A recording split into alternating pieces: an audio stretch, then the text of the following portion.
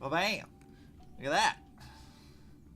Actually, I forgot that I need to change the filters on Obsibot. Where is that? Obsibot, where are you? Turn color correction off. There we go. See, he's supposed to look like that when I'm not using the other one. But hello. Well, welcome back to Star Rail. Twice in 1 week, and next week's probably going to be even more, because I got a lot of stuff to get through. I've done no dailies. I've done nothing of value. I did the other day, at least this was maybe like Thursday, I did do like a little bit of some of the side quests, which was kind of hilarious. Fucking finally. What do you mean? I did a couple of side quests. What are you bitching about? I didn't do all the side quests. I just did some of them. I only did a little bit. I did the one where there was like a guy who is apparently like in love with one of the like statues of Strife, and then he like saves her from being executed and then brings her back to Akama, and then we kind of watch him through time as he's like lusting after this statue who doesn't understand what love is. And then when they all get attacked by the Strife Titan, he's convinced by his dying guard friend and this other lady that it actually was like the statue lady who defected and killed people when she didn't. And he's very easily convinced, and just kind of fucks off and then dies because he gets abandoned by the other person. And then like the statue lady is like, well, I'm just gonna sit here and suffer forever. And I'm just like, this was not in your character. You were like waxing philosophically about being in love and all this other nonsense, and then the moment like there comes like a test of your love for this fucking statue thing, you like abandon her at a drop like a moment's thing. What is that? Stupid. Stupid dumb dude. I was like annoyed with him because I was like, my guy, stupid NPC doing stupid things. I'm gonna fight him. Streaming when I'm home. Well, you know what my schedule is, insane. My schedule is the same. I post it at the beginning of the week, and then you can see it. You just gotta make time for streams. That's all it is. That's not my fault. That's just a skill issue. The same? Never. It's been pretty consistent lately. I've been streaming at 8 p.m.s whenever I stream in the evenings. I stream at 11 on Saturdays for art. That's been pretty consistent, I thought.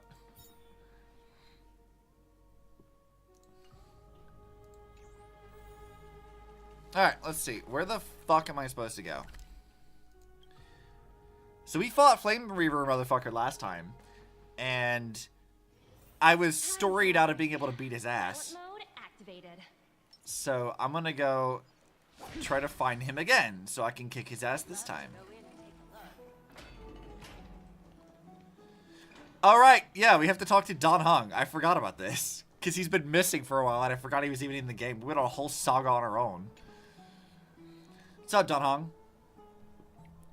Long time no see. I heard about what happened from Finan. You've been through a lot. What Finan wasn't even there with us? How did he know about this? I miss you so much, my dearest friend. I want to mess with him. It seems you took things pretty hard. No, I'm being a gremlin. What were you doing while I was gone? I was organizing logs. I asked Hyacinth for some research material from the Grove. I discovered something interesting. Do you remember that Amphoreus sky was sealed away by a Titan? Aquila's presence keeps this world isolated from the rest of the world beyond the sky. It seems Hyacinth's ancestors were the sky priests who worshipped Aquila. Or Aquila? Aquila? I don't know how that's pronounced. Perhaps she can give us more clues to find a way back to the Astral Express. Nothing out of the ordinary happened in the Holy City in the past few days. I didn't have to talk to anyone either. It was kind of nice spending time alone. He's getting so annoyed with our nonsense. He's like, cool, I get to like vibe on my own. Just your wait. You good times are coming to an end. I'm here. You're dragging along with this, Don Hung. You never escape. After what happened in the Grove, there's sure to be unrest in the coming days. We should rest for now. If you look tired, you should get some sleep before we set off tomorrow. By the way, I heard some rumors. If you're going to wander around, I suggest avoiding the hot bath. You tell me that, and now I want to immediately go over to the hot bath. sometime before in Memorial Palace. Trian? What's wrong? Is there trouble at the Grove? Yes, I sensed something. It was bleeding, but very strong. It feels like they're in some big trouble.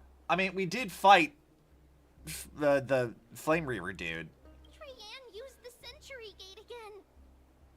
Can you see what's actually happening? No, it's fuzzy like always. But the enemy's aura has disappeared. Maybe they've moved to a safe place. Let's hope that it's just a false alarm. We should place our trust in her and Castra's teacher. I mean, I probably could have killed him.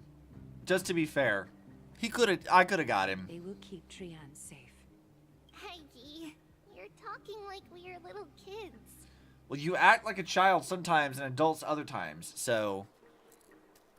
One day... Lies. I mean, did you see my stuff last time? I nearly kicked his ass. Maybe we'll take on the role of gatekeeper from her.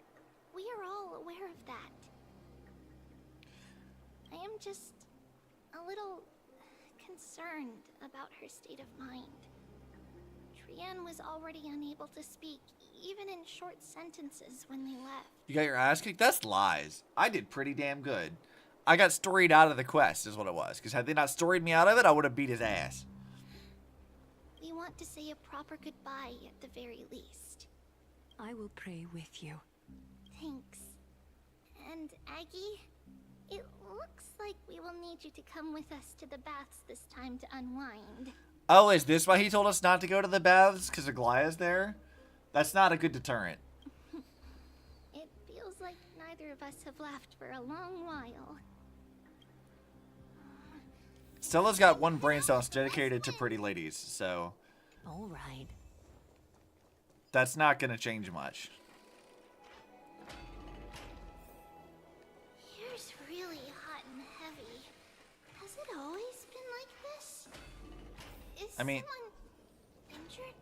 Oh, that's a problem. Yeah, what's going on? Why is the NPC dead? Watch out! Watch out! For the Kremlin! Did she see Mighty butt-ass naked and passed out from it? Because I feel like that might be what happened. Kremlin. This is their doing? Aggie, now's not the time to dwell on that. All right, we are waiting for, like, the famous Fine and Mighty bath scene. Excuse me, coming through. Oh, you two are here as well. Oh, what's up, Hyacinth? Even the Twilight Courtyard is involved. What in the world happened You need to be sent to here? horny jail for those thoughts? No, never. You can't contain me. I can't be jailed so easily. I actually just came to relax. But as soon as I got Do not here, pass go and do I not collect saw all $200. these people Joke's on you, lying I have no around. $200. I've examined them, and they don't seem to be seriously ill. It feels like they've just spent too much time in the hot water. Multiple individuals fainting simultaneously from the hot pool steam? Where is the manager of the baths? Yeah. What's going on He here? disappeared, and no one knows where he's gone to. Some people have been saying that the Kremnoans are behind this. Lady Aglaya, I mean, we could just go talk to Mighty about Let it. these people rest. The two of you, please come with me. have you thought of something, Aggie? Yes. While their intentions elude me, it's time to bring this farce to a close. What, is it like the council being assholes again? In some weird, petty kind of way? Because, like, that's a stupid way to get revenge on Aglaya. Oh, hello, Mighty. And fighting? He's just out cold? Snowy! Even Snowy! My god, they knocked his ass flat out. The culprit is Mightimos. What is happening? At least you got his finger pointing to him. You absolute drama queen. What are you doing, Farnan? You are being so melodramatic for no reason. What is this? What did you do to everybody? just another duel where I claimed victory. Oh my god, were they doing this stupid, like, manhood test of, like, sitting in the sauna for too long? Is that what this was? Because that's so stupid. I love that. That's you on the floor as normal. I don't know what you mean. As I expected. They did some stupid shit. On the surface, these two are the mightiest warriors in the Holy City, but they're still impulsive youths at heart. This is what these two dumbasses did together. That's Speak up, so Mighty. funny. Tell us exactly what kind of foolishness you and Finan indulged in this time. Yes, please. We're gonna flashback into flashback. Let's go.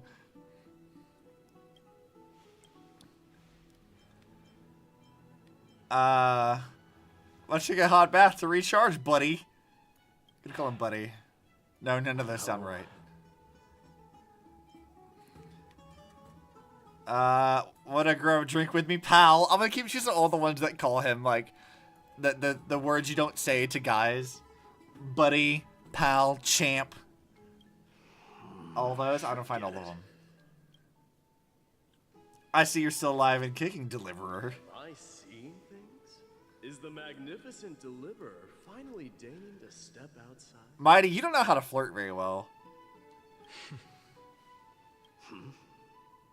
What kind of response is that? He's doing his Kevin impressions. It's fine. Nothing. I was just imitating your usual response. Such sass. I don't feel anything special from you.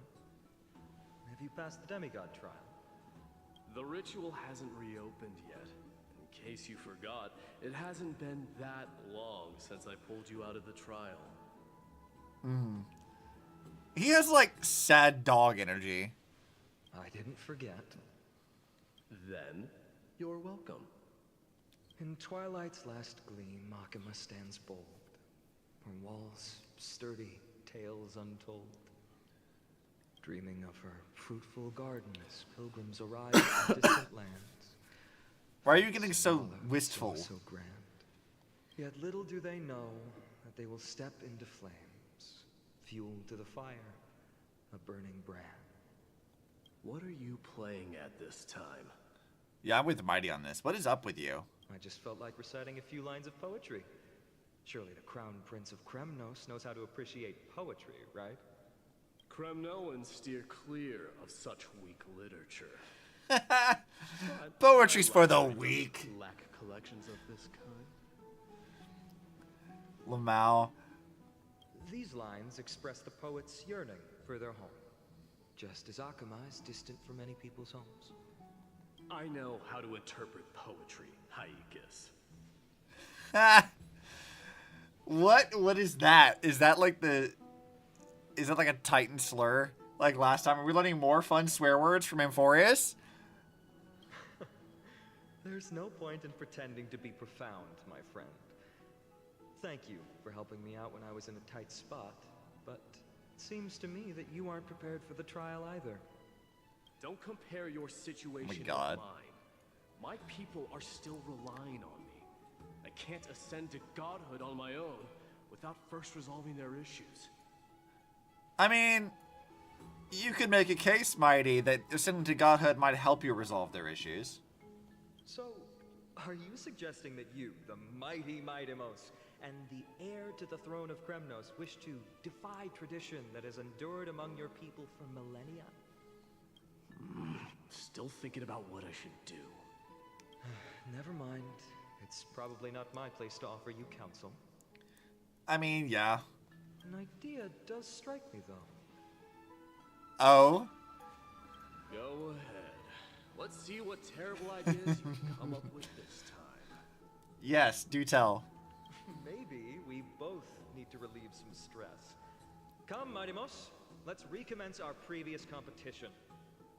Oh no. This time, we'll see who can stay in the super hot bath for longer. Of course. What? Are you chickening out? My god. You two are actually just like teenagers. The phrase chickening out does not exist in the Kremnoan language. I just find this situation absurd. That's all.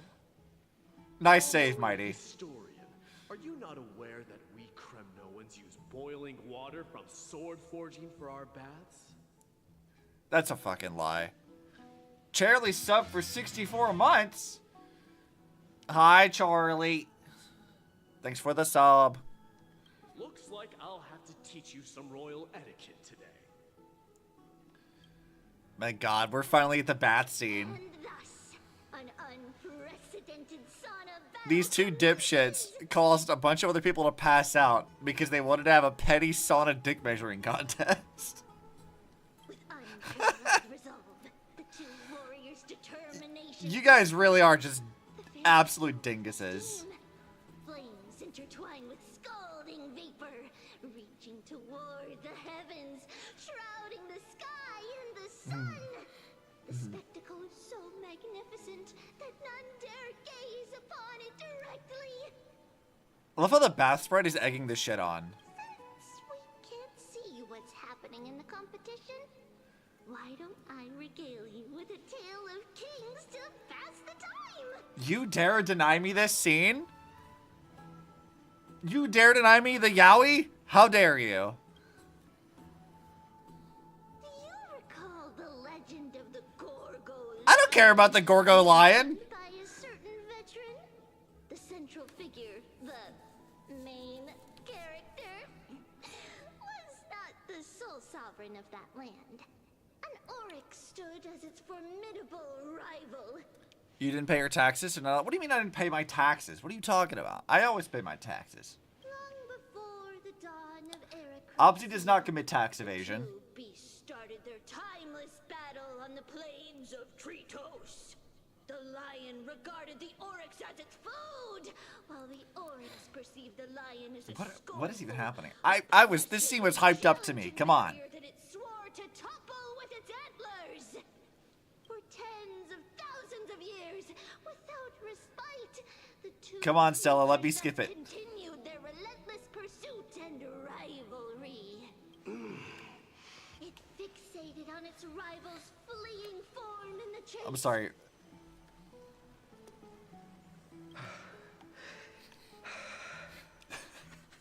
Oh no. Oh no. It set its sights on the other's neck, nearly within reach. No. They're doing this gag again? Oh, I love this. It was stuck in a corner.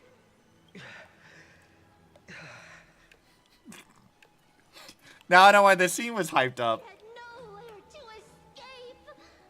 On the land of Amphoreus, some lives meet their end at dusk, some at dawn, and yet others are fated to perish under the blistering sun at noon. And at last, the most scorching moment of the day descended upon them. The formidable hand of fate heeded Uh-huh. their call and arrived. My lords, would you like me to reduce the temperature a little? Why are you both doing this fully clothed? This is not how baths work. Idiots. What? You're chickening out already? Get lost. Are you asking me to get lost, or... Do whatever you want. This is so stupid. Oh, please forgive my presumptuousness, my lords. Even Hyacinth's just like, I cannot believe you two are this stupid. What a spectacle of folly. Literally all three of them were like, you're so stupid. This is what you get for daring to challenge a Kremnoan without understanding your own place. You're both to blame for this. What I'm saying is, your little game dragged down quite a few innocent souls alongside you. Personally escort back home the customers left awestruck by our formidable presence. That's the way to describe it. Sure. This isn't fair. You are wearing way less Neither of you should have been wearing anything in the fucking bath. That's not how baths work.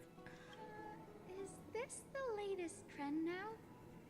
Getting into the baths while dressed in full armor? I'm glad that Hyacinth's calling attention to this. Thank you. Don't look at me like that. It was he who challenged me. There is no word for flee in the Kremnoan language. My god. Are you guys 10? Very well. Let us bring this farce to a close, shall we? Warriors, it's time to get moving.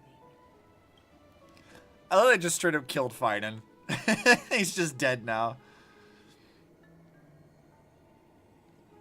My god. What are you two even up to? This time, Finan narrowly triumphed with a stunning 27 to 25 victory in terms of the number of trips safely escorted. Alas, the flame chase journey is destined to be a lengthy one, replete with obstacles. Yeah? But thanks to those two, all the gloom has vanished into thin air. Oh, we just had quite the commotion. It's not every day we find the Marmorial Palace this serene. Shall we continue with our previous plans? Hyacinth, would you care to join us? Yeah, let's have not stupid bullshit. Such an empty bath is indeed a rare sight. I was looking forward to unwinding after work. I'd be delighted to accept your invitation, Lady Treeby. How about we go to the biggest bath? Sure, why not? Yeah, wait, so you guys wandered down there to the public bath when you have your own bath up here. Both Finan and Mighty, like, you guys have your own bath. Why didn't you just come up here? The water temperature feels just perfect. So stupid. They don't even have one brain cell. They've got half of a brain cell between the two of them. So, how is the feeling of having the entire bath to yourselves? Like, this is the Chrysos Heirs bath. Like, this is specifically for them. Yes, both Finan and Mighty have half of a brain cell split between the two of them. Sounds like someone else I know looks at you. You'd be looking in a damn mirror. You got no brain cells. It's so good. That's a bath outfit? This romance is lacking smarts. Yeah, it's definitely lacking smarts, for sure. I mean, I guess this is kind of like bathwear. I guess, sort of. It doesn't really look like it. It looks kind of like how they do, like, swimsuits and stuff. But, like, very flowy garments instead of, like, actual swimsuits. At least I don't need to share mine. Uh-huh. But, Lady Treeby, aren't you going to soak in the bath with us? We will have to pass. After all, we've become children. Please understand that she can no longer endure the heat of this pool due to the blessings of Yanis. So you can just kick her little feetsies in it. It's fine. Oh. Are you curious about us, Hyacinth? Don't you guys know each other? Like, should you not already know this information?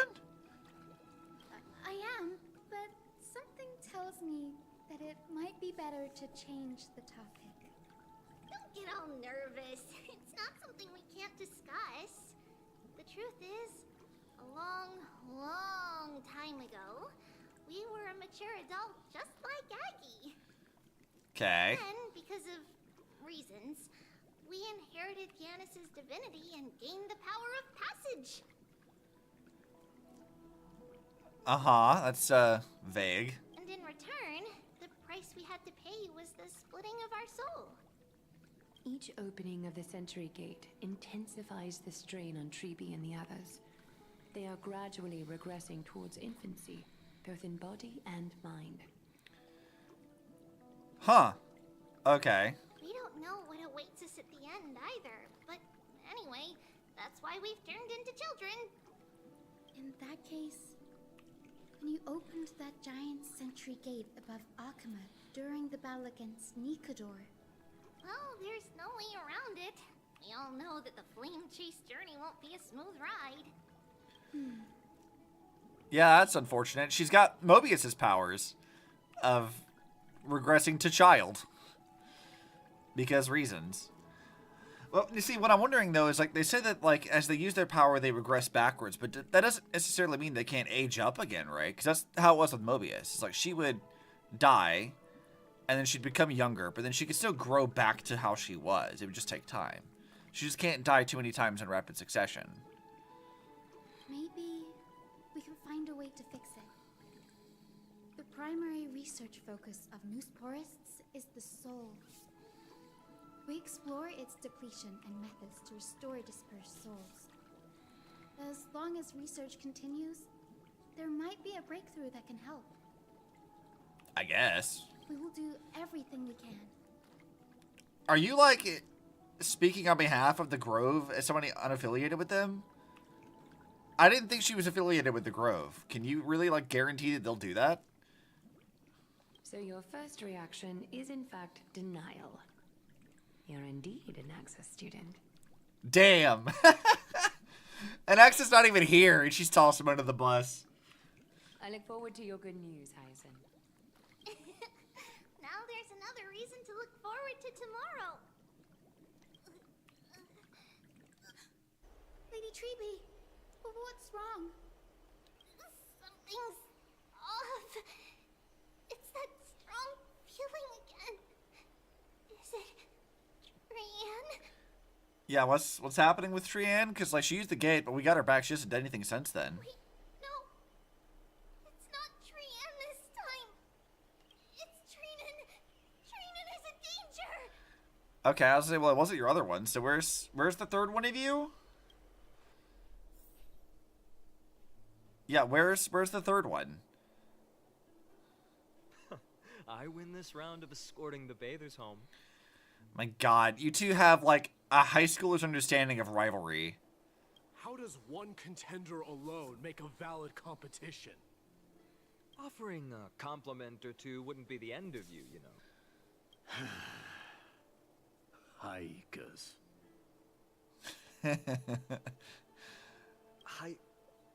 What is that word? Is that your native tongue? It means hyena. I'm likening you to a weak hyena. By the way, you emphasize the completely wrong syllable.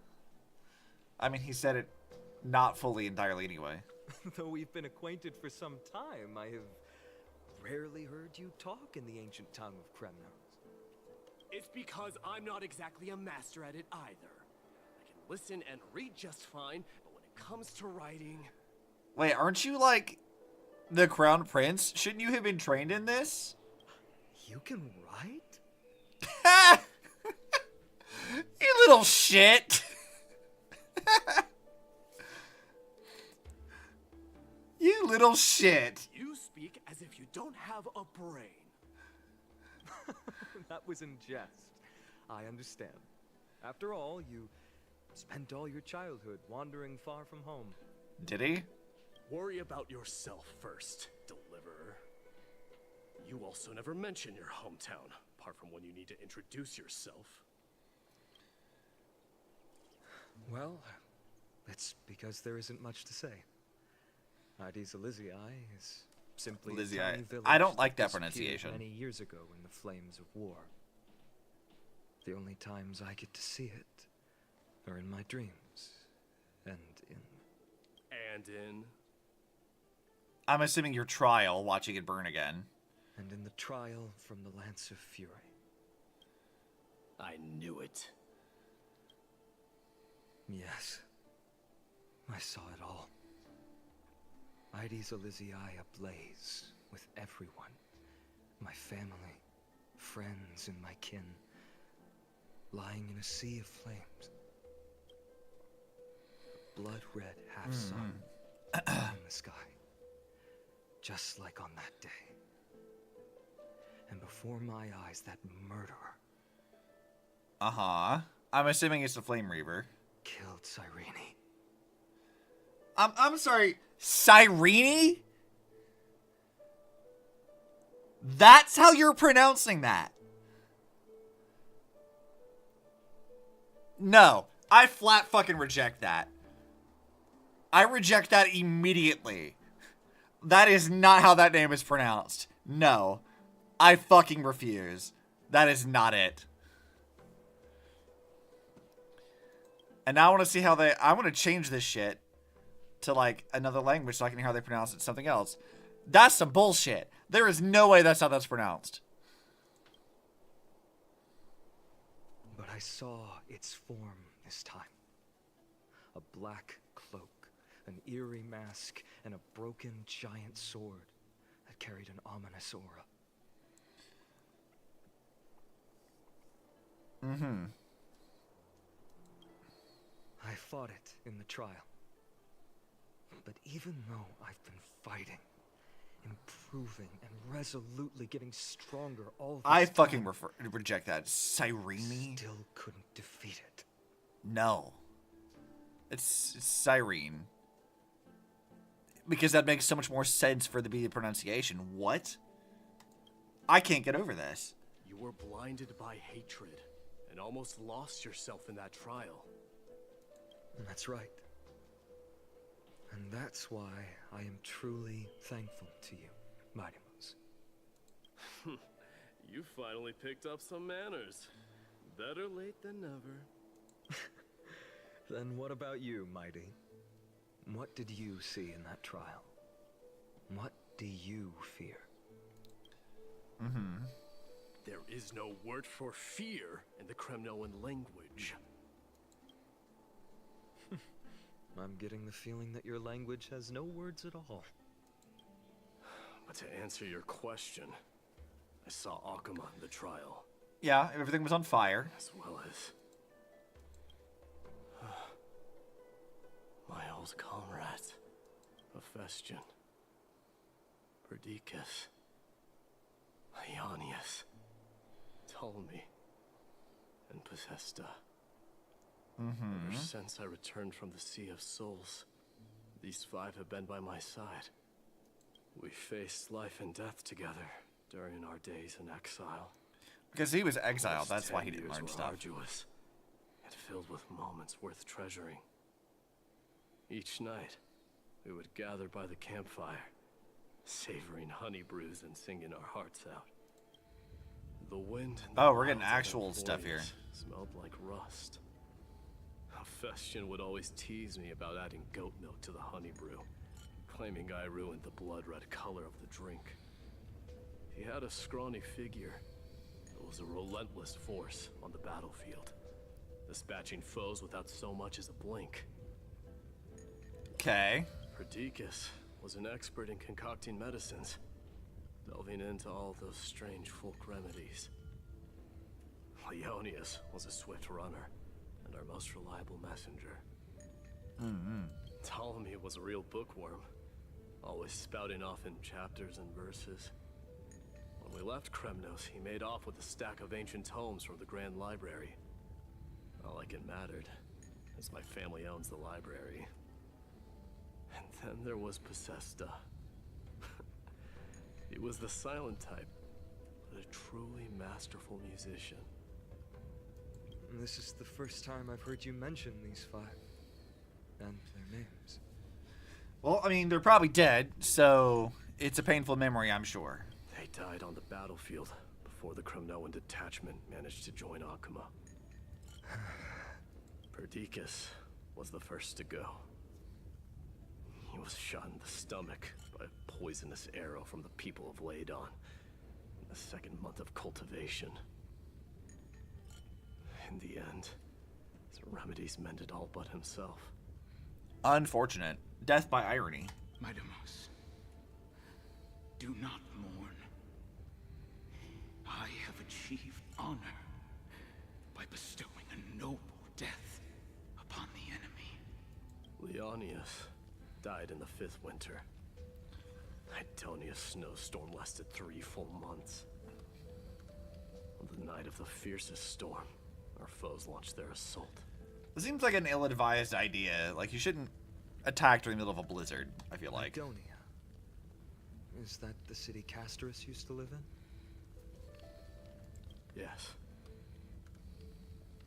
Those zealots were as fearless as Kremnoans in the face of death, but they lacked respect for honor.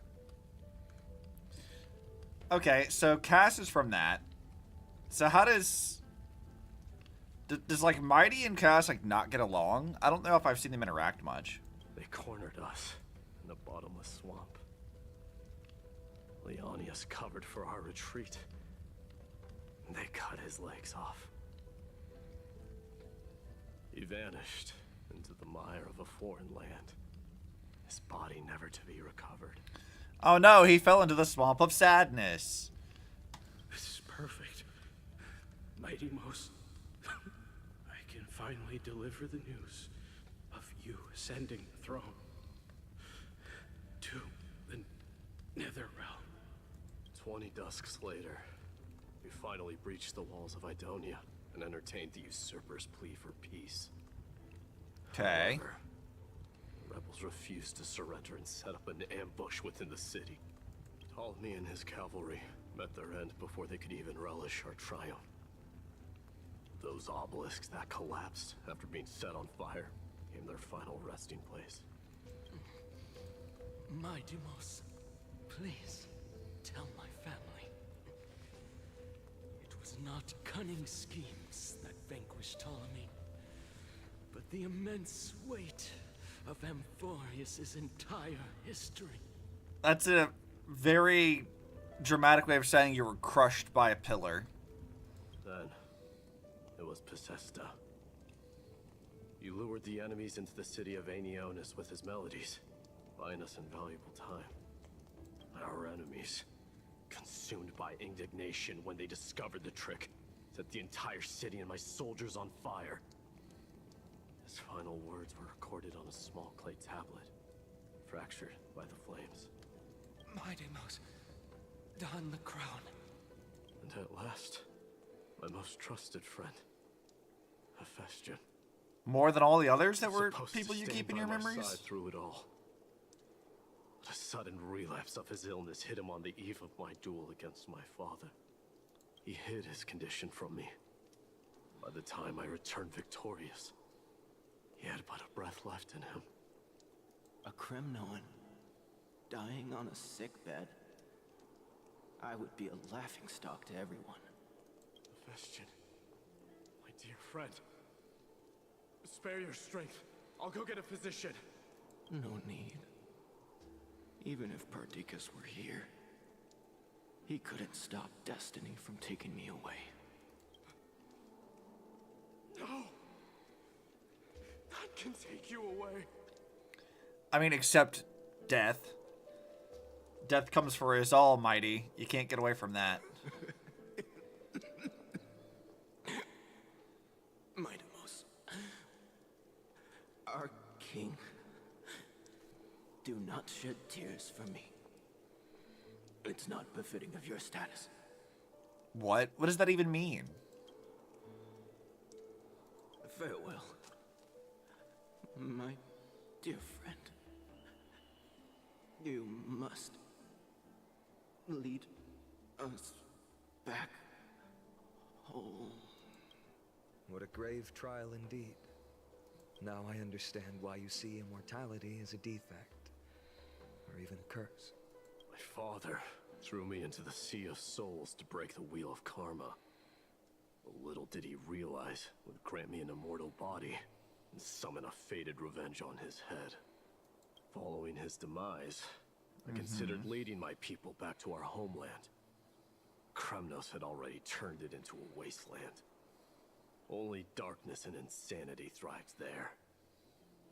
Against the dissent of many, Krateros included, I made the Kremnoan detachment stay in Akama. But I know that their glory will never be doused out. I mean, you could take them back not now, right? Like, we killed the Titan. Like, you could just go there. The instant of strife shall inevitably arrive. If you take over Nikador, then you must begin the journey back to your homeland. Yeah. So, you hesitate because you think leaving your people in the Holy City is a better choice? I don't know. But I have never been crowned. And those 5 were never endowed with any titles. None is aware of their glory. Your predicament is truly complicated. I don't know how I can give you any useful advice. Maybe you could seek counsel from more people, such as the Grand Craftsman. Cartonis' people seem to have been through comparable dilemmas. Have they? I thought he was just like a blacksmith guy. And that teacher of yours, Krateros? Dee, we've got a big problem. Big problem! Lady Triby, what's making you so flustered? Hurry up and go save Trinan! She got abducted by Krateros! Well, what? Why? How? Isn't she like a goddess? What's going on? Demigod anyway? What? Mighty-Mos. It seems I was the one who exposed my vulnerabilities first. Aglaya, I demand an explanation. Yeah, I don't understand what's going on right now. This man abducted Trinan by force and forced her to bring him to the vortex of Genesis. Oh, okay. I already see what his goal was. I already see it. Oh, I didn't mean to click that. He then brazenly stepped into the trial of the Lance of Fury, and naturally failed. She telling the truth? Why did you do that? Because I don't want to wait anymore. Your hesitation made me desperate. So you were dumb and impulsive. If you want to run away from your destiny to become king, then keep running. Someone will eventually stand up and fill in the gap left by strife. Then they will lead our people home. Age has blinded you, teacher. Can't you I see mean, that I'm hesitating because of this very recklessness seared into your blood? Krateros, do you truly believe you're worthy of entering the trial? To blaspheme against the prophecy? see, Aglaya's not happy. Girl is pissed. Does the mission we Chrysos heirs bear seem like child's play to you? Do you know how the Kremnoans see you, Aglaya? Not really. You're a hypocrite and a megalomaniac. The prophecy of Genesis and the Flame Chase journey are just excuses for you to seize power. I mean, hypocrite, maybe. I don't see her as megalomaniac right now. I don't see how that is even a justifiable stance to take. Silence, Krateros. Do you even know what you're saying? Are you defending this woman, Mighty-Mos? How many wars did people start because of her and her so-called prophecy? How many cities fell in the past millennium? Their people massacring each other. I mean, that's not... Alright, my problem with this stance from you is, like, your people are literally all about war, fighting, and bloodshed. Why are you mad about that? Would be the first thing. The second thing is, like, she didn't just... I guess, like, it's hard for them to, like, justify this, but, like, she didn't, like, just make the prophecy up. Like, there are other people who've also verified its existence. It isn't just her. Even if this so-called Genesis really exists, will there be a place for the Kremnoans in that new world? I don't know. Are you done talking? She's so mad. By agreement between the Chrysos heirs and the Council of Elders, those who trespass upon the vortex of Genesis need not be tried by the Council. I am allowed to pass judgment alone. Oh shit. We're gonna kill him off? Krateros, your actions are unforgivable. I hereby sentence you. Aggie, wait! We have a proposal. Someone has to resolve this conflict between the cities. Yeah, that might be a good idea. Lord Crateros did not use violence to harm us. We can sense that his anxiety stems from his concern for his people's future.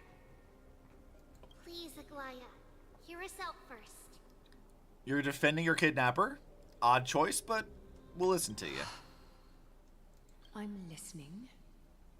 I'm sorry, Lord Crateros.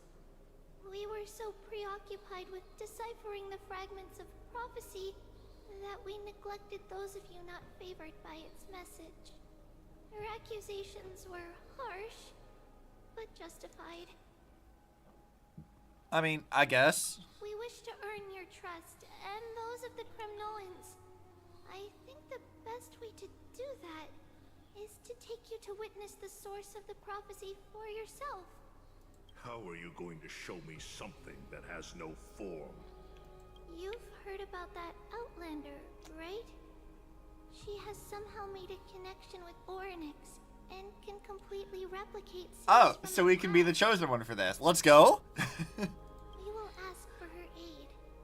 Tomorrow, at the Abyss of Fate in the Temple of Yanisopolis, we will show you everything from that distant memory, Crateros. A fair proposal. I accept. Until then, you will be stripped of your freedom. That is my one condition, and I will brook no argument. I mean, fair? He did break the law. It is not the first time I've been made someone else's prisoner. Do as you please, demigod. So many people hate Aglaya, and I just don't see it. I don't see what the issue is. She's not done anything really unreasonable thus far. Teacher, why did you do this? Mighty, you know exactly why he did this. I know why he did this. Forgive me, young master, but I just cannot wait any longer. Ever since your father died, our people and I have been waiting for a day to revive Kremnos. We placed all of our hopes in you, but never received an answer. This obsession for returning home has become a sickness for our people. Wise as you are, I refuse to believe that you can't see the truth. Hello, Derek's. What's up? We're You making have progress. a clear head, which is why you're also incomparably alone. A smart person can only choose to tangle himself with the mundane of this world. Uh-huh. If you're truly capable of leading our people beyond this blood-stained fate, then prove it to me once more, Mighty Mos, just as you did back then. In what way? Do I have to fight you? A fierce fighter. I did not expect such heroism from a feeble Aquaman. Well, this is a cool fucking picture, isn't it? Fulfill your duty as the victor, warrior, and tell me your name. I seek an honorable death from you. As if you have any honor. Listen closely. I am the leader of the Kremnoan detachment, Mighty Mos. I'm here to finish you, Father. Get wrecked, I guess? It's you. The beast spurned by all. So you did defy death. The prophecy was true. You will bring an end to my Kremnoan dynasty. Defy? You're wrong. Death fears me. Uh-huh. The reason I have this body of steel.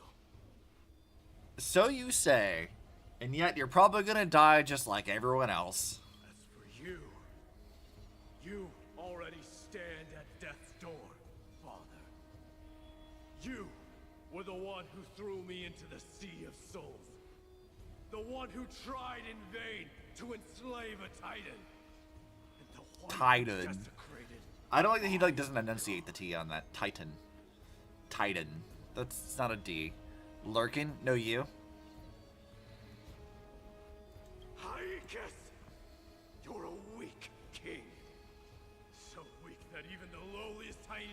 is a more noble existence than you.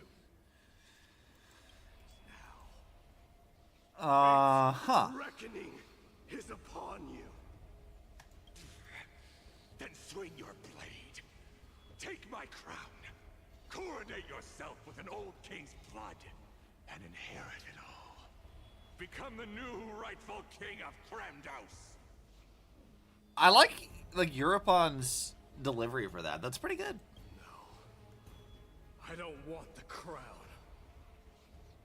Listen. If there's only one end for the kings of Kremnos, then the crown means nothing to me. All I want is your life. To avenge Mother and my comrades. But the walls of Kremnos won't fall with me. Do you truly think you can escape fate's grasp, my son? Man, his voice is nice. Like, he gets, yeah, you're right, he gets intense. I'm digging this. Like, I like his voice. That's good shit. You and I, we're both the same. We feast on strife and fear. He's got like a good deepness to it that works really well for this. I like that. Now kill me. Do it. I want you to do it. The son of Gorgo is destined to be crowned in blood.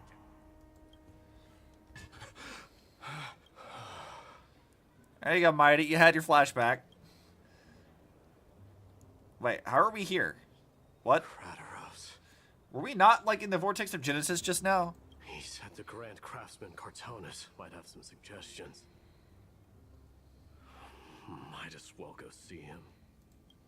Grand Craftsman, how have you been?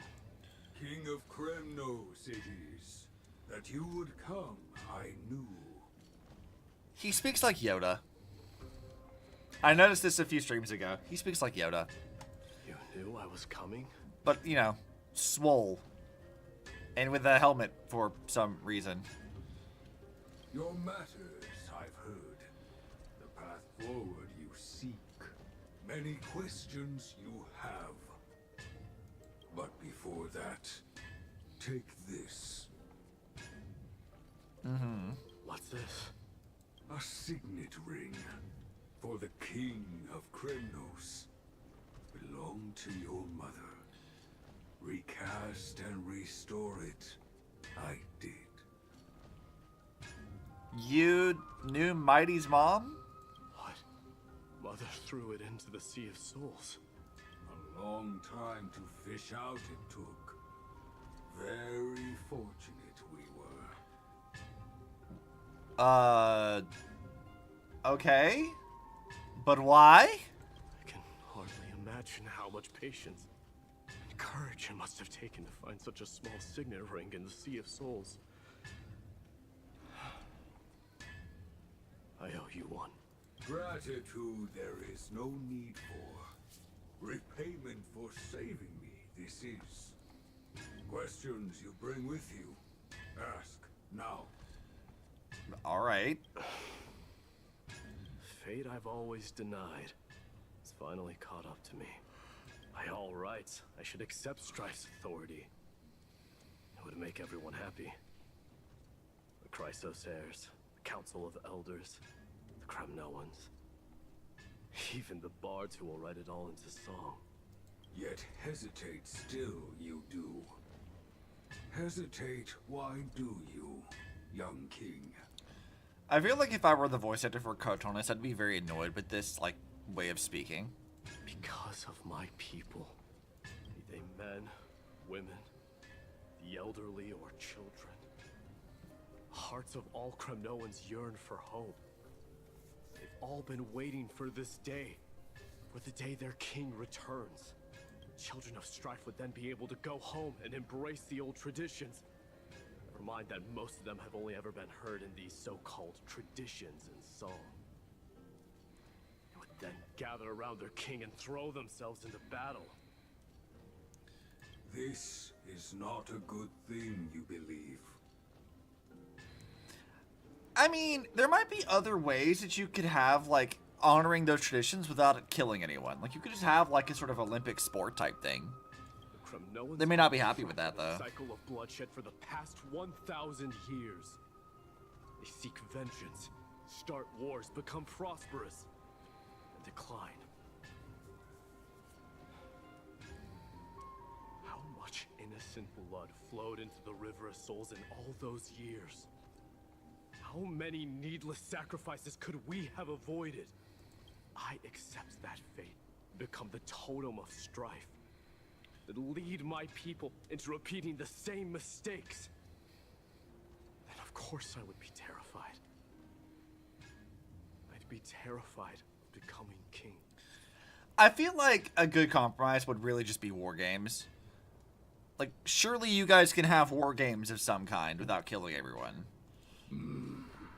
Maybe that's like a too simplistic of a solution and they wouldn't be happy with it. Maybe they just want blood for the blood god kind of thing, but still, I feel like war games is a good solution. A different kind of Kremnoan you truly are.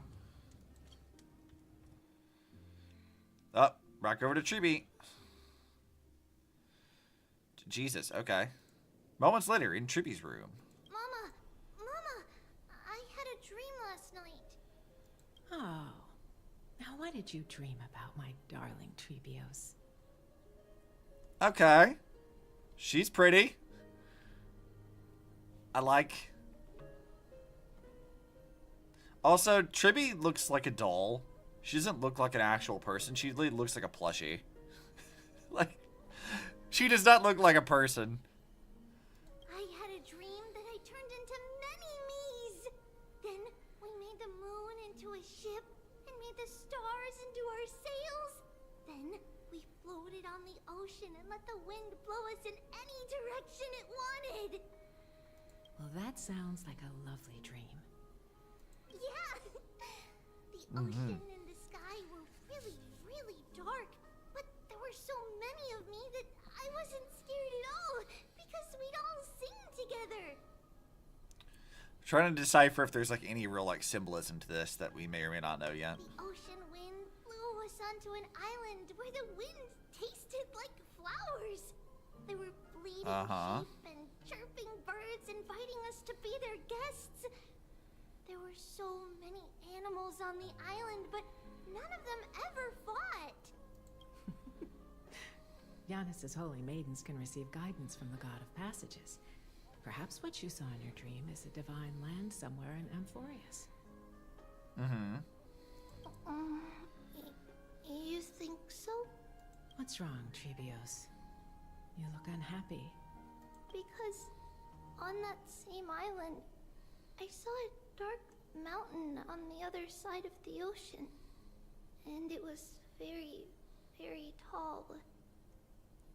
Okay. The mountain looked alive, and it kept getting closer to the island. Then I realized it wasn't a mountain, but a very, very tall wave made of water. When the wave smashed against the island, it looked like it was going to eat the island up. The small animals tried to chase it away, but they couldn't stop it. I mean, in the event of a tsunami, they're not exactly going to run towards the water, but sure. Then there was a bang, and I woke up. A dark wave. Mama, does something that scary exist in real life? So she dreamed about the black tide. That's like a given. An island consumed by it over time. Though we've not really seen much of what the black tide actually looks like outside of the monsters. Yes. Unfortunately, it does exist in Amphoreus, but it's very far away from our temple. We call it the Black Tide, though it has nothing to do with water. It has no shape or form, but it can swallow up animals, humans, and even titans, turning them all into monsters. Yeah, as Honkai does. Oh, the black tide is a baddie. I don't want everyone to turn into its food. Can't we chase it away? Of course, my dear.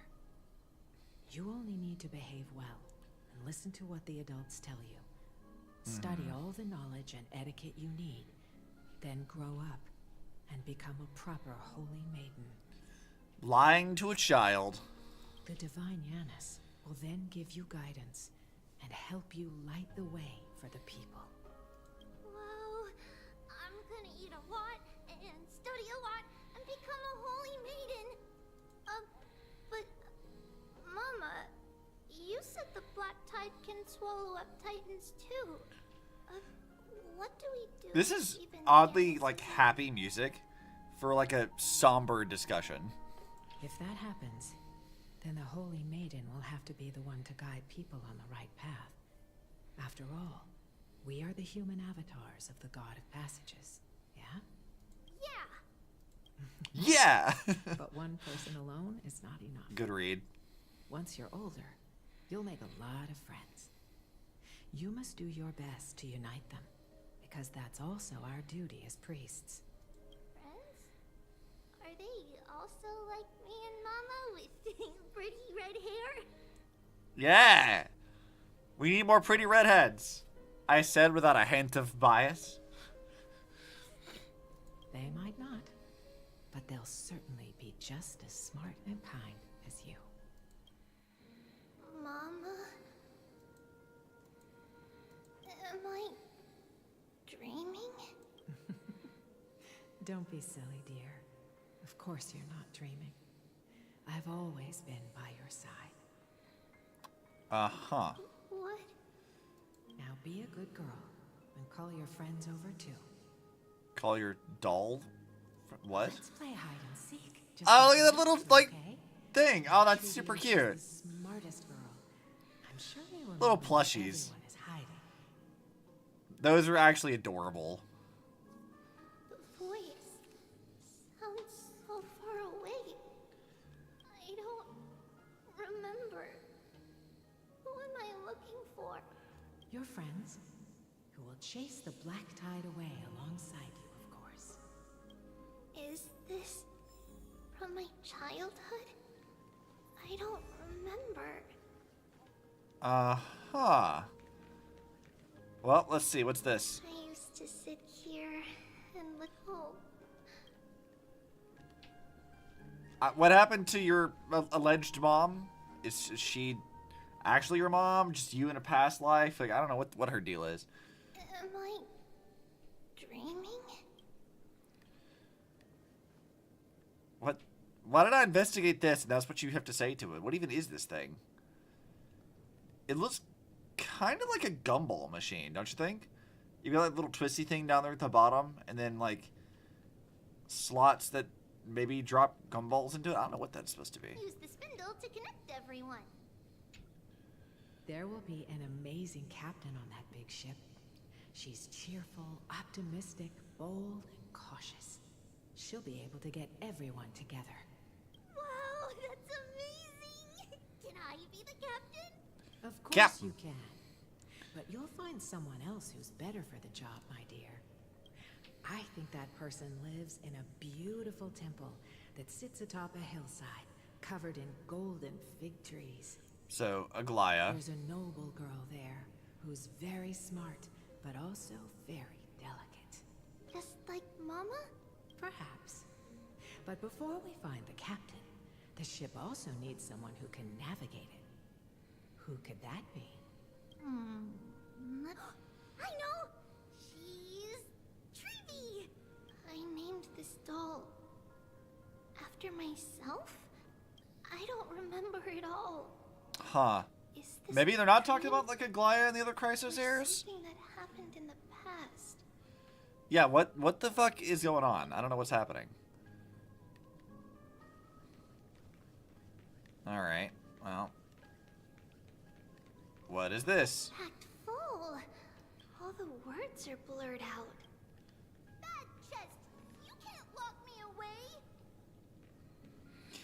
You know what her delivery reminds me of? She reminds me of like the Collector in Owl House. Like her delivery very much gives me that kind of vibe. We'll pass it on as fast as we can. Oh, her like past all the other ones. That's fun. Huh? Why is this doll inside a chest? It's holding a sword. Why? I mean, I don't know. Many years later, many brave warriors will board this ship. They're skilled combatants who fear no danger. Ooh, I can learn how to fight too and protect everybody!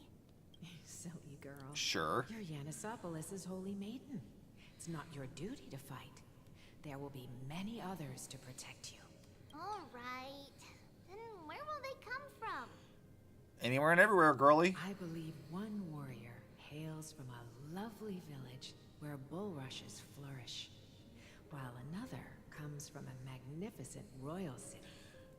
Though each has their own troubles. So, Finan and both Mightymost. ready to lend their strength for the ship's long voyage.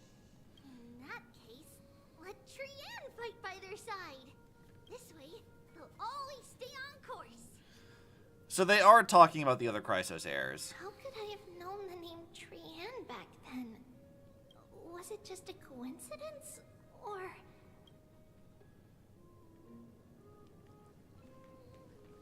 Anything else in here I can examine? Change your destiny. Oh, it's her rocket thing. A blackboard? And what is that drawing? I don't have her, but like I do know she uses this thing. Doesn't ring a bell at all. Perhaps it's just a childhood doodle. No, I recognize what this is. Alright, next. When navigating at sea, you need to know both astronomy and geography. Isn't Yanis's knowledge enough? Never. Oh, sweetie. The ocean isn't like the land. It's easy to get lost. That's why it's important to learn to recognize the miracle of Aquila. Aquila. I'm going to have to remember that's how it's pronounced, because I could not remember how that was pronounced. Alright. Even though my brain is already super duper smart, I'll still try my very best. Circe also favors children who try their best. They will send a wise scholar as everyone's teacher to help you reach your dreams. An AXA? I want to be a teacher too. Oh, wait. I guess he is like So I want everyone to be a else's teacher's teacher. professor, I guess. Why not? But if you're going to be a teacher, you might need to tone down that hyper energy of yours. Then Trinan can do it. She's well behaved and would make a great teacher. Mama and the others always said that I had a great memory. But now, I can't even tell if this is a memory or a dream. Come, let's line them up. Oh, we're going back over here. Do they actually go on the spindle thing? Okay, so this holds the plushies. Now, Trebios, set them on this music box and let them compose a melody for our song. That's a music box. Music box? Really? What's that? Sweetheart, are you still groggy from your nap? You invented it. I invented it? What does it do? Oh, my lovely Trebi. You're usually so bright. What's gotten into you today? Well, you might as well see for yourself. Put your good friends on it and see the wonders it can do. Put the dolls on. Alright. It's rotating. And I can hear something. That's right. It's a neat music box. Music box. If you place the dolls in the right spots, it will start rotating and play beautiful music. Mm-hmm. Out of all your inventions, this one is my favorite. I don't remember. You know, it is kind of interesting. Like, when they announced Amphoreus, we were drawing a lot of comparisons between, like, you know, the Chrysos heirs and the Flame Chasers, which is, I think, naturally a thing we would do. And while Tribi is not really like a one-to-one to anybody, there are some things to draw as, like, interesting parallels. The fact that she's, like, multiple personalities, or she allegedly split herself into ones, is basically what Vilvi did to herself. Because we had the different, like, personas of Vilvi to talk to. And Vilvi is an inventor. She was making all kinds of really random shit. She was a lot more unhinged than Tribi. She's more of like a magician type than anything else. But it is kind of an interesting like parallel to note here that like Tribi does in certain kind of regards have some parallels there. There's also like her little rocket thing too, because if you looked at like the Ark's concept designs, little like small toys that Vilvi made before they sent Griseo off into space, they looked like that too. I'm not really sure if that's intentional for them to do here, but I would like to think that it is. She's not a variant. They don't look anything alike, but they are serving a similar like narrative function in certain very specific instances. And that's kind of neat. I just like that. It's all right, my child. I'll sing along to the tune, and it will help jog your memories. Happiness abounded in this lush land by God's chosen. Giants raised their glasses in a toast, beheld by the 12 constellations. 3 carved the heavens and the earth. 3 wove the threads of fate. 3 molded life with their hands, and 3 guided calamity's gate. They declared the world too unstirring, hence wished endless laughter upon the living. Thus you and I were created, with words and song to weave, and love and intimacy to give. Thus creation was complete. Who then will bear the weight of humanity's souls, to lighten the steps of the living as a whole? O great Kephali, all-knowing Father of stature so tall, yet low does their gaze willingly fall. With light of dawn heavy upon their shoulders, golden blood spills unto the land, converging into a boiling river that flows to the heroic heirs of this world. What's going on? What? Did we just enter a horror game for a second? What is going on here? Please lend me your ears. In the black mist, as death and fate draw close, on the bloodied earth, the living dead, but ghosts. What is this world? It mirrors your maze-like fate. What is this world? What the fuck is happening? Lament without a trace. What is the past? Wandering ghosts that linger. What is the future? Souls scattered by fate's finger. What is the start? A voyage born in... Yet again, we're seeing more digital stuff going on. What is the end? The spirit, lonely and subdued. Lonely and subdued. And subdued. And subdued. Subdued. Subdued. Subdued. Are we in the same game anymore? Subdued. What the fuck is going on? Your paralysis demons are here to see you. Yeah, apparently. Mama, what's going on? Hurry, run. Trivios, run. The black tide has arrived. What the fuck is happening? Where can I go? That took a turn. What's this? All right, all the dead dolls, I guess. Jesus. Why? Why are there dolls everywhere? This is the sacrifice. Yeah, I'm confused. You made it. I have some suspicions, but like, what the fuck? You won't make it to the...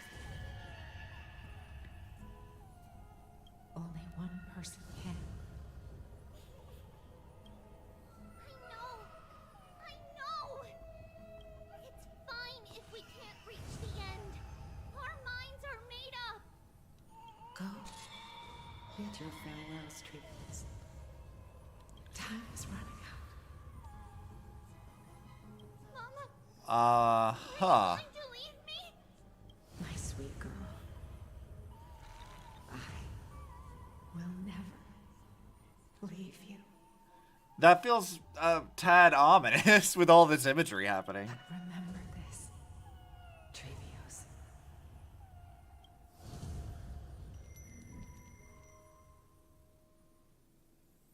Yeah, what the fuck is All shall happening? bid farewell to one, and that person alone will witness the miracle. Era Nova. One shall live to the end, and they alone will witness Era Nova, which is the miracle. Since your mind is made up, then traverse the black tide and dispel the fog for Amphoreus. Those are really cute plushies, though. Tomorrow, my dearest Trevios. Uh-huh. That was a hell of a fucking tangent. Jesus. Are we still in a dream? No, the music changed, so you know we're back in regular Amphoreus. Did you have a nightmare? Maybe. But it's been a long time since we had any dreams. It's not yet the entry hour. You still have plenty of time to rest. No.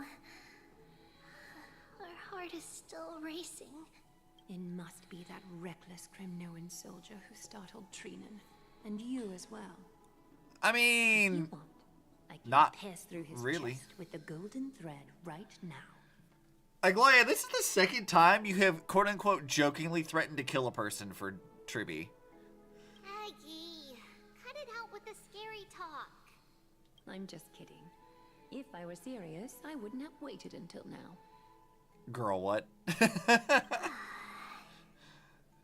Jesus. Talk about the dream. Keeping it bottled up is not good They for say your it health. in Minecraft. Exactly. In Minecraft. Don't worry about it. We had a dream about Mama. The dream itself was nothing. It's just the timing that feels a bit unsettling. You call that just timing? Bro, we went into like fucking PT for a second. Like, what are you talking about? You mean... It's Trian. Even if we refrain from ever using the power of the Century Gate again, her soul continues to slowly drift away from her body. There isn't much time left. Perhaps it wouldn't be such a bad idea to let her relinquish her role as the gatekeeper and live out her days as a carefree child. You have a point, Aggie, but our decision has already been made on that matter. I believe there's still another way. Souls will be spent until they dissolve into dust. Such is our fate. Once we had a whole and connected body. If that body were a tree, and its trunk and branches would share the same fate, decaying at the same pace. Now, we are fragmented into numerous selves. Despite the absence of a trunk, we are offered another possibility. We can choose how our branches will perish in a way that is most beneficial to the Flame Chase journey.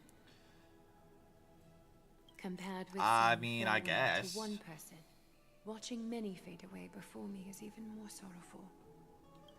But advancing is the destined end of Yanis's trial. There's no retreat in our path. Don't feel sad about saying goodbye to us. You've already agreed on this, right? It won't be long before I forget what sorrow tastes like. Okay. So, what would you like for breakfast, Aggie? What? Where did that come from? Time for foods. Get coffee. After all this talking, we're feeling a bit hungry. Plus, it's nearly the entry hour now. I would go for some coffee right now, actually. I'm not very hungry at all. But Do you remember when we first met, Aggie? You were still a little one, and we caught you secretly eating oatmeal late at night.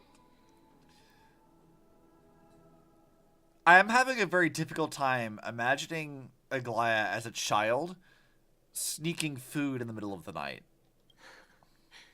While my emotions might be fading, those memories are still as vivid as ever, teacher. Please, let me do it. What would you like to eat? It's fine. Leave it to us. You should rest for now. It won't take long, and we'll call you when it's done. Sure. See you tomorrow, Aggie. Tomorrow? Isn't the day just starting? Well, I'm confused about the time right now. That nightmare is ominous. Memories are slipping away. Even the image of Mama. Just as expected, another trip must be made into the abyss of fate. Hopefully Orynyx will be willing to help us. I have no idea what those words mean. At the same time, somewhere in Akuma. Oh, hi, Anaxa. How are you two going to interact? I'm very curious. Long time no see, Professor Anaxa. Who are you? It's been a while. I'm the one who once overthrew the entire classroom in that spiritual physics lecture. Oh, it's you. That's a good reaction. No way. Do you really still remember that, Professor? I remember that glib tongue of yours. What brings you here? Surely you're not here to reminisce. You could tell. Of course. You only beat around the bush when you have a hidden agenda. Yeah, I suppose so. That's not true. I'm here to seek enlightenment, as always. Could you please teach me everything you know about the black-robed swordmaster? Yeah, I kind of need to know that too, actually. Rumors sure travel fast. Unfortunately, I too know nothing about it. I can only tell you that it is clad in a black robe and wields a greatsword. At least, it looks like a greatsword. It's shaped like a twisted half-sun, and a peculiar dagger resembling a crescent moon. Uh-huh. By the way, take this with you. I got it from the sneak attack. It's yours now. Oh, I was right. It is this thing. The one who torched Ides Elysiae to the ground. And killed everyone. I mean, I could have taken him, I think. Don't try to be a hero. No one in Akuma stands a chance against that thing right now. I beg to differ. Is that what the Titan said as well? Not at first. But the god relented after having had a taste of its power. Even with the god possessing me, I couldn't fight against that blade. That incredible power doesn't seem to be granted by any Titan. Are you suggesting that it originates from beyond Amphoreus? I don't know. Maybe. It's possible. Much like the Black Tide, no? Nonetheless, it's an enemy we must overcome. We? Drop the pipe dream, Phynon. No one wants to see you fall by their blade. Their mere presence will endanger the Holy City and the Flame Chase. I mean, he raises a valid point. You know that I don't believe. You don't believe in the so-called prophecy, I know. However, I'm here to seek your assistance, not at the request of Aglaya or Treeby. I just want to eliminate a threat to the city I pledged to protect. That's all. The tragedy at the Grove must never happen again. I swear, humanity will defeat the Black Tide. I mean, what? Take a seat. Since you are sincerely seeking enlightenment, I suppose I can tell you one more thing. Oh? Don't spare... Don't... You're gonna just skip over that and not tell me the details? Rude? What's wrong, Trian? Nothing. Just remembering what happened at the Grove. Monster in the black cloak. So scary. Everyone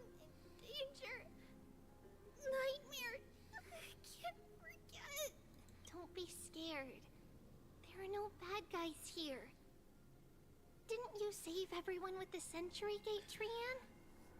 I mean, she only kind of half did that. Cass had to handle the rest of it. Trian threw it away. Far, far away.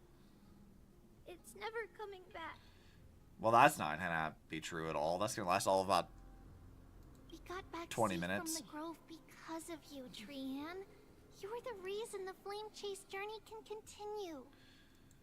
Sorry. Trian feels a bit dizzy. Why are we here again? Yeah, good question. For the same thing, of course. Remember? Tomorrow we will reveal the prophecies past to everyone. Right. This is the same day as before. First, we need to restore the memories that have been blurred by the fragmentation. We hope to present the full truth to everyone, without hiding anything. Since Yanis caused the fragmentation, we can only turn to another Titan, or Onyx, for help. Also, remember to get breakfast ready for Blep. Abby I see that before blep, the Shirley. lucid hour tomorrow. Oh, yes! Trian remembers now. Oh, on that note, we had better prepare some Blep it saffron more, he before deserves we it. meet How with the dare? Titan. How dare you? Saffron? It's an essential offering for rituals in the Temple of the Three Fates. You think we shouldn't go to Orynyx empty-handed? I mean, isn't it usually part of, like, most ritual offerings to bring something as, you know, part of the ritual? Gods usually demand offerings of some sort. Yes, it's also a symbol of Yanisopolis. If we are to replicate memories, we need to use something that has experienced those days. And when we first met Aggie, we added that to the porridge we made for her, and she really loved it. I see. It's like killing 3 birds with 1 stone. But it all depends on whether Orynyx is willing to help us. I would say plot says yes. This could be a problem. We have Mem. Mem will help us. After all, it was us who took the core flame from Yanis, from Orynyx's kin. We will have to give it a try. If there's truly no other way... in our current state, we probably can't do anything to them. We'll cross that bridge when we get there. Why is your first thought, like, we're weak so we can't fight? What? Charlie, with so many bleps. You're filling my screen with bleps. Leave it to Trian. Trian knows how to play cute. In any case, let's look for saffron first. I hope there's still some left in there. I remember that aged saffron is preserved. Alright, so let's run around, look for stuff. I can find that. Among the Undying Divine. Alright, first of all, I reject Cyrene. That's bullshit. That is not what her fucking name is. I refuse to believe. So we are gonna cancel. I don't care about that. I'm gonna change the audio over, because now I want to see how they pronounce it in other stuff. So let's do voice. Let's try. Oh God. 9 gigs to download that. Yeah, go ahead. I was gonna leave this in English, but like that genuinely is like obnoxious. So we're gonna find out. Fucking mistakes were made, apparently. Does mean I'm probably going to have to read more of this stuff outright. But, I mean, I guess it's fine.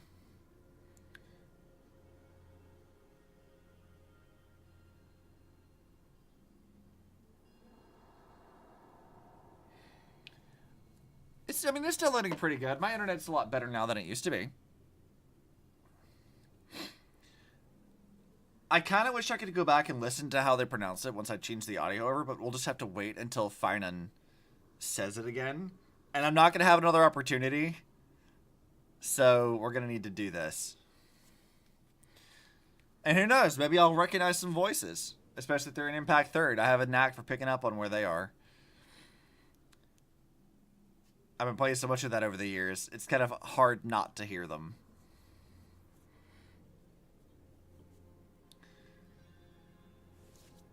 Come on, Star Rail. I believe in you.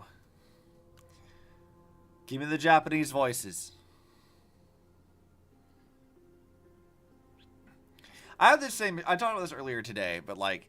when I was at MomoCon, I was like walking around looking at like Genshin and Star Rail stuff. And I was getting a poster of Dea. And apparently Genshin pronounces her name in English as Dia. And I fucking refuse. Absolutely not. It's like with Star Rail calls, like, it's Sealy, they call it Zayla. And I'm like, or Zila. And I'm like, I don't like that. I don't like that at all, actually. I don't like that one bit. But I tolerated that one, at least. Do you want to use Japanese now? Yes. We're swapping to Japanese, thanks. Alright, now, let's listen to... Oh, hi, May. That's definitely May's voice. This should be fun.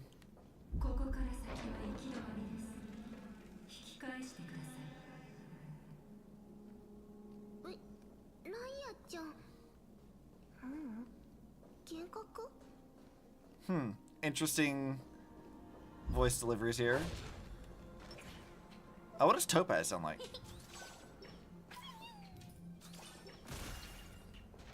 Well, I guess I'll have to wait for her to say something.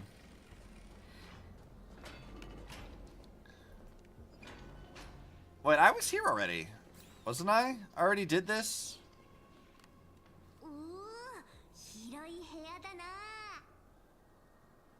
Okay, I don't dislike this.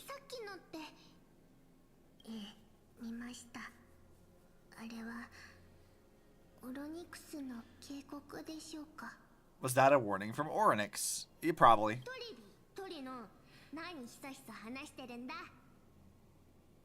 I don't dislike the way their voices sound.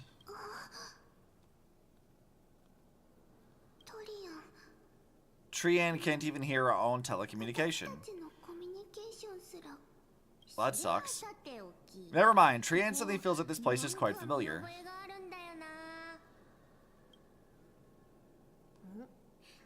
There's a whiff of Safari in this room. It's right over there. Safari? What do you mean by Safari?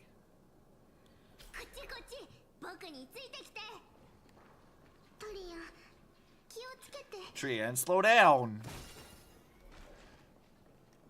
Now let her run amok. It's fine, probably. Also, there's the chest I didn't get from before. I should be able to get that here in a second, though. Let's see, turn this back on. Are y'all gonna hide this shit from me? Rude. No help? What do you mean, no help? That's not nice. Even if separation is our fate, a fetal death is not the solution. Mighty's voice is pretty good in Japanese as well. Right here. I summon thee, Oryx, stir up ripples of past reverie. Something's appeared. Wait, we should read it first. To Mr. Wincombe. Okay, for many years, Yanisopoulos has relied on the rose myrtle to obtain the boon of the gods. We've spent 5 or 6 years studying blah, blah, blah, blah, blah. Something about saffron, it's fine. Wait, this is a letter. It mentions something about saffron and Tribios. Isn't that name? Never mind that for now. Why is the letter here, and how did Trian sense it? They're just saying get good. Yeah, easy. Could it be our lost memories? Is it possible that we were already noticed by Ornyx and entered their trial? Why haven't they said a word? Ornyx has the whims of a child. Perhaps they're toying with us on purpose. You're also children too, so...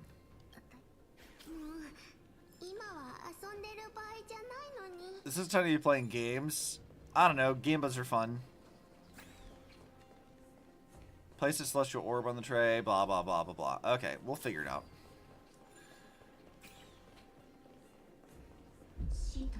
Oh, hi, Cass.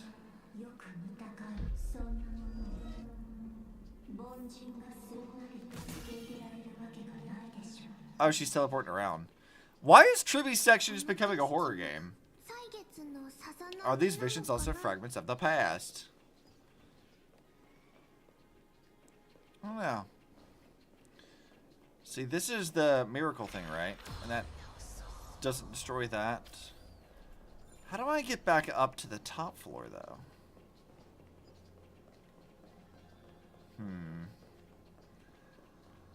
How do I get that to do its thing?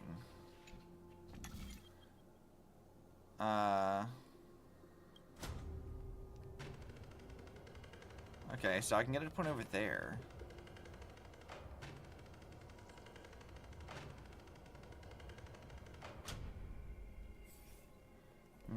Not very helpful.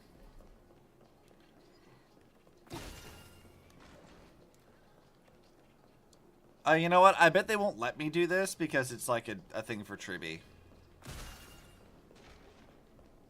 If I were here with like Stella or somebody, I could probably do it, but they won't let me do that right now, I don't think. Or hold on.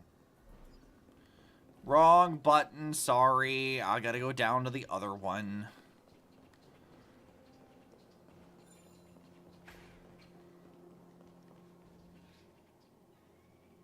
Yeah, and I still don't know how to activate that. And there's this whole top floor, too, which I haven't been able to get to.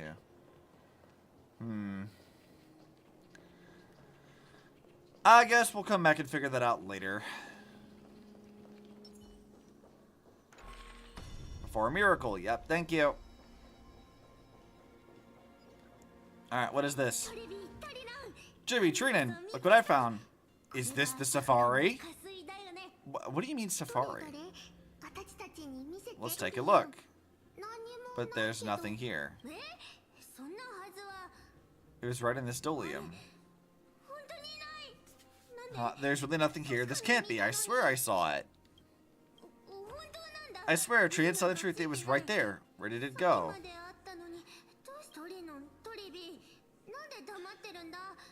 Trian and Tribi, why aren't you saying anything? Trian can't seem to hear you at all.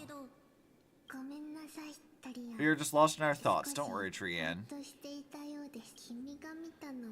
What you saw was likely a Yanis hair. We must have startled it away. What is a Yanis hair? Could Ornyx be trying to make us falter? Why would they do that? Something feels off. Tribi, don't you think the temple's a little too quiet? It's just an illusion, but maybe. Is Ornyx really putting us through a trial? I don't know. Maybe Ornyx is dead.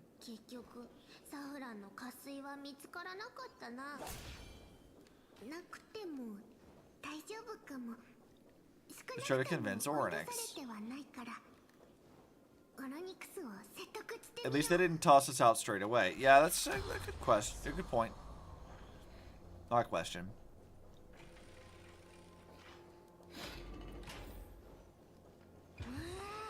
Oh. Hello. Wow, Tribi Trinan, look at this. It's so cool. What do you mean? Yeah, you have no self-preservation stuff when it comes to this.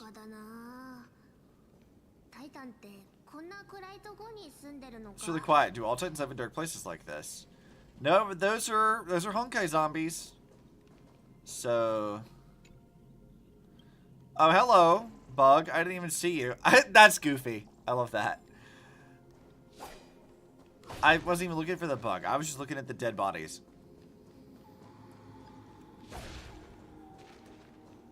Alright. Onwards.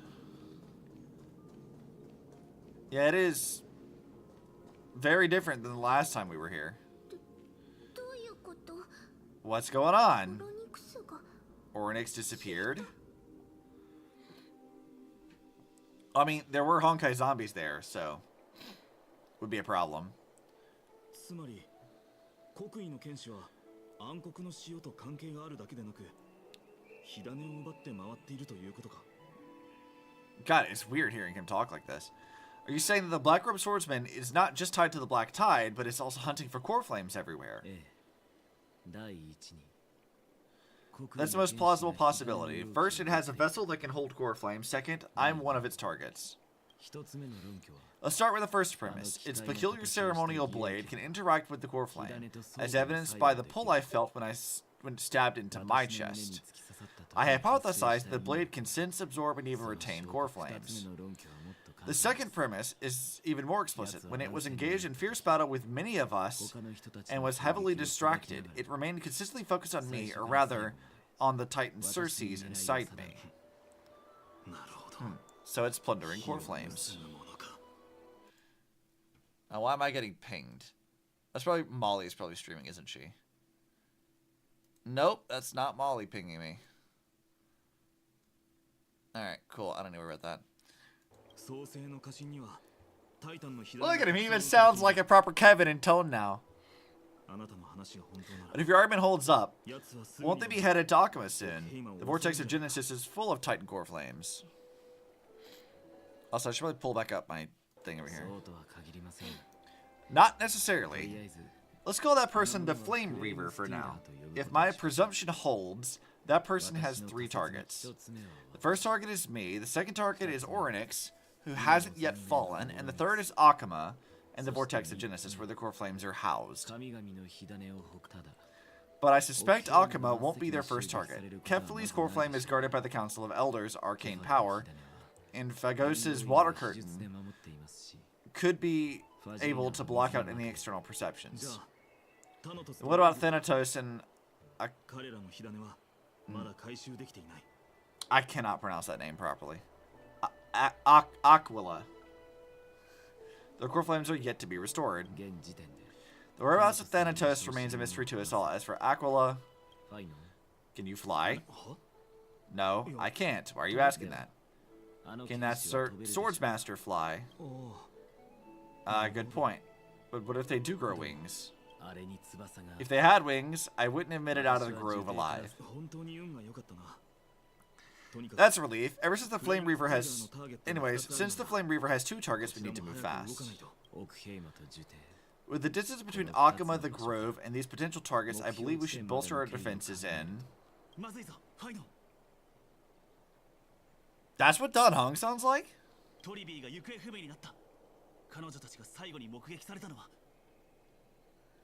Huh. That's not what I thought he would have sounded like. Chibi is missing. Last time the 3 of them were seen was in the Abyss of Fate. That is not what I thought he would have sounded like.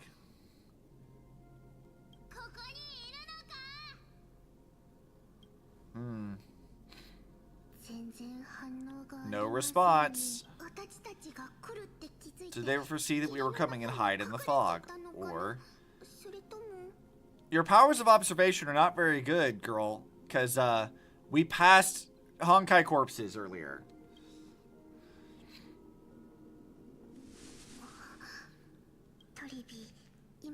Chibi, we should leave. This temple has other people in it. Oh? Eh? Oh no, Trian. Fast ones. 3 or 4 people coming this way. Trian, what are you doing? Come on, we need to hide whoever they are. We can't let them see us. You've lost track of your sister / other soul person? Never mind, she didn't run off. I thought she ran away. Oh, hey, look. It's Flame Reaver's stuff. Train feels like it's so familiar.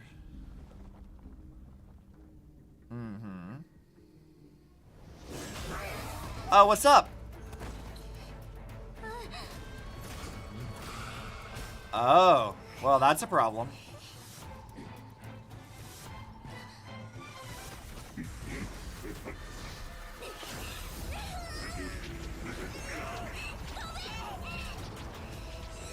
Well, I'm not getting... Oh, there it is, Trian. I thought I wasn't getting, my subtitles.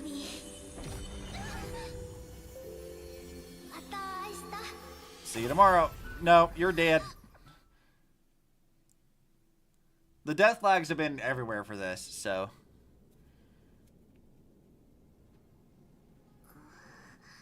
Ugh. Where am I? Oh wow, look, it's everybody. Little Gray, Snowy, and... Wait, where's Trian? Is she back? Nope. Flame Reaver's killed a child. We only saw the two of you collapse on the side of the road when we arrived. Danny and I looked around. I forgot she calls him Danny. That's so funny. Danny and I looked around, but we couldn't find any traces of Lady Trian. What about the black-robed swordmaster? Blast it. Of course it's them. We're too late. I fear something bad has happened to Ornyx's core flame. Then Lady Trian. She doesn't have much divine power left. We can barely sense anything. We need to go after that black-robed swordmaster. Yep, you're both safe, so it's fine. Two groups. One stays with the Abyss to meet up with the Goliath's reinforcements. The other search for Trian's whereabouts. The other group will come with me to pursue the black-robed swordmaster and recover the core flame. Okay, Cabin. Let's go. Man, that is not how I thought Dan Heng would sound. That's throwing me. I didn't get to tell you this before, but Anaxa and I already have our misgivings about the Black Tide, so we made preparations. I'll tell you the details as we move. Opportunities are fleeting on the battlefield. We should hurry. Fine and Triby and Trinan. I'm glad you're right. Did Aglaya's people get here? Yes. Aglaya already knows the situation and sent along a message. Fine. I understand that Swordmaster is of great importance to you, but if you charge him without a plan, I fear that you won't be the only one who dies in vain. I understand. Hatred is a hero's deadliest poison. I have no intention of fighting alone. If that Swordmaster is related to the Black Tide, the Crisis heirs must not take them lightly. I have indeed planned to return to the Holy City and discuss a strategy with Aglaya.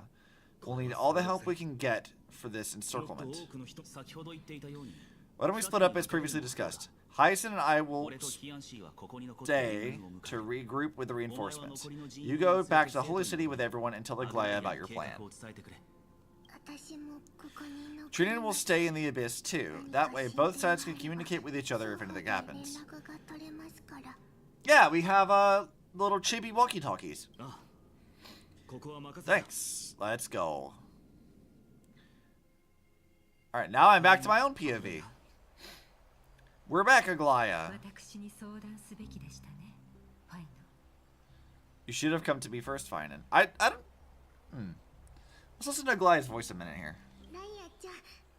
Trebi, shut up. I want to hear Aglaya talk.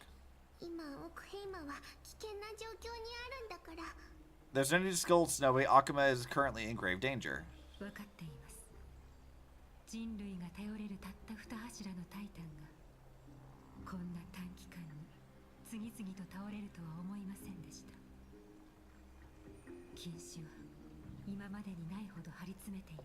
Okay. Her voice does sound familiar, actually. I'm gonna look this up now. Japanese. Who is her Japanese voice actor?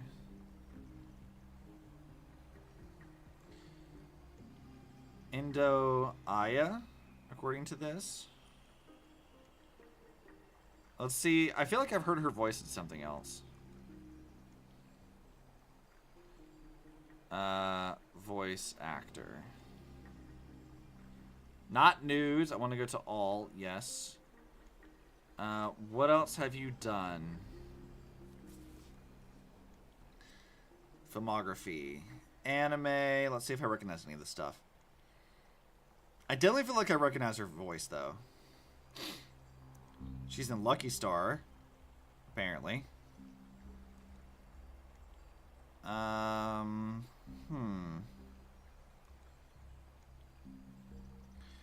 Not recognizing a lot of this stuff.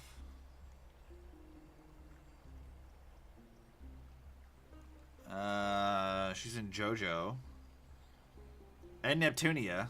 I don't recognize the character's name, though. That's from the anime, mind you, not the games. It's been a while since I've seen that, so... Oh, she's an Ancient Magus Bride. Interesting. Okay, that's not what I was expecting. She's Silky or Silver in Ancient Magus Bride. And the Sword Maiden in Goblin Slayer, so there's that. So I thought that Silky didn't talk in Ancient Magus Bride, but maybe she does later, and I'm just not caught up yet. Not a lot of anime stuff that I recognize. We're gonna skip the movies. Video games. What is she in video games? Rune Factory 3, she's in something of that, which I've already scrolled past.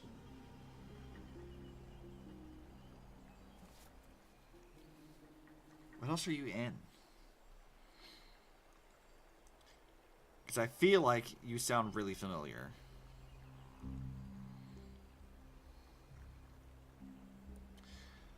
Azure Lane, which I've not played. She's in Punishing Grey Raven. Though I didn't play that for very long. Astra, Yao, and Zenless. That's funny. She's Yelan in Genshin, which is probably where I recognize her voice, because I do play... Oh no, Genshin, I have Genshin set in Chinese, so it wouldn't be that. Huh. I don't know, I feel like I've heard her in something else, but like, maybe it's not. I don't know. Interesting.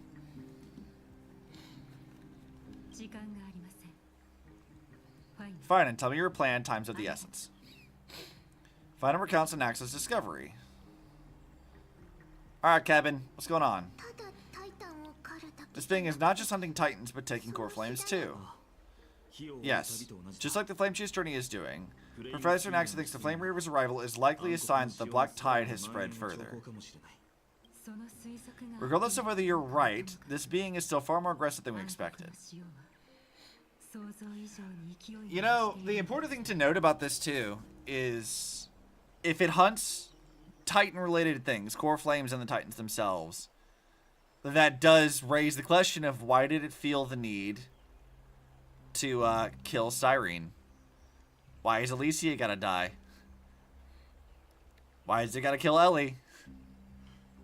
There's many reasons, I think.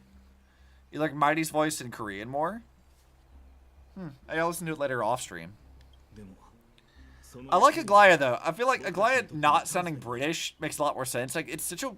My problem with the English dub for this thus far has been like everyone has really weird, inexplicable accents that don't make sense. Because like, this is supposed to be like the same kind of like world. Whereas like in Japanese I feel like it's not really like an accent that she has. Maybe it's more like the tone of voice is different.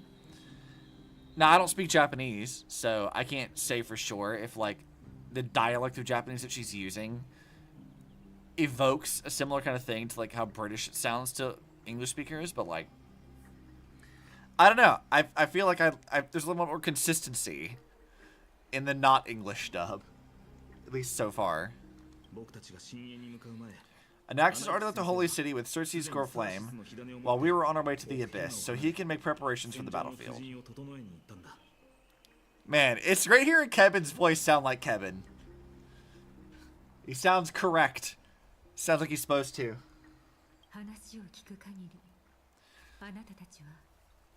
Tell me, what makes you think this won't end with us losing another core flame? Because this time, the power from beyond the sky is also at our side. She's the key. I knew it. Of course it's gotta be me. I have a Stellaron. Can we pass it off as a core flame? Do they even know what a Stellaron is? Like, do they even have a concept of that in Amphoreus? We need your other companion too.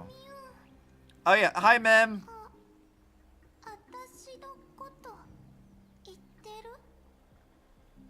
Yeah, that's Alicia.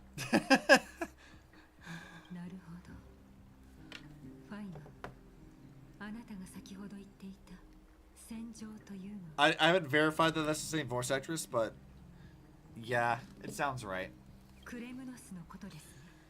Castrum Kremnos.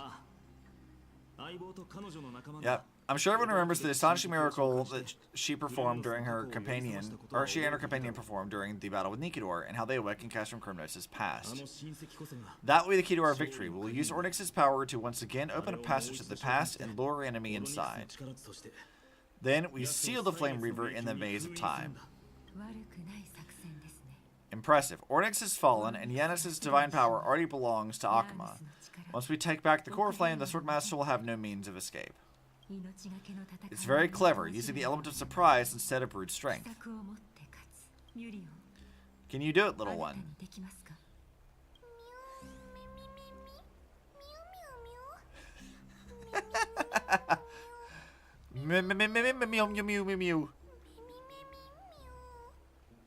My God. Again, I ask, how do I get paid to do that? I just have to throw that black-cloaked guy into the past and lock him there, right? With the memory fragments, I can open a door, no problem. As for the rest, let's just say that she and I can do anything as long as we're together.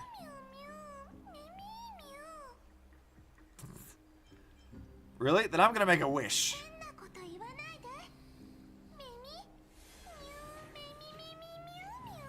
Aw, come on. Can't you feel their fervent gazes? This is a big deal. We can't let everyone down.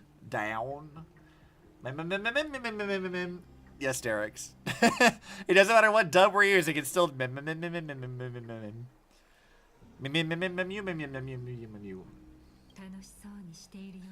such enthusiasm. I'm glad to see you're confident. By the way, the Council of Elders declared a state of emergency when Tribute went missing. Canis and her following have heard tell of the incident at the Grove and are galvanizing support in secret. I fear she'll make her move before the next assembly of the citizens. What are they plotting? Good question. That short-sighted politician likely believes that the crisis heirs have outlived their usefulness and is making preparations for her next step. That ugly side of humanity is something we'll have to deal with eventually. But that's a problem for another day. I sent Castris ahead to the council with a message. She should be able to keep the situation under control for the time being. You know, I was trying to decide, like, what Aglaia sounds like to me. And I feel like she kind of reminds me of Sakura's voice actress. Like, they're not the same by any means, but she kind of reminds me, like, the way that she speaks, the way, like, her tone kind of is, very much reminds me of Sakura. In a lot of ways.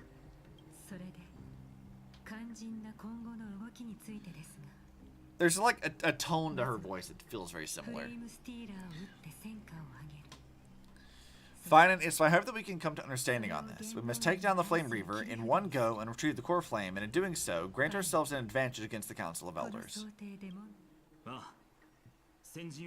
Of course. You may count on me to lead this charge.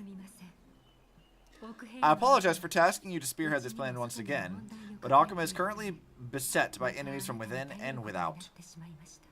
The situation brooks no delay, so we have precious little time to confer and discuss the plan with you. That being said, you are the key to our success, and I shall respect any decision that you make. How do we make sure that the plan will work? I may not be as masterful as Trien when it comes to the Sentry Gate, but even I can open a nice big gate if I have enough time. As for whether we can take back the core flame, that will be up to Anaxa's capabilities. Based on what I know of him, he can do it. How do we guarantee my safety? I'll be honest, we can't. God, he sounds like Kevin now. Ah, it's lighting up like it's supposed to. But the Flame Reaver will have to step over my dead body if they wish to do you harm. So I think I've been noticing, when I'm looking at Kevin's design here, is whether it's intentional or otherwise, he has like that like half sun thing on the front of his like chest here, and then his neck also has like the sun tattoo on it, which is a whole thing. But Castellanos also have, like, ties to the moon as well. There's, like, a big motif tying to them all the time, regardless of timeline in game. So, is the Flame Reaver Kevin? Like, is it, like, a version of Kevin? Or, like, maybe they're doing, like, a sentry thing where, like, it's, like, an evil thing connected to his brain? Because, like, it has that same motifs of, like, sun and moon stuff. And he's one of the only people we've seen that has that motif at all. And historically has moon stuff connected with him as well. Not so far in Star Rail, but, like, traditionally. But, like, is the Flame Reaver Kevin? Or a Kevin? Or his alter ego, evil form? I don't know, something like that. If we accept this is like a simulation, I mean, it could just be like Moon Prism Power a little bit. A little bit. Like, let's say we're on a simulation, right? This is not the first time that, like, MiHoYo's done simulation stuff. It's not the first time they've done stuff in cycles. It could be, like, evil Kevin from previous cycle. Or maybe it's, like, if this Kevin doesn't become a bad guy like the Kevin we're used to seeing. Maybe Flame Reaver is, like, a version where he does go down that fate. Like, he does go down that path. Because, like, they're the only two that have this, so, like, they're definitely connected in some way. I feel like that's pretty much a given. But we also haven't seen the Flame Reaver enough to, like, really say for sure. He does have a transformation wand, though. He does have a transformation wand. He's got the Moon Prism Power Stick. He's got the Moon Stick. And he's collecting magical gem power things. It's like the Silver Crystal. Come on. He's Sailor Moon. I don't know, actually. Yeah, I don't know. Like, I don't know. I just feel like they're definitely drawing a parallel between Finan and the Flame Reaver. Like, I mean, think about it. He's got, like, this night motif. In fact, hold on. Let me pull up, like, an image of him. Let's just look at this together, because I feel like there's some things we could maybe suss out about this that could potentially be important. All right, Flame Reaver Star Rail. Let's go see what he looks like. All right, images. Yeah, so let's go look at this motherfucker's design here.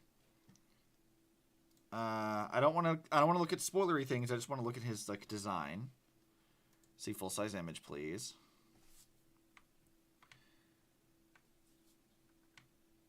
Okay, so let's take a look at this for a second.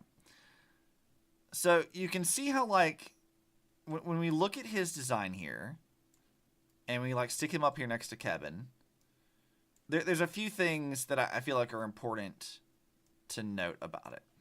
Kevin has this, like, sun thing on his chest. We see the same kind of, like, sun thing. It almost looks like an Ouroboros. The first thing that I actually look at when I see this is it reminds me of World Serpent. Like, this looks like a World Serpent thing. Like Gray Serpent. Like, let's go pull him up. Like, this very much gives me, like, vibes of Gray Serpent. Like, that reminds me of this motherfucker. Quite a bit. And, like, I feel like maybe part of that is on purpose. Like, if, again, let's just say for argument's sake that this is maybe an evil alternate Kevin or something related to that.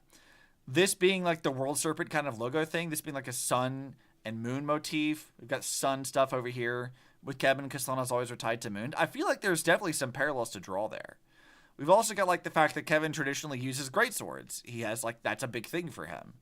So having this be, like, a greatsword of some kind... Finan uses one, I think. Again, more parallels to draw there. And also, and this is maybe a bit of a stretch right now, but, like, the fact that this thing has, like, a knight kind of look to it. Castellanos are supposed to be knights. I don't know how unique that is in terms of Amphoreus as a whole, but, like, I don't know. I feel like there's something there. I feel like there's something to draw here. The fact that he looks like World Serpent stuff is really important, I think. Like, let's see if I can't find the World Serpent logo, specifically. Yeah, like, look at this shit. This is the logo for World Serpent. Like, that's what they look like in Impact 3rd. And then you come over here and you look at, like, this motherfucker and tell me that symbol on his chest is not the same fucking thing? That's not that?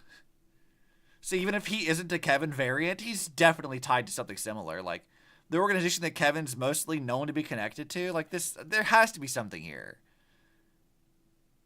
I don't know. It feels important in some way. And I don't yet know exactly in what way. But that feels important. At the moment, I feel like I'm reaching just a bit. But I do feel like there's some argument to be made about at least parts of this. But we don't know enough about him yet to really say for sure. But right now, I'm like, is he like Kevin or like this version of Grey Serpent? Like, is there something here about this? And I don't know. I don't know yet. Definitely strikes me as odd, though.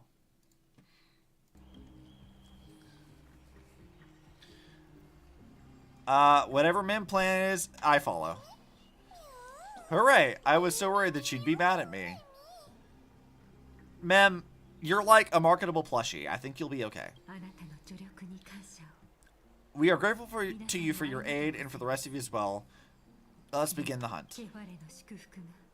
May carefully sharpen our gaze and grant us victory over the enemy. Feels like we're missing someone. You mean Mighty? He's dealing with a different problem. Yeah, where's Stan Hong? He's just kind of fucked off again. Where did he go? Don't worry, that man will never miss out on this fight. Don Hung, where did you go? He's just gone again.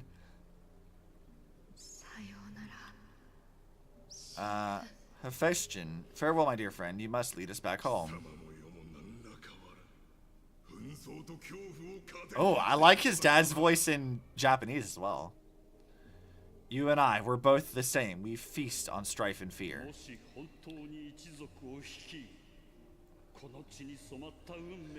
If you're truly capable of leading our people beyond this bloodstained fate, then prove it once more to me, Maidamos. Maidamos. Okay. That's how they pronounce that. Odd. Can I play that again? Can I listen to it again?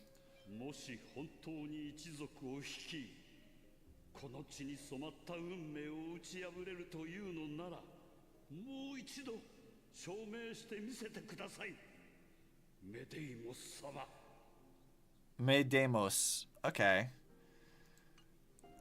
Which means I reject the English pronunciation of mighty. I never have liked that. Like, my day makes sense, but Mayday also makes sense here, like Maidamos. Like, that makes sense to me. The English one's so weird. Why do they keep mispronouncing shit? It doesn't even sound like the other languages that they use. Like, why do they keep doing that? Hold on, can I go back to the other one and see how they pronounce Siren's name? Sireni, that sounds bullshit. Alright, Kevin. I knew you'd be here.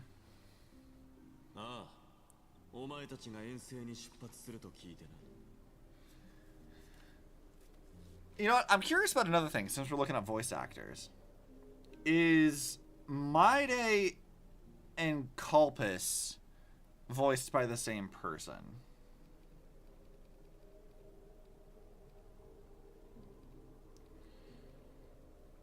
I'm curious if they are.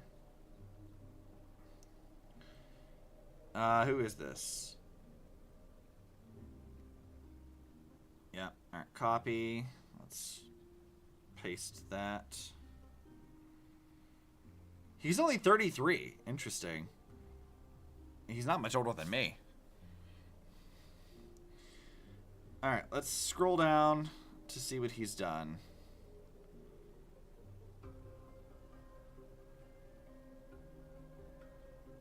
Wow, his Wikipedia page sucks.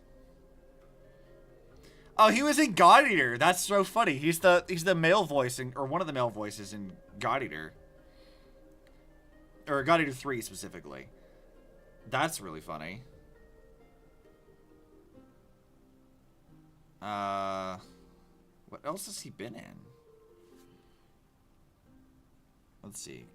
Culpus. No fucking typos. Damn it.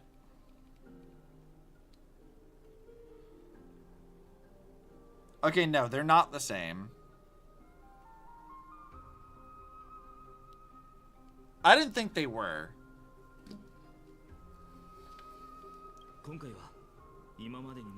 That's right. It's going to be a tough battle, and our destination is, or turns out to be, Castrum Kremnos. Is that why you're here? To pray to the dead Nikador? No, just the opposite. I'm here to tell you. You can entrust the front line to us this time. You can't afford to lose your upcoming battle either.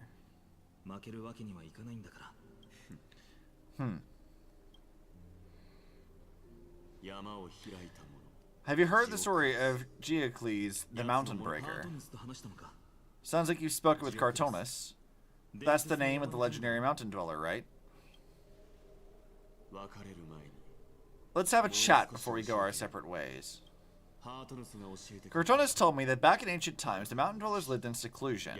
They spent their days quarrying and gathering, living a simple and peaceful life away from the strife. But Geocles was different. He resisted their traditional way of life, yearning for the world beyond the mountain. Their safe but humdrum culture was like fetters around him. He sounds a lot like you. Yes. That is why he too faced the same dilemma as I do. One day, during one of Geocles' many ventures beyond the mountain, he spied a battalion of Ladonians stationed at the foot of the mountain. The Ladonians were at war with their arch-enemies, the Campanians, and they used the mountain as a base to carry out guerrilla warfare operations. When Geocles, who had taught himself the common tongue, approached the soldiery, he learned a shocking piece of news. Ladonians were planning to plant mines and explosives all over the mountain, and then lure their enemies within. With danger lurking with every step, the mountain dwellers' homes were no longer safe. Geocles quickly returned to his village to bring news to his people, but... let me guess, they refused to change and chose to put up with the situation instead.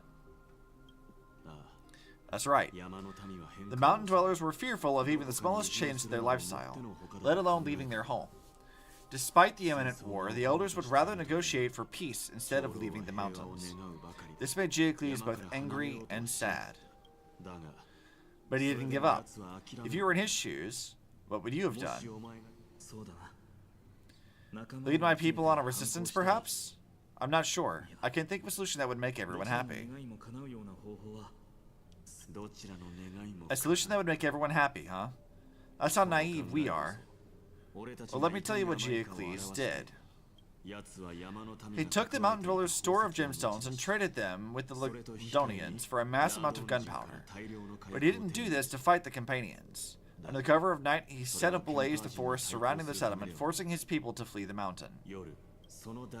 That great fire marked the beginning of mountain dweller history. Since then, their people became a part of civilization, and giants became a common sight in the holy city. Meanwhile, that mountain they once lived in has turned into little more than foam inside the black tide. But leaving their homeland also brought many mountain dwellers misfortune. They were hunted by Kremnoans or enslaved. Indeed, that is undeniably also a part of their history. But that is Geocles for you. The merits of his actions, or the lack thereof, have been scrutinized by many, but historians nevertheless hail him as the Mountain Breaker. Why do you think that is? It's simply because he took action and enacted change with his own hands. He didn't try to make everyone understand him, nor did he waste time trying to make everyone happy. He started a great fire and burned the shackles of tradition to ashes, and then forced everyone to march forward towards the coming of a new era. You've made up your mind, haven't you? I'll be leaving Akuma soon to fight the greatest darkness of this world, and to shoulder Nikador's destiny. So listen well. If there comes a day when we meet on the battlefield and I stand opposed to the flame chase, remember to stab your sword into my back through my 10th thoracic vertebra. That's my weak spot, and the only way to kill me. Interesting.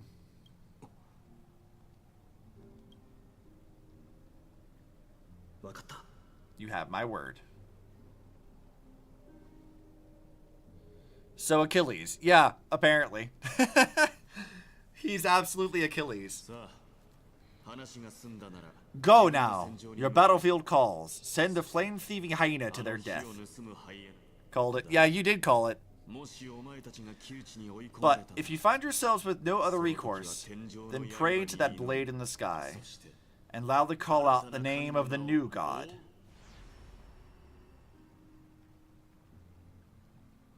Interesting. That's the sound of an all-out war, not the kind of ruckus Professor Anaxa can raise on his own. Let's hurry. The battlefield is just ahead. Yeah, I wonder, why is his, like, thoracic vertebra his weak spot? Like, I'm curious why that specifically is the one that's his weak point.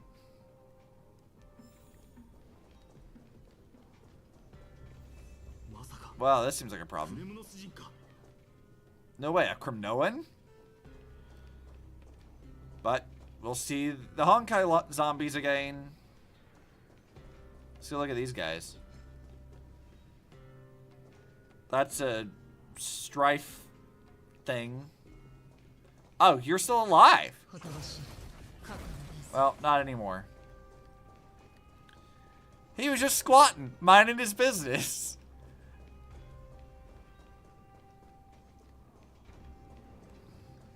Well, it doesn't matter.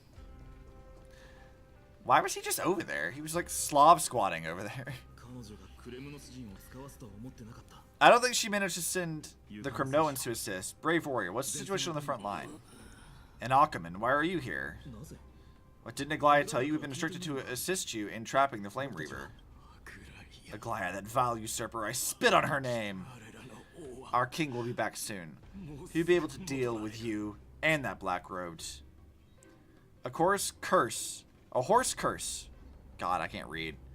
Lodged in his throat, refusing to escape. Moments later, he convulsed his head, dropping as his spirit departed his body, drifting towards the abode of Thanatos.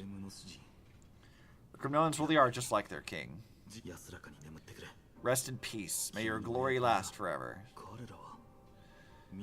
Did they come to fight of their own accord, or...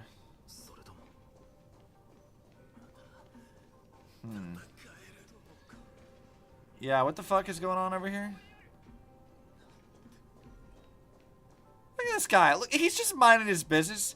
It is. I do find it like a little odd that like it's supposed to be like a war. We're hearing war sounds, but everyone's just kind of standing at idle. Like that feels a bit odd. Even the enemies are just kind of like minding their business, and I'm killing them just because I can. We're almost there. Oh, hello, Triby. Once we take back the core flame, Yanis' passage will open. When that happens, you must evacuate immediately. Don't stay behind. The rest will be up to how well we work together. But remember what Mighty said before. Cast aside all distractions once you're on the battlefield. Let's go, partner. Today shall stand with us. Or Destiny shall stand with us.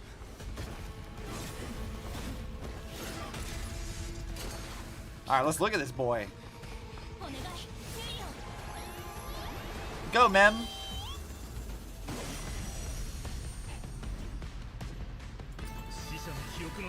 Repent in memories of the dead. Alright, proper boss fight. Let's go. Alright, Topaz should not have been in my party.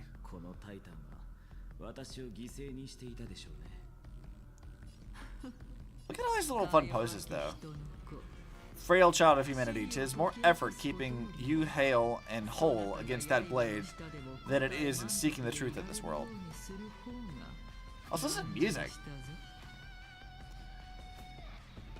Alright, like, that's sick. Alright, I guess we'll do this. Topaz is not ideal for this, but also, like, neither was Robin. I guess we'll do that. Go, Numby.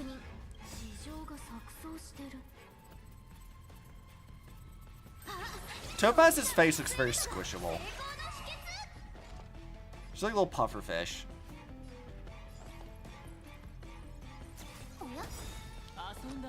Alright, let's do this.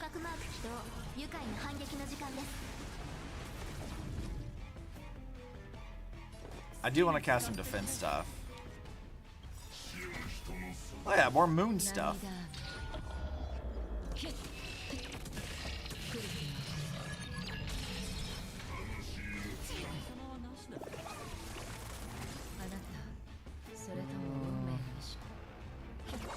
Yeah, let's keep building this stuff up first.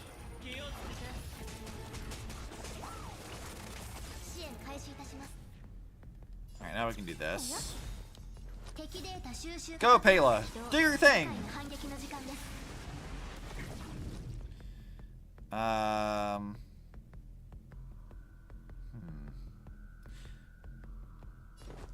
I think I will do this.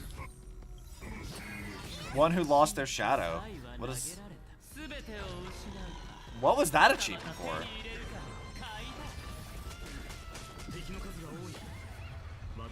Return everyone wants a number. Split up and take them all out. What a spirited display, Deliverer. Yet again, someone calls him that when like the only person who did was Alicia. Why this? Explain yourself. Alright. Fuck him up.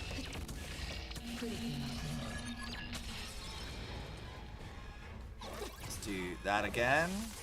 And then we can do his thing.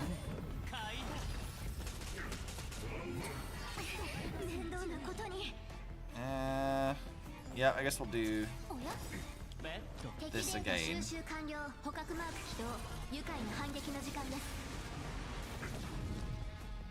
Defense. Everyone actually needs that this time.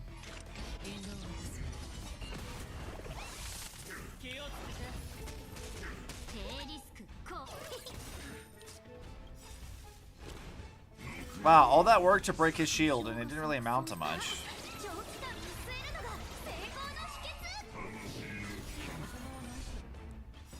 Well, at the very least, he's not doing a whole lot of damage to me, so...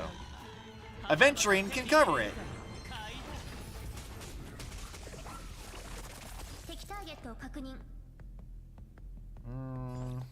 That is not doing much.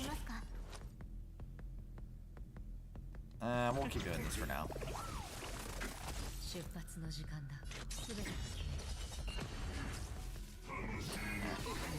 Gonna hold off on this for the moment.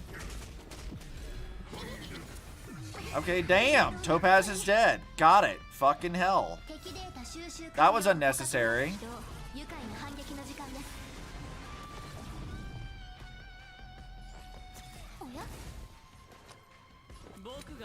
Unnecessary.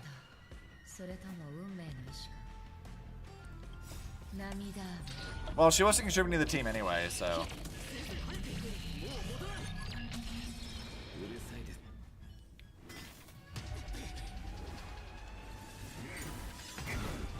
Well, bye an Axa.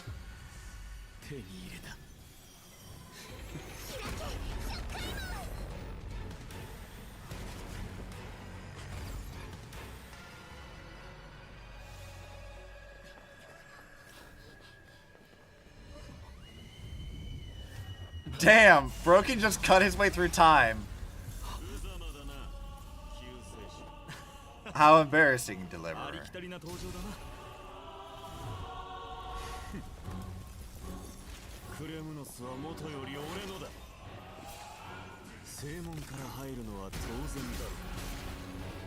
Okay, I'm here for it. This is pretty sick.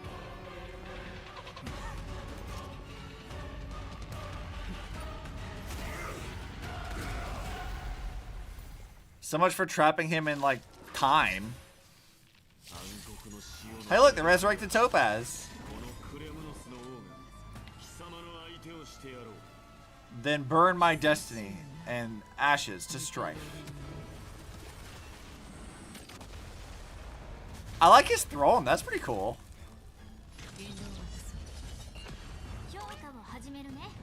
We'll just do this.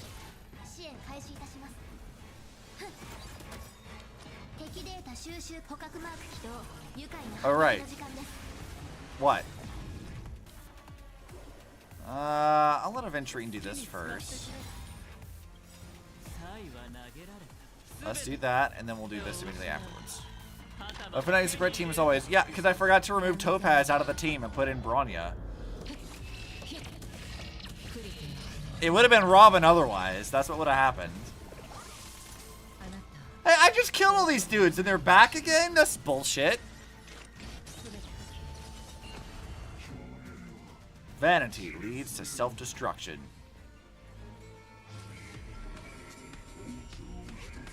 But I am but sending a dynasty to its end. F. Yeah, F is right. That was a good opener to the ceremony. Now we honor the fallen gods with this fight to the death.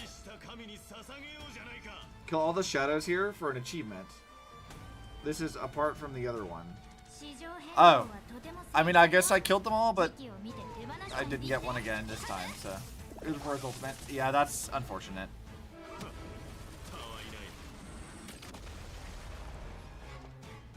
I wonder what the other one was for.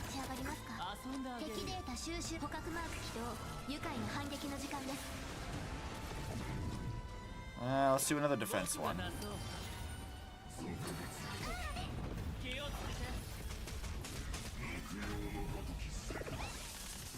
Alright, well, if killing his clones is how we get an achievement, why don't we start doing that?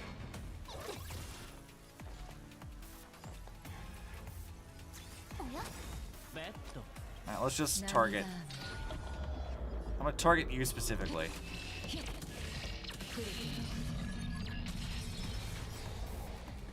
Yeah, well, there were some of them dead.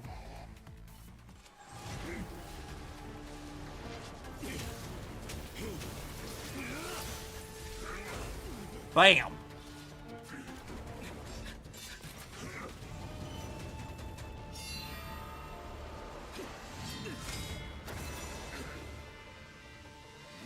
Yeah, Mighty, you should not have your back turned to the enemy. Also, that's pretty sick. You should have done this shit from the first place, dude. This would have been so useful otherwise. Heroic souls of strife, heed my call. I am the Lance of Fury. The agony this world needs.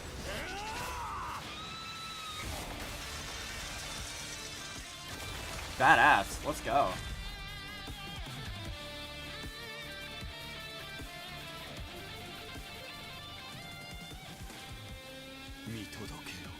Witness this. A new god has come to Castrum Kremnos. Yo, that's pretty fucking sick, actually. Why did you not do this before, my god? Look, the warriors have returned. But are the rumors true? Has Oryx fallen? It's as the Council of Elders said, we face a dangerous threat, yet the crisis heirs are only inciting more chaos. They don't care about the people's safety. They really gave the core from of strife to a Kremnoan at the end. What a noisy crowd. This doesn't feel right. It's probably because Ornyx is gone. Ornyx was a generous titan in the eyes of the people. They graced us with miracles, allowing humanity to reap many a convenience from the past. What they don't know is that the titan didn't do all of that of its own volition. Regardless, the titan has fallen and we must surrender Ornyx's core flame.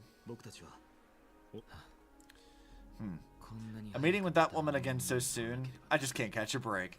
Look, you gotta go say hi to Aglaya. You haven't even talked to her yet anyway. You've been running around doing your own thing.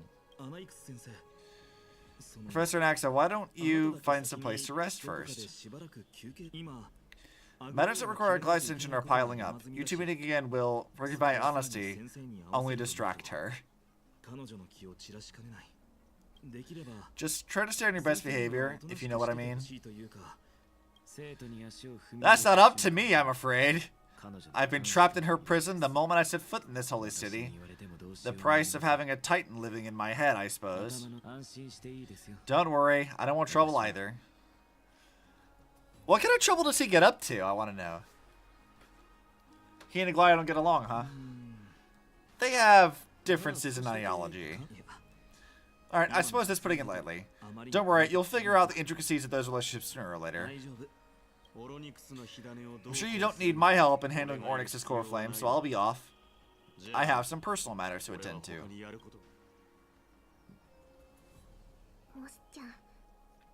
It somehow feels like D has closed himself off even more after he completed his trial. Yeah, a lot has happened the past few days.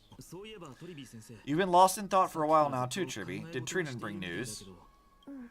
Yes, she's found Trian. She was at the bottom of the valley outside the temple, but that's where the good news ends. I'm sorry. Sorry, they found someone else besides Trian. He was no better than a corpse when Trinan and Hyacinth arrived. He had suffered more cuts than could be counted and leaped off a cliff from a great height, all to free Trian's body from the clutches of the black-robed swordmaster. What a brave soul. Do you know who he is? Yeah. Kratos. Wait, he was there? Hi, Krail, sorry. Crocaden. I can't read for shit. Carden. You. Friend. I can't English today. My brain's fried. He was here for this? I don't recall him being here. You can never English. This is true. I cannot get over that the Flame Reaver symbol looks like the World Serpent logo. I really can't get over that. It's uncanny how much that evokes that in my brain. I challenge you to Agni Cry. Good. If you want this girl dead, you'll have to kill me first. How ludicrous. Your body, made of flesh and blood as it is, will not survive more than a single strike from me. Valorous death before glorious return. As a Cremnoan, I know not the fear of death. She's lost her divinity. I have no interest in the empty shell. But answer me this, child of strife. Why do you raise your shield for her? Kind of a good question, actually. As a leader of the God Shield Brigade's elite, I protected the kings against the Black Tide with this very shield. And I've done this over and over, hundreds of thousands of times. Kratos is a stubborn man, but a good man. Yeah, I mean, I've kind of liked him. He was stupid earlier, but, like, he doesn't seem like a bad dude. I do wish they kind of, like, for NPCs are concerned, like, his design is a lot more unique than most NPCs, but he still kind of has, like, that NPC face problem. Where he still looks like they used that base model. I'm like, I kind of wish they'd given him just like a little bit more. But I get it. They didn't want to give like everyone a design who's not playable, but I do wish they'd given him a little bit more.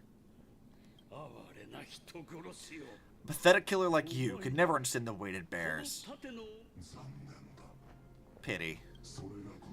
Then crumble like rusted iron.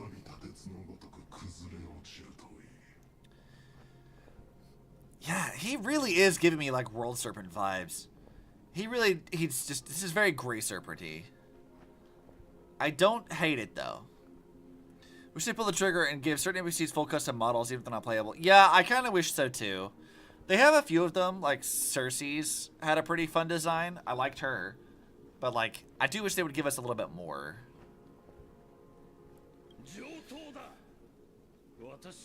Good. Supreme glory shall be mine as I indulge in libations and incense offered by my descendants. Come, let us fight for Kronos, for my king, for Amphoreus. Actually, can we show the Flame Reaver again? I want to, like, do another comparison that I think is kind of funny. Hold on, let them do their talking first. Oh, hey, Don Hung, you're actually here, doing something for once. We foresaw this cruel parting 1,000 years ago. Today is but a reminder of that bitter taste. Hey, look, the doll.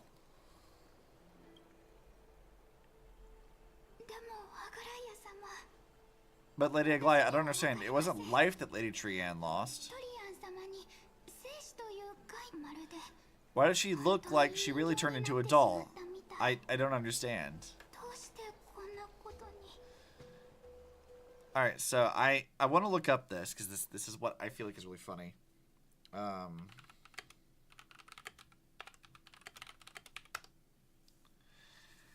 The Flame Reaver, which we'll pull him back up again.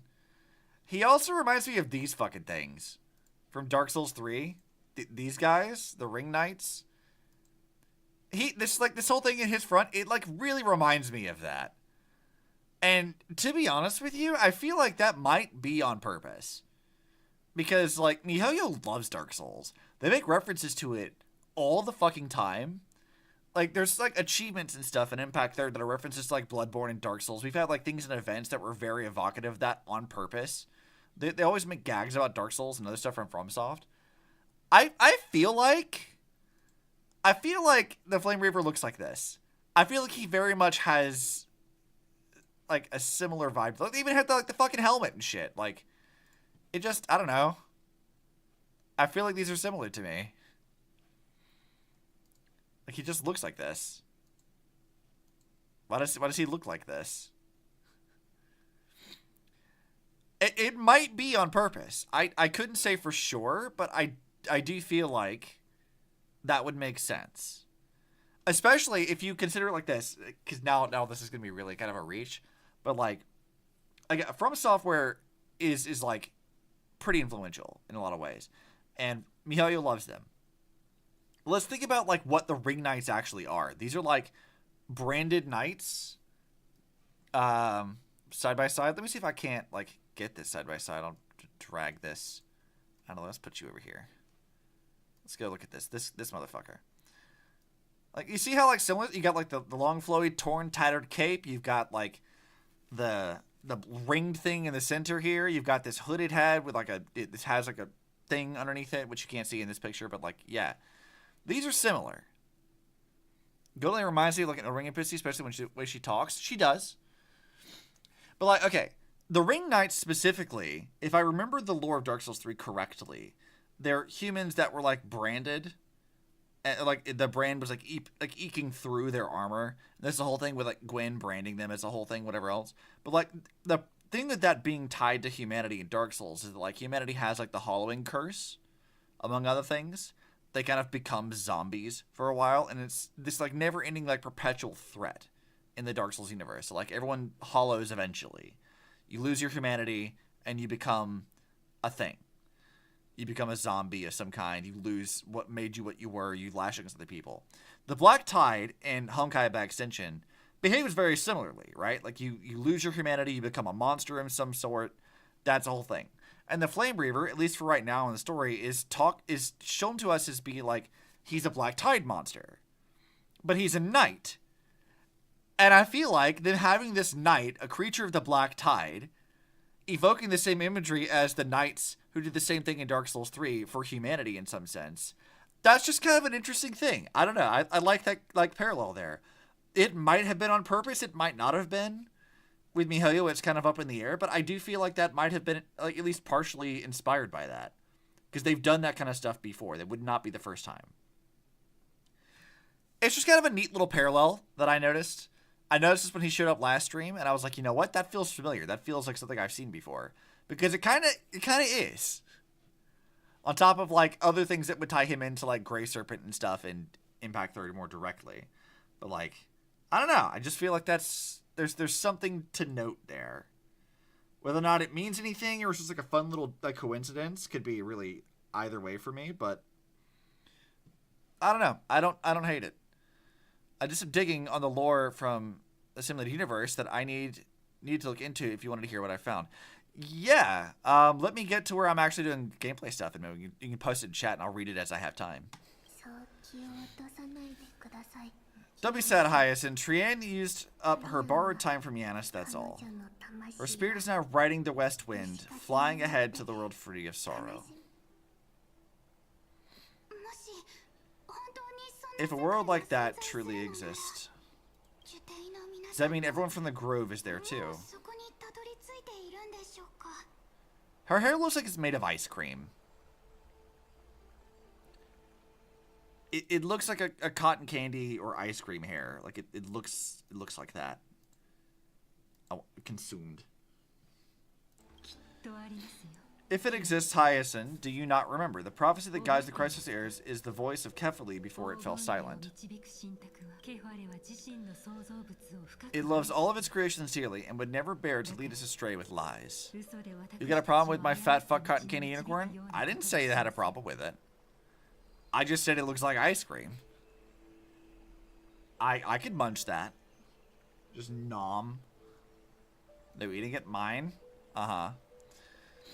Most means the Genius Society and conflicts that happen, which seems like many Amber Eragas. I learned more specifically from Rupert 1 and 2 and Polka Kekamon. Isn't Polka Kekamon like the guy that kills the geniuses? So I see you, Charlie, licking the screen and pop-catting at me. Why are you licking things? Other than the fact that her hair looks like ice cream and I would consume it. What about the Crimnoan veteran? How's he doing?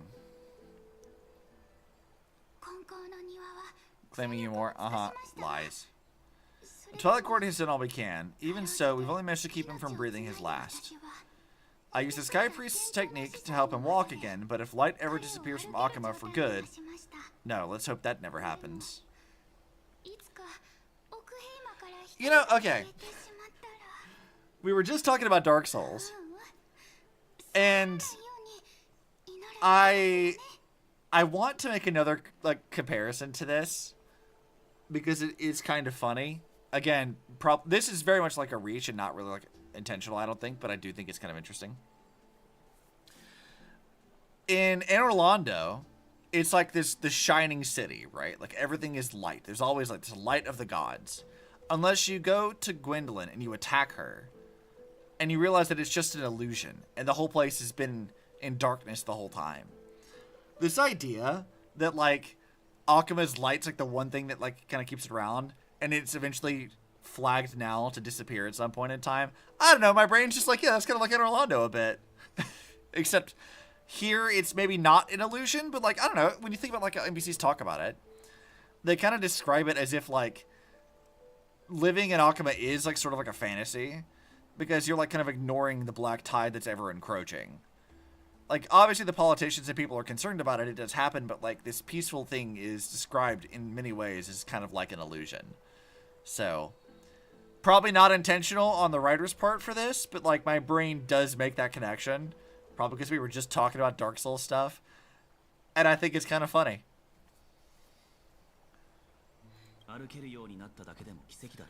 This is nothing short of miraculous. When we found Kratos, he was no better than a corpse. Polka Kekamon is the Genius Study member who specifically kills society members who are approaching a knowledge singularity. Think of the moment caveman made fire or man mastered star travel. Those are the singularities.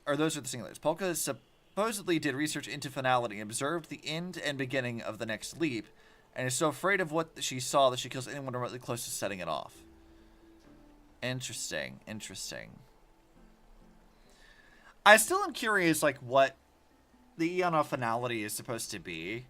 Because we've only met, like, one avatar for it. Which is the one that's in Penacony. And I personally do not think there's enough evidence to suggest that Honkai and Impact 3rd, at least, comes from it. I think Honkai is something more fundamental to the universe than that. But I don't know. I'm wondering, like, if we're ever going to, like, run into that thing. Because clearly Destruction's, like, our big antagonist thing we're running towards inevitably. But I'm wondering what finality in the context of the Eons is supposed to be. And it's not the only one I wonder about, too. I wonder about, like, Veracity and the others. But it may be some time before we see that.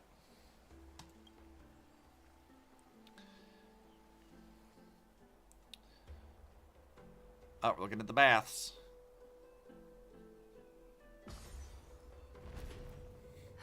She is also so determined to hide her face and likeness that she travels the universe to destroy all images of herself and somehow knows if anyone has one.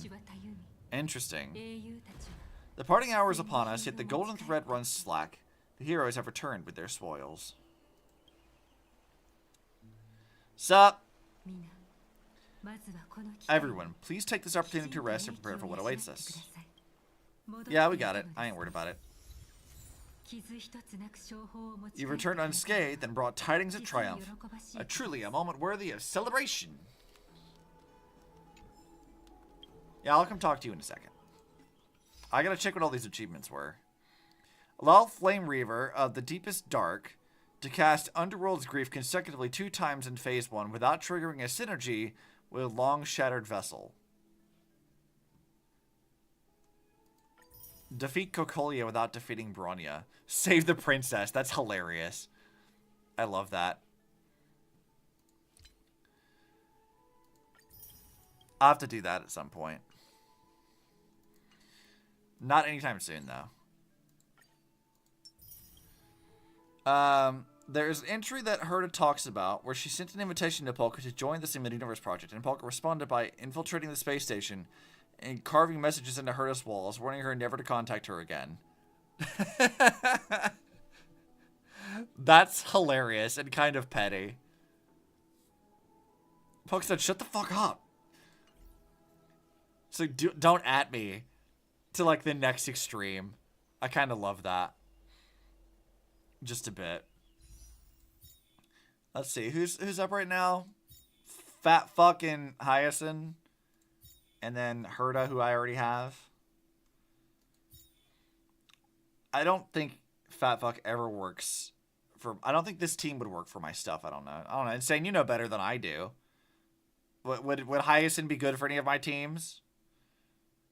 You know who I have and don't have.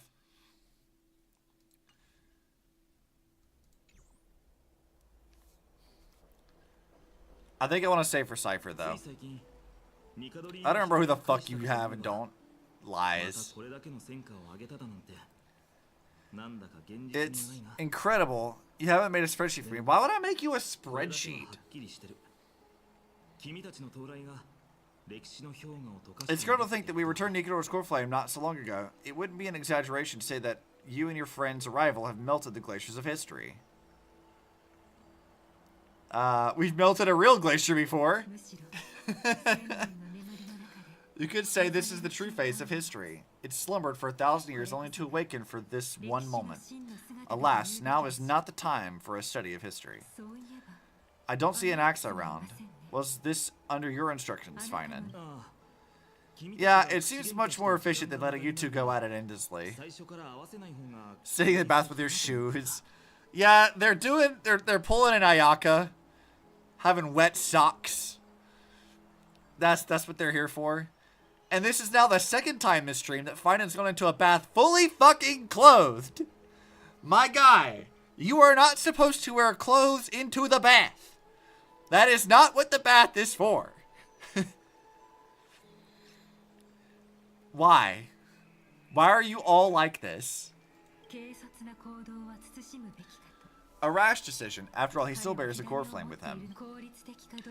I do concur with your assessment of efficiency, though. Now let us table the issue concerning him for the moment. The more urgent matter is the core flame of Oryx.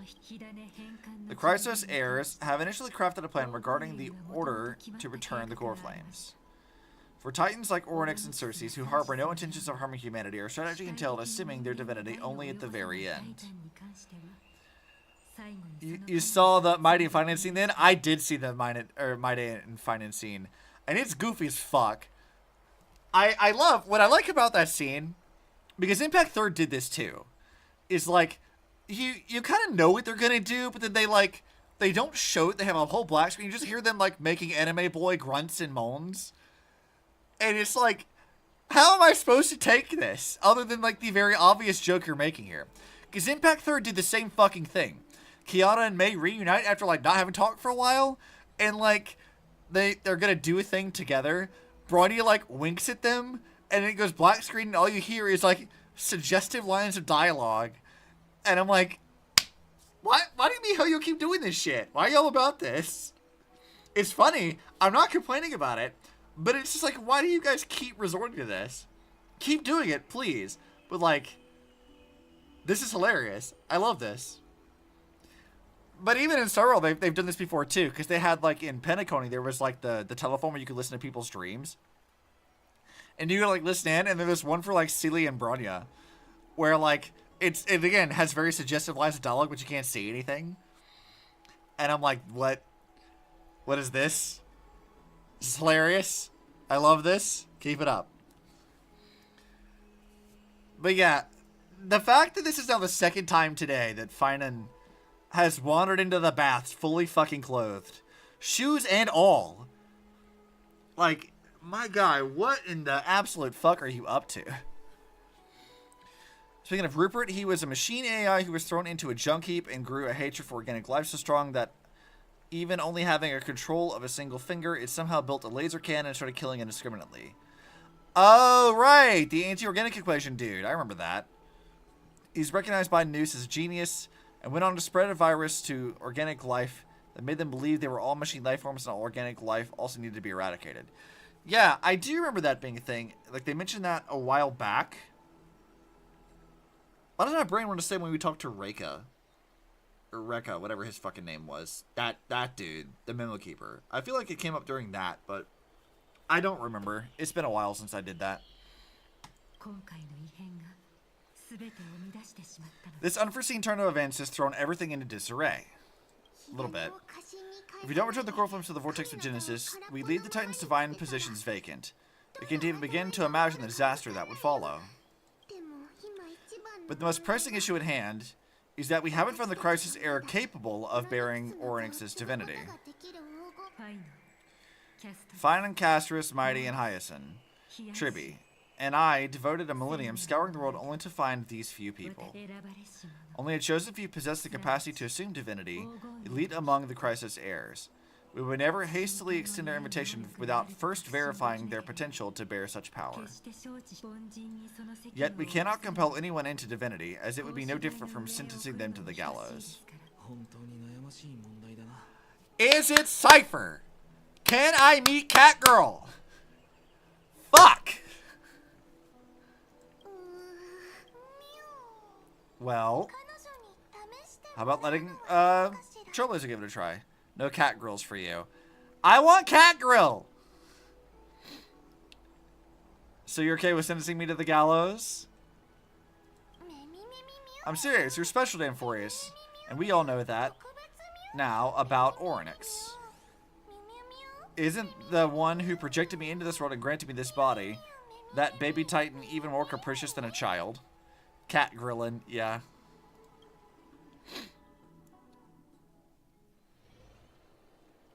So we might be able to take it over. It can be fine. Oh, what's up?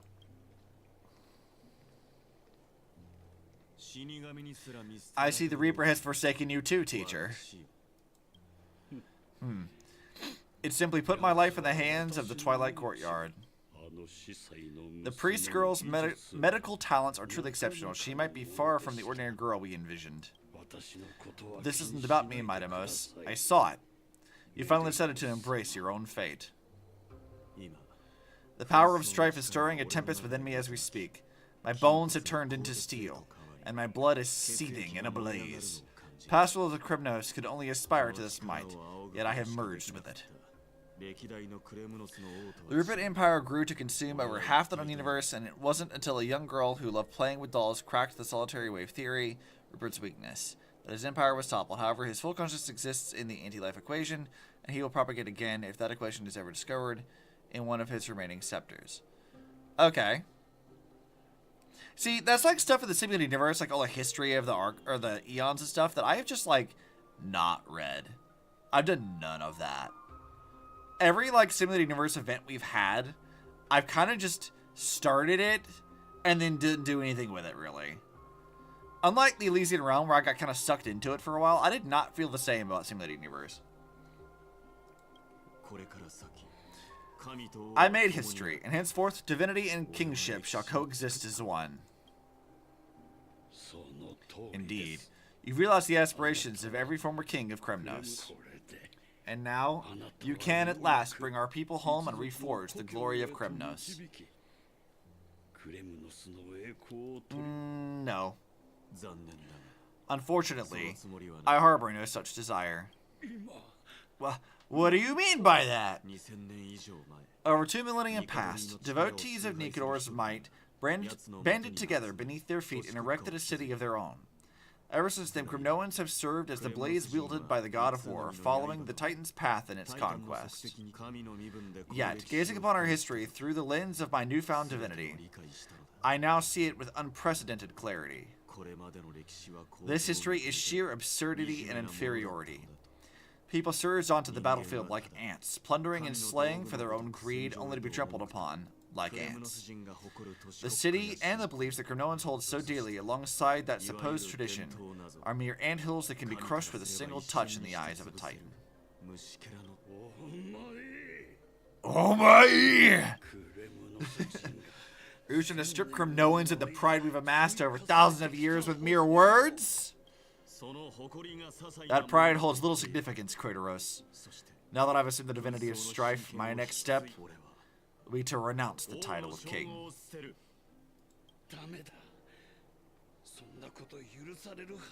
You wanted this, Kratos. You wanted this, buddy. Convey my message to every Crimnoan. This is an order. The Septi created our planet-sized anti-life equation superweapons that are capable of shattering and creating stars and wiping out entire systems in microseconds. Uh-huh. Interesting, interesting.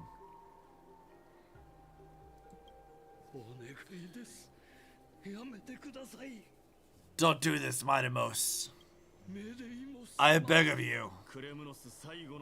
Our history commenced in year 2506 of the light calendar and concluded in year 4931. I, Midamos, last king of Castrum Kremnos, son of Gorgo, do hereby proclaim.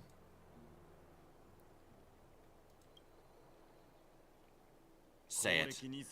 The Kremnoan dynasty comes to an official close today.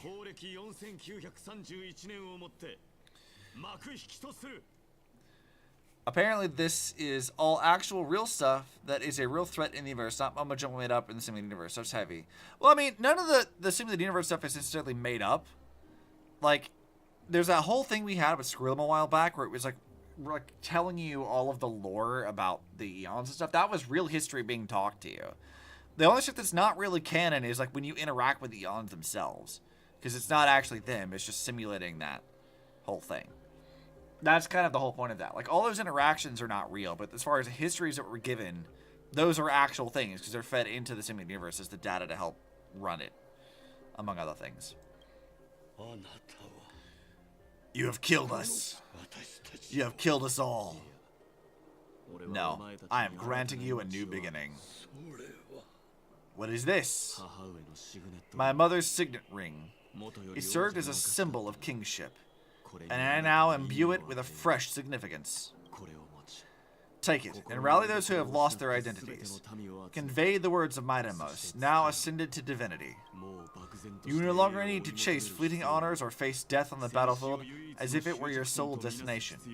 However, you must adapt to fit into the city that which you once observed with indifferent eyes. A cruel fate awaits Amphoreus. No matter how illustrious a dynasty may have been, it crumbles to rubble and gravel before formidable foes. Yet, you shall tread the only path out, one that leads to a brand new world at its end. Why task me with being your messenger? Why not explain it to them yourself? Because only humans can guide the path to be trodden by humans. It is not the lot of humans who crave the power of gods and spiral into madness for it, but humans who stand ready to raise their shields high to protect the lives behind them. See, that's why I never delved into the universe lore, because I had thought that all the stories and info only mattered for it. I didn't think it ever was relevant. No, yeah, it's always been relevant. It's the same thing with, like, the Elysian Realm, right? Like, everything we learn about the Elysian Realm actually happened, but, like, the stuff that happens with the Sims specifically is unique to the Sims, right? Like, they may recount histories to you and things, and those did actually happen to the real persons, and so you can look at, like, the Elysian Realm as, like, a recounting of all the history from the previous era that we didn't know before, but also the Sims experienced different lives from their real-world counterparts after they were created. So they have memories that are unique to them inside the context of the Elysian Realm, and those events are unique to them. So, like, that's kind of the same thing with Simulated Universe. Is like, these are recounting actual stories and real histories, but, like, things happen inside the Simulated Universe stay in the Simulated Universe. They don't affect anything else. Other than just the histories that were fed into it in the first place. It operates pretty much exactly the same.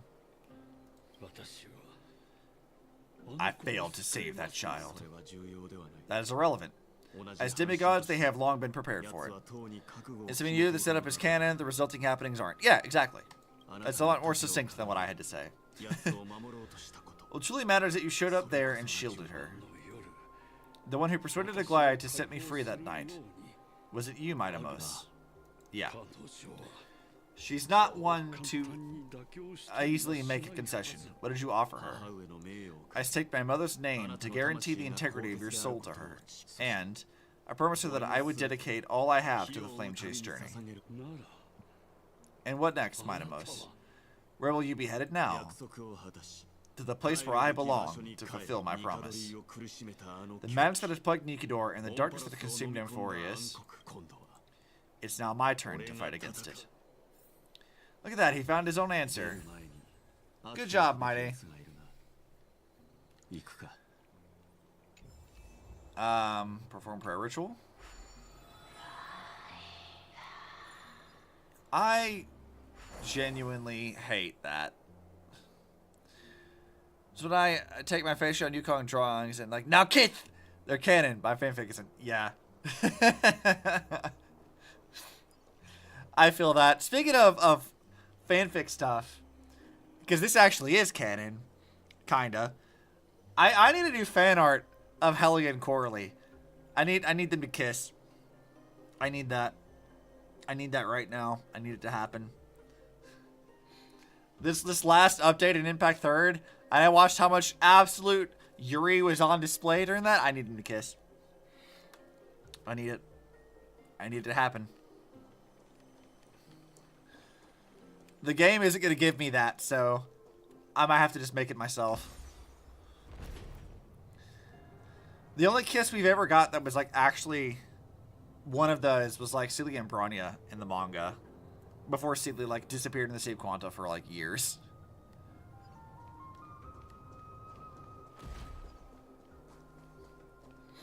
Which, by the way, that kiss existing in the manga is one of the funniest fucking things to me. In the context of some like really like out there, like incel people in the Honkai community. Because like, I heard some years ago that someone was like, oh, Bronya is like homophobic coded. And I'm like, she straight up kisses Celia in the fucking manga. And her entire character was, I'm going to like, at risk of my own death, go save my girlfriend from the depths of like interdimensional space.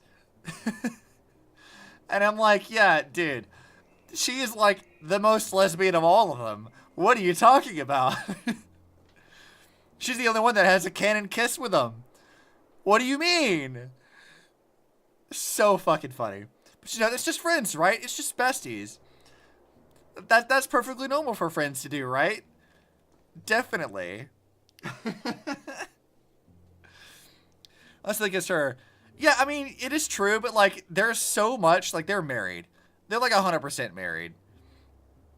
Like, that's very much the case. Any, like, you can say, like, yeah, Celia kissed her, but like, it doesn't really matter. Because, like, Bronia's actions throughout the entire game and the manga very much shows you how she expresses love and care for her anyway. Like, it's not a sexual attraction kind of thing. Because, like, Mihoyo doesn't do that at all. They don't, like, overtly add that for any character. Like, Alicia, for example, is, like, one of the most lesbian characters ever written at all. And, like, even with that, people are like, no, she's poly, or she has heterosexual ships. I'm like, no. When she loves humanity, she didn't marry all of humanity at once in a weird poly relationship thing. She loves humanity in this sense of, like, whatever, this broad sense of it. But she's in love with only one person, and that's Eden. And she talks about how much she loves women and girls all the time. Like, Ellie is super gay. That girl is so lesbian. But how she talks to, like, Eden is very, very different than how she talks to everyone else. And Eden's the same way. And they have ways of, like, showing you that, like, yeah, these two were a thing. These were an item. They were not just platonic friends. They weren't just besties. They were married, right? That was a thing. And, like, that was never done with like an explicit kiss, right? They weren't like making out on screen. They conveyed this to us more subtly. Kiana and May are the same, Kiana and May, they're the same way. They don't explicitly have them do anything, but even then they have like Stigmata where they're in wedding dresses together, gags about it in the 4 Comas when the game first launched about them being married. Kiana being obsessed with her all the time. Like the way that they interact with each other is super gay. And I'm like, they are a couple. Get the fuck over it. That shit is canon. And Helia and Coralie, same thing. They're not going to officially kiss on screen. They're not going to do that. They will convey that relationship to you in literally any other way. But like, yeah, their thing. Also, thank you for gifting a sub, Insane. I appreciate it. Pog, yeah. Like, I don't know, MiHoYo doesn't give us like overt stuff very often. Like, they're not gonna do a thing. And even if they did, certain incels in the community are gonna deny that it's a thing anyway. But like, MiHoYo loves lesbians. They really do. They love their lesbians. They love their Yuri and Yaoi. Like, they're here for the gay stuff. They love that shit. And I am not gonna argue with it.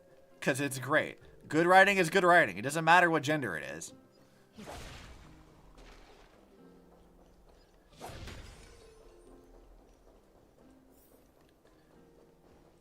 Alright, Aglaya, what the fuck did you want? I forgot what you wanted to talk to me about.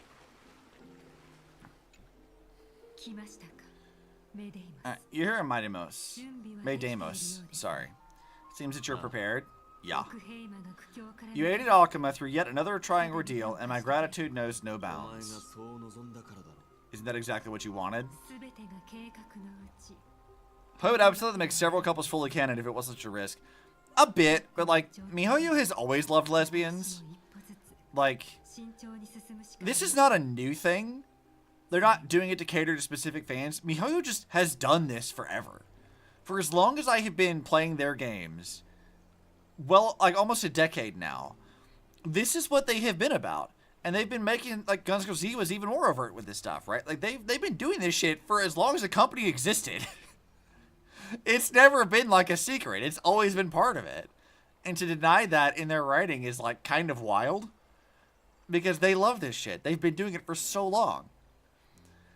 There's very, very few, like, hetero characters in the context of MiHoYo's games. And in fact, what do we have? Like, Otto and Kevin. But Kevin is, you know, he has a canon girlfriend, kind of. But, like, people also ship him with Sue. And they've got a good bromance going on. But, like, we got Otto. He's, like, the one canon hetero character. And he's the bad guy. So... the story of the one in the company who inspired Fu. Yeah. Fu was also one of my favorite characters. Like, she's so fucking good. She's the reason I started playing Honkai Impact Art in the first place. Like, seeing her, like, the first, like, event, the Chronicle stories, where you get to play as her as Phoenix. Yeah. That shit was why I played Honkai when it first launched. I was just eagerly awaiting her as, like, a proper character. She's always going to be one of my favorites. But yeah, MiHoYo does not write straight ships very often. Well, the thing about Honkai lore is that if you're a hetero man in love, you're going to have a bad time. Yeah. Who's the other one? Siegfried? Kiana's dad? And what happens? His fucking wife gets nuked. Literally. They get an adoptive daughter instead, and then she gets fucking nuked. She dies. It's a problem. Siegfried, Otto, Owl. Yeah, Owl and Anna. Who... Owl realizes that, like, the one he was in love with left his sister to die. And then he realizes only as he's about to die, and then their Hershey cores merge and then become a weird, like, you know, duplicate Hershey thing or whatever. Kevin. Yep, Kevin's the bad guy. And then we have to kill him. And his story is all about tragedy. Like, there's not many straight characters in the Honkai lore. And usually it doesn't end well for them. It's really funny. Himiko is also arguably... I think, like, my headcanon is that Himiko is bi. But, like, she at least mentions wanting to get married and wanting a husband. Like, I think she talks about the manga a lot. But part of that's because she's dying. And she knew she was going to die. But, like, Himiko bi, I think, but, you know, has some arguments for hetero, dies. She doesn't live very long. It's just, they keep doing it every time. It's the whole thing. It's a great meme, for sure. You're ready to dedicate all that you have, regardless of the promise you made to me, aren't you? Throughout my time in the Holy City, I've gleaned valuable lessons from you, strategy, leadership, and the adaptability to change. Yet, it is only recently that I've come to realize the truly remarkable quality you possess. First appearance in the manga is that date with a rich guy that got cut short for the mission. Oh yeah, that was just before her fight with Mei, because remember that Mei was like awakened as the Hersher of Thunder partially in Nagazola, and that's why Himiko had to go deal with that shit. Yeah, you're right. But yeah, my headcanon is Himiko's bi. I feel like there's a good argument to be made that Himiko is potentially bi. But like Kiana, lesbian, Mei, lesbian, Alicia, lesbian, Eden, lesbian, Mobius and Klein, lesbians. Like, there's so many gay characters in Honkai. It's great. We love them. Because what I like about the way that miHoYo handles this kind of stuff is, like, it doesn't matter, like, the genders that they're writing. They're focused on very much having, like, good stories for things. And it's not that they're only ever killing off straight characters. Like, I just, referenced Mobius and Klein. Very much, like, gay for each other, for sure. Died. Horrible deaths. Aiden and Ellie died. Horrible deaths. Like, not a good time. If you don't love women, you're fucking gonna. Exactly. Like, everyone in Honkai is at least bi. I think there's, like, there's a good argument to be, like, most of them are lesbian, a handful of them are bi, and a much, much smaller few of them are actually, like, hetero. There's not a strong case for many of them, to be sure. I think, like, Carol's mom, for the sake of the fact that Carol has a mom, and presumably a dad as well, her mom is hetero. We've only seen Lewis, like, a couple of times, so. Also, my iPhone for tracking is dying.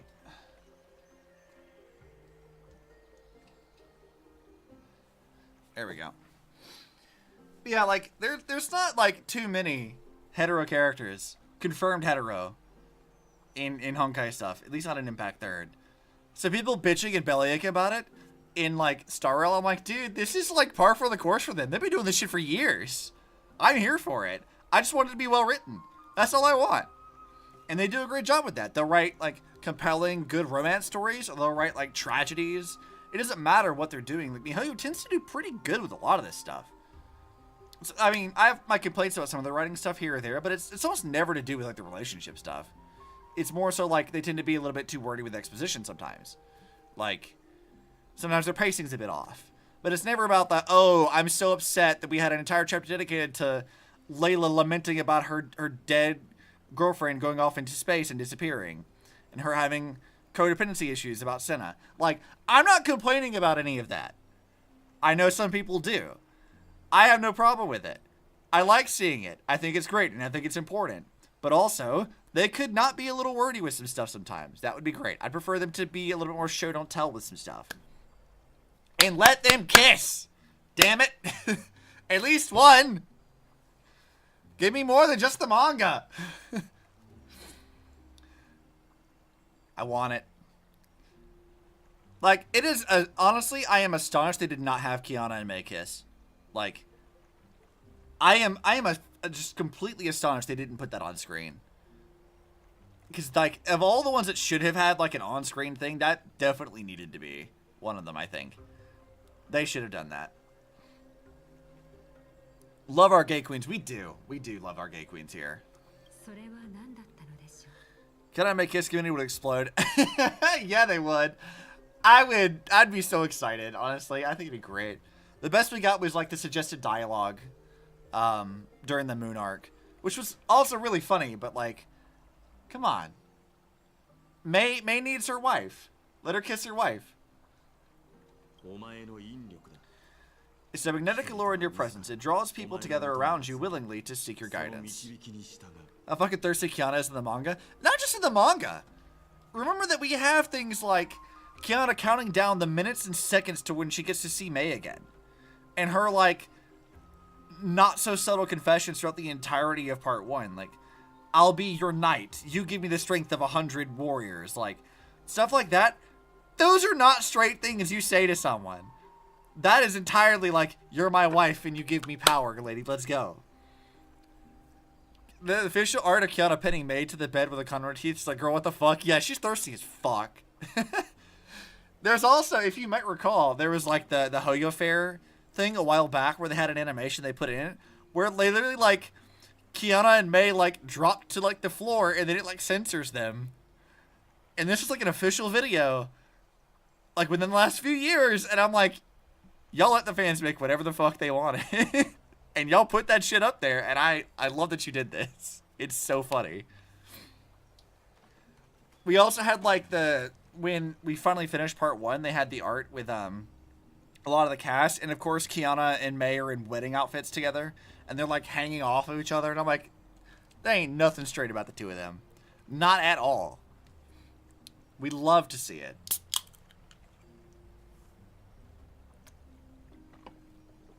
The fun thing about that, though, is, like, with Helia and Coralie, and, like, our most recent stuff, I feel like they've actually been doing a better job of conveying this. Like, I don't want to go into too many spoilery things about this, because it's still pretty recent, but, like, there is so much Yuri in this patch right now about this, and they've been hinting at it for a while already, that, like, there was something between the two of them. Even if they had communication problems, there was clearly something going on. And this most recent patch pretty much like overtly tells you, yeah, by the way, this is like a whole thing. It's great. I love it. Helia's whole arc, by the way, is like among my favorite writing that part 2 has done. Like, it's really, really solid shit. Cannot wait for the Helia battlesuit next patch. I'm curious to them showing that the path of growing older is just being able to control your gay better. I was still being very much just as gay. It's more like not being so fucking horny about it. Like, that's really what it is. Like, hey, maybe tone it down a bit, but like, express your love in verbose, indirect, roundabout fucking ways, but still be very flamboyant and gay. Like, they're here for it. Lesbians can't say I love you. What do you mean? They just say literally all this other shit, which is great, and I love it. It's fantastic. It's some of my like favorite lines of dialogue come from that. Of like, there is nothing straight about that at all.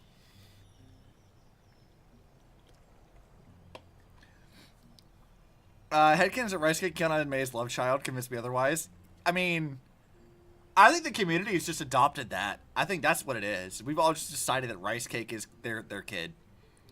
Yes, technically Rice Cake is Kiana's memory of when she was a child and finally decided to like take on her ideals that would be important for her later. It's a very crucial part of her history, but also love child.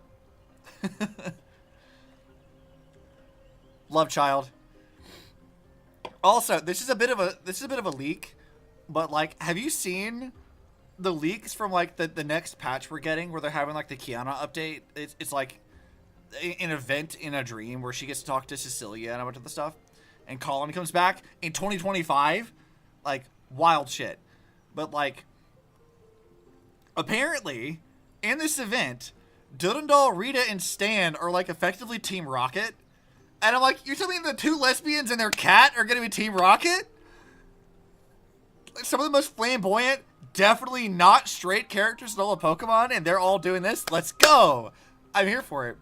Sharks in 2025? Yeah, Cecilia and Colin are coming back in the next, like, patch in the event.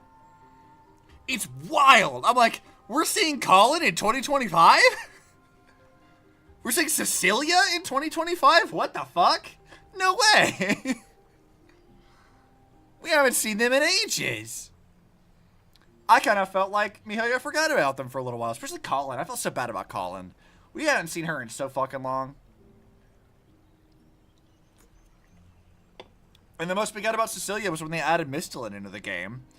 And have just Kira being pissed that Mistalin is not Cecilia. Just stole her face.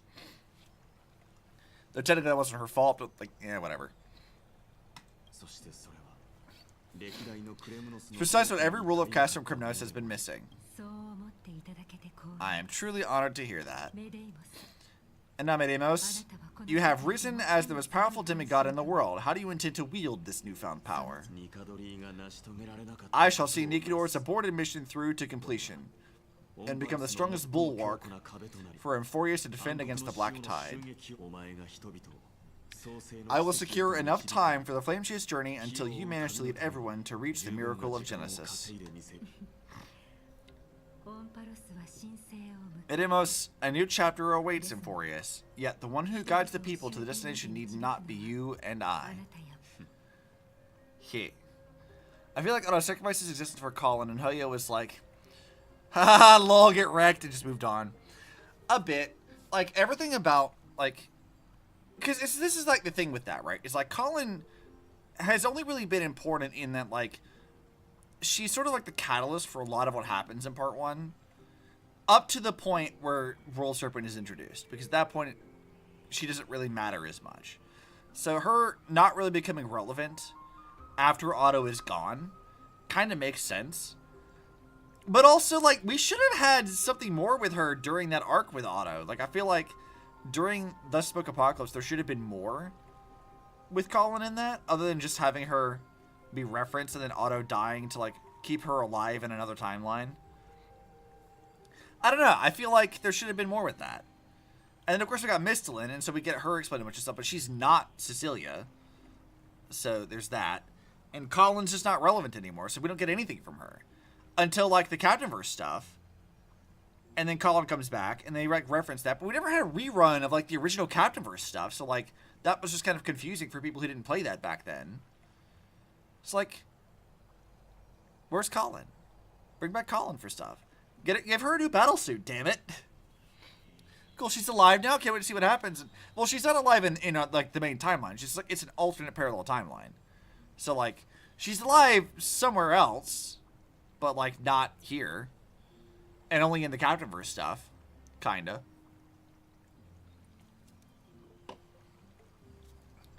Where's my Sakura Colin stuff? Damn it! I want to see Sakura and Colin have more stuff. I want that. That's like one of the original Yuri ships in this series. Where's Sakura and Colin? Damn it.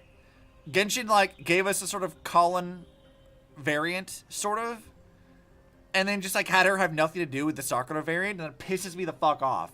Why did y'all do that? How dare you? Yeah, Sakura in the future of Star Wars. I heard about that. I heard about that from the leakers. We need more of Sakura. Not her, like, Genshin variant, but like the actual Sakura, like her assassin form from the previous era. Like, I want more of that. We don't see that very often. And also Ren, we haven't seen Ren at all. Hyacinth's like kinda, she's not really a variant, but she's like kind of maybe possibly related to that, sort of, but not really. But like, where's Ren? Ren's like a crucial part of like Sakura's story. We like Genshin skipped over that bullshit. They didn't care. They kind of ignored all of that. So, what the fuck? So Otto captured himself to save a different Colin in a different world that had no effect on the one he was in, but an alternate timeline in which there was likely already alternate timelines where she lived anyway. Cool, lol. I mean, sort of. The way, like, what Otto's plan was like, he was going to sacrifice himself to revert time and keep Colin alive in the main timeline. He was just going to rewind time. And Kevin doesn't give a shit because that wasn't going to change anything as far as he was concerned. We were still going to move towards a harsher finality anyway. Otto was just convinced, because he's a fucking simp, that Colin living on past where she had died in the main timeline would have been like something that would have helped. She would have been able to see the world where he could not. Whether or not that's actually true is anyone's guess. But what ended up happening is that when Kiana and Durandal like kind of stopped that from happening, what his sacrifice actually did was he went to like a nexus point in the timeline and created a new branch on the imaginary tree from the original timeline where Colin would have survived. And I'm pretty sure that they've established that he did check into the imaginary tree using Seed of Sumeru to, like, see if Colin survives other timelines, and the ones he checked, she didn't. But, like, I mean, we already knew that Colin existed in other timelines anyway, because the Captainverse stuff was like that, right? Like, Colin exists in the Captainverse. Though, technically, in the original event, she does die along with Luna and Himiko and everything else. But, like, whatever. That was... It's been fixed. Kinda. But that's sort of what Otto did, is he just created an alternate branch. It didn't really matter other than satisfying his own grief. And all that had to happen anyway was so that Otto would help drive the world in progression to a good conclusion. Yeah, Otto was just kind of selfish. He calls himself like a fool and a clown. He always plays like a jester. And that's kind of a good role for him because, yeah, everything he did was entirely selfish. Like, it had nothing to do with, like, furthering humanity or keeping everyone alive. That's what he says it was, but really he was just like, Colin didn't need to die. I loved Colin. I wanted Colin to live. That's really what it was. He was just selfish. And his sacrifice was to make a timeline where Colin would survive. He says it's because he thinks that she would save the world, and maybe he's just looking at her through, like, rose-tinted glasses. But, like, whatever. It didn't help the current timeline because he didn't give a shit about the current timeline. His timeline, Colin dies. So, like, and it is his own fault at that. So, well, partially his own fault. So he doesn't care about the current timeline or anybody in it. All he cares about is doing this selfish thing he wanted. Even if it kills himself, as long as Colin lives, he doesn't care. It is a story of love in a twisted sense of it, but that is what Otto's whole thing is about. He's a simp.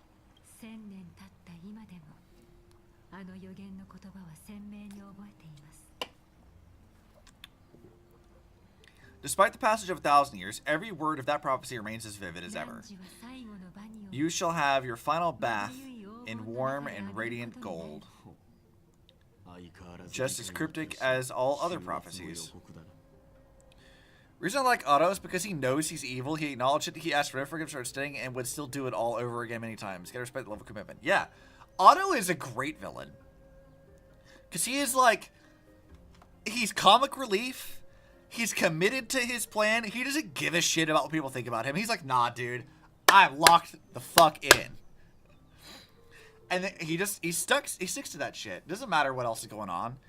He, like, makes a pact with Kevin, but only so far as he can just do what he was going to do anyway. He doesn't care if it kills anybody else in the world. He's like, whatever, I'll burn it all down. I don't give a shit. I got my own plans to do. I'll sacrifice anybody and treat them all like pawns. I don't care. Like, that's what Otto's like. That's all he cares about. But he's also an extra little bitch. And he, like, dotes on Teddy because she reminds him of Colin. And I'm like, he's such a little weird freak, and I love him. He's very fun to hate, but he's also just a really great character. Like, I like Kevin too, but, like, Kevin is, like, a very different kind of antagonist, because his story is a lot more about tragedy and loss. Like that's Kevin's entire thing is tragedy. So, like, Otto is tragic in his own way too, but, like, it's not the same kind of thing. It's different. And it's a lot more of, like, his own ego than anything else. Whereas Kevin's like, I have a duty to my dead compatriots that I have to see this through to the end. I made a promise and I intend to keep it. Like, his thing is a lot more, like, solemn and meaningful than Otto's. It's just like, nope. Colin was the fucking best. This world should not have had her killed. And I'm gonna fix that shit. I don't care who dies. It's like, sure, Otto. Whatever you want, man.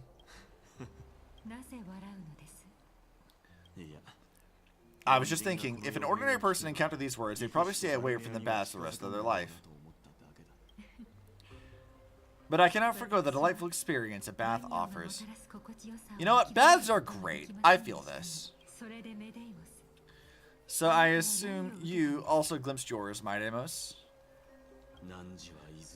One day you shall die with a wound in your back. That is a rather straightforward scenario.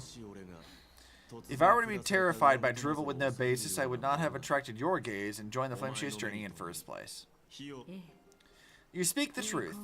May you be destined for a powerful fate, and may you reunite in the promised new world. Farewell, my day. I like Otto the same way I love someone like Eldibus and Ermit Selch from FF14. I hope I pronounced that correctly. A character who you can look at them, see all the paths of their motivation, you can say you understand exactly what they're coming from, and sympathize, even if you still know you have to put them down to stop them. A villain I can respect is the best. Well, that's kind of why I like Sidon so much. It's like, you listen to Sidon's story, you read about it, and you're like, yeah, I fucking get it. I know exactly why you had your crash out. Like, I have absolutely zero, like, judgments about this. Like, no, yeah, I fucking get it. Would have done the same fucking thing. I mean, maybe not throwing, like, you know, rocks from the moon, but, like, I get it.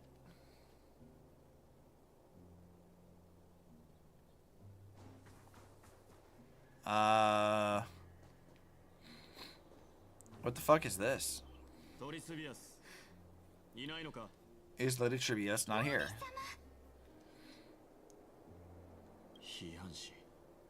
Hiaji?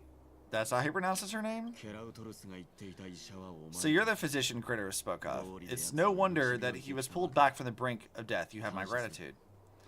Wait, you two have never met before? What? How? How have you not met up to this point? What the fuck? Yeah, I can take that as a compliment, right? I heard about what happened in the Grove. I am deeply sorry for your loss. I've heard far too much about death and grief recently. To quote Lady Tribby, we should all focus on tomorrow, shouldn't we? It's a valid point. You've always been the most optimistic one among us. But, hold on a minute. Have you two met or not?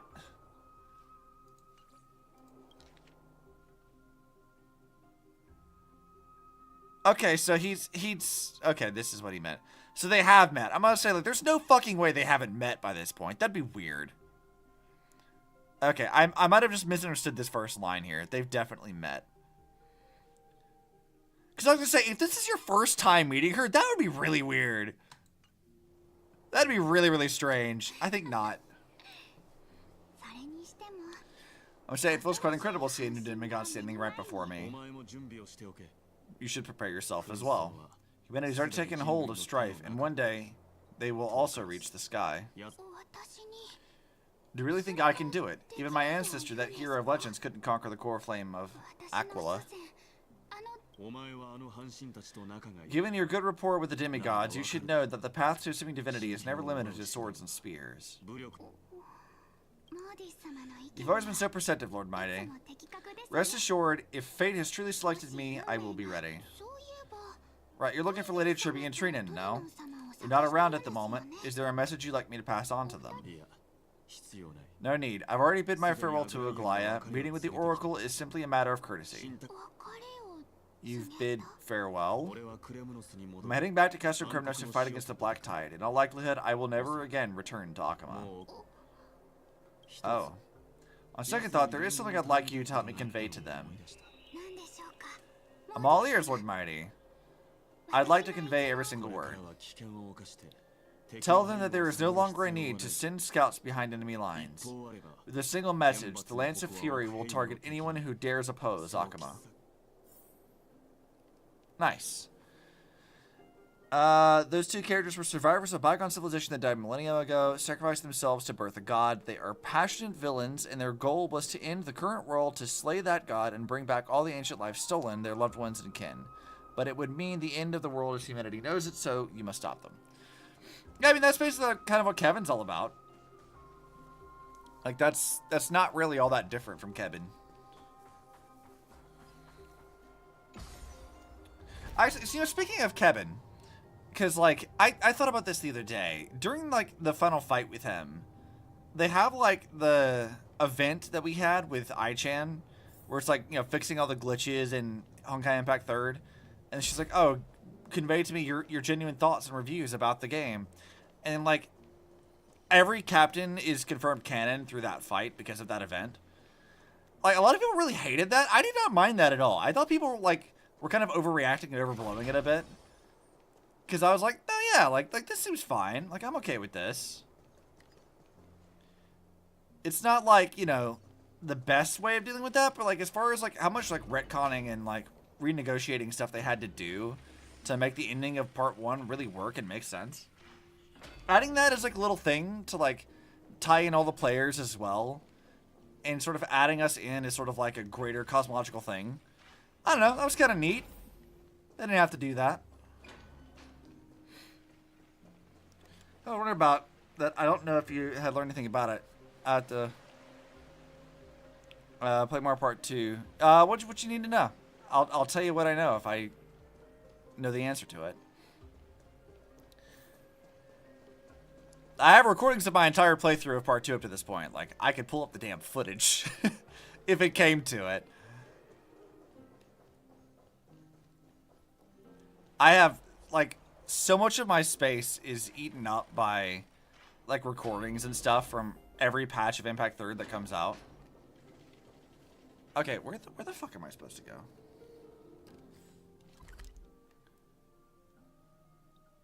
Okay, it was all the way up there. Oh, that's bidding farewell to the Traveler's Dawn. I don't want to do that.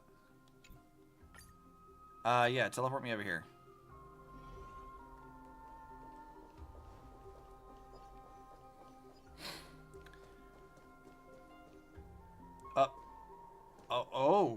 Oh, that's not... What the fuck? Why is everything lag? What the fuck is happening? Chill. PC, what the fuck? What, what the fuck is happening?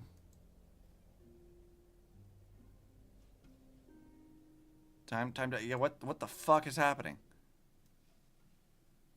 What, we good? What the fuck was that? What the hell? What the fuck was that? That was so weird. I'm not overrunning any of my power usage or anything. What the fuck? Let's go see. My memory is doing pretty good. My GPU is running at like 61%, so that's running a little high. Oh, it's not ideal. What the fuck was that? What the hell? That was, yeah, that was, I have no idea what that was. That's so weird. What the fuck just happened? Now, sure, we're talking about the Star Rail homing up with her collab. There was a whole Sparkle reveal, but in the end, somewhere it looks like she goes back in time to cap Shoji working on the script. Oh yeah, that was like the video you're talking about, right? Where they announced it. Someone translated the script to be the final lesson script. Did they ever do anything with that, or was it just a red herring to fuck with? It was just a fuck with this. That wasn't actually canon. We didn't know what the Star Rail event was gonna be, so like, the way I look at like things is like videos that they upload to YouTube are like likely not to be canon for the most part. That's like, unless they're like animations or they're like specifically in game as well. Like I would not consider, like, especially the ones with like live action stuff, they're just there to fuck with people. It's just an announcement, just a fun thing. The thing to remember about the Sparkle event and what happened with that was that they did confirm a few things about how Impact 3rd relates to Star Rail, in that when Kiana awakened as the Herbster finality, Mars and the time was frozen on Mars for whatever reason, and it started to resume normally. And when that happened, it basically was a beacon to everything in the galaxy, which attracted the attention of Sparkle, and by extension, Aha, and also the Memo Keepers.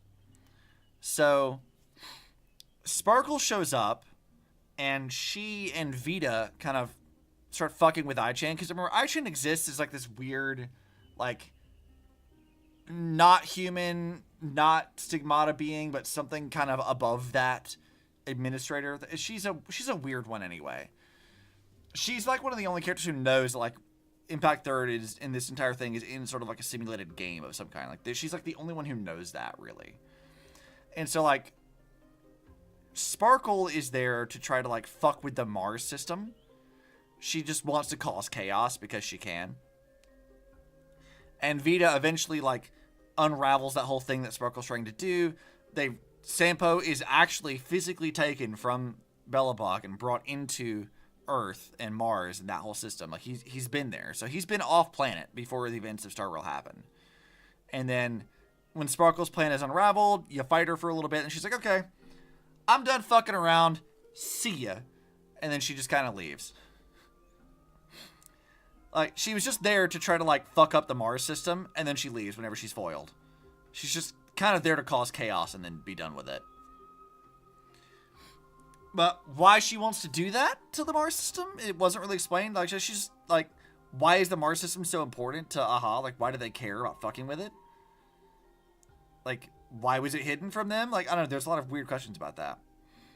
So you're going to see Cynthia causing chaos on Lafu. Yeah, I do feel like there was some missed opportunities there. She's a masterful. Why does she do half the shit she does? I mean, there's usually reasons for it. Like, it's whatever's the most entertaining to her at the end of the day. Like, that's kind of how they all operate, is whatever's the most entertaining. Which is why Vita is, like, technically, maybe, officially a part of that. I say maybe because it might have been a ploy by her to get Sparkle to fuck off and stop messing with her plans. But I think officially Vita is also a masked fool now. Technically. That there's nothing really that's come from that up to this point. But yeah, like, she shows up just to kind of be a little chaos goblin and then leave. Just sends Sampo back to Belobog and then does whatever she does until Star Rail's events happen. So that was really all that came of that. Like, that wasn't really like a whole lot going on, really. And you could argue the same thing happened with the Genshin collab too. Like, the way they handled that was like the Genshin event was just game ideas that Otto and Welt were bouncing back and forth at each other. And so Genshin didn't really exist, technically. It was just like a game that they were working on. They were crafting up stories. Some of which would eventually parallel stories that did happen in Genshin, like in Inazuma and stuff. So, like, there was that. But, like, it wasn't a super high stakes thing.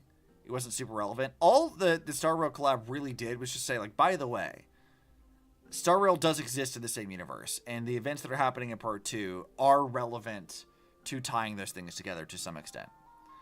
They are important. And then later they would have the Mima Keeper try to steal Kiana's memories. And Kiana's like, haha, fuck off. Not dealing with that.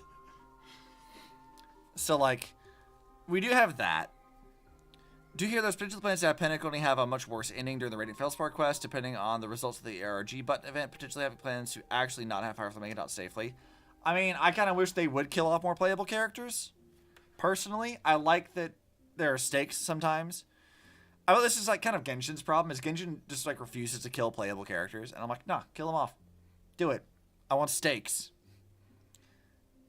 Do it. Star Rail's done that fairly well so far. Like, we had like Tingyun, quote unquote, was killed. And then she was sort of brought back, but she was severely damaged. And that was a whole problem. And they've had like actual, like, mostly NPCs die. And I believe that Amphoreus gets real serious real fast as well. So, like, we do have, like, playable characters in Star Rail who do die. Like, Gallagher dies. We should actually pull the trigger on a lot more and tease it so much. It's been egregious. Yeah. I want just more stakes for things. I feel like Amphoreus actually does this, but not yet. I don't think I've gotten to these parts yet. I've seen leaks on Twitter, so I know some things are coming. I know some things are coming. And I'm okay with, like, being aware of that, but, like, yeah. We need more stakes. I need things to die more often. Thanks. Genshin just can't commit. They can only ever kill off NPCs. They can't actually kill playable characters. Stakes are yummy. More stakes. Exactly, Anne. More stakes. Just making me hungry now.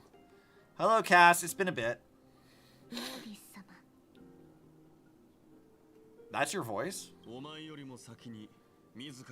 I'll be embracing my destiny before you do, Castris.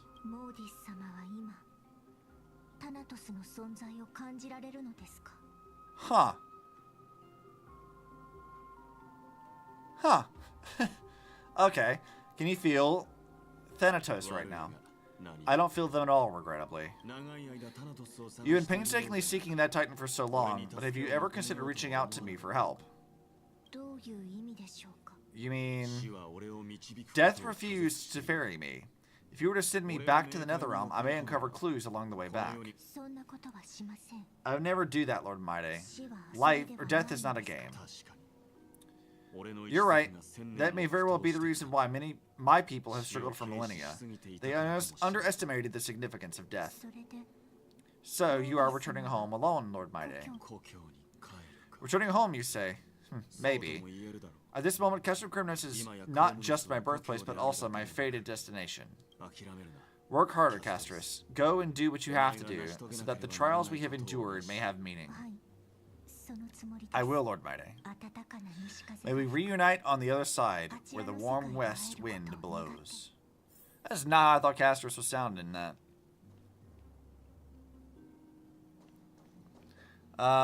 If you're gonna tease it, actually do it, or else stop wasting your time. Yeah. You know, even Impact 3rd has kind of done that. Not about, like, killing characters, but, like, they had a thing a while back. It was an animation that teased a fight between, it was, like, May and Dudendal, I think. And we never got that. Like, that never happened. We had, like, a few different things in some animations that, like, they do show up even in game. And I'm like, this never happened, though. Why are we avoiding that? Put that shit in the game. Let me do that, please. I don't want characters to die, but if they won't do it, stop trying to make... Yeah, I mean, no one wants characters to die, but I recognize the narrative importance of doing that.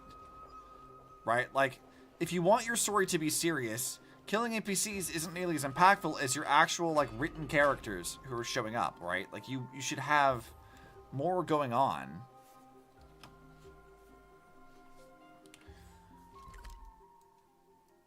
Alright, Cartonis is all the fucking way over here. Yeah, they really teased in the cluster channel with May and Judy facing off, but that never happened. Yeah. I felt a little annoyed by that one. I was like, why did you not do something with this? It felt a little bit obnoxious.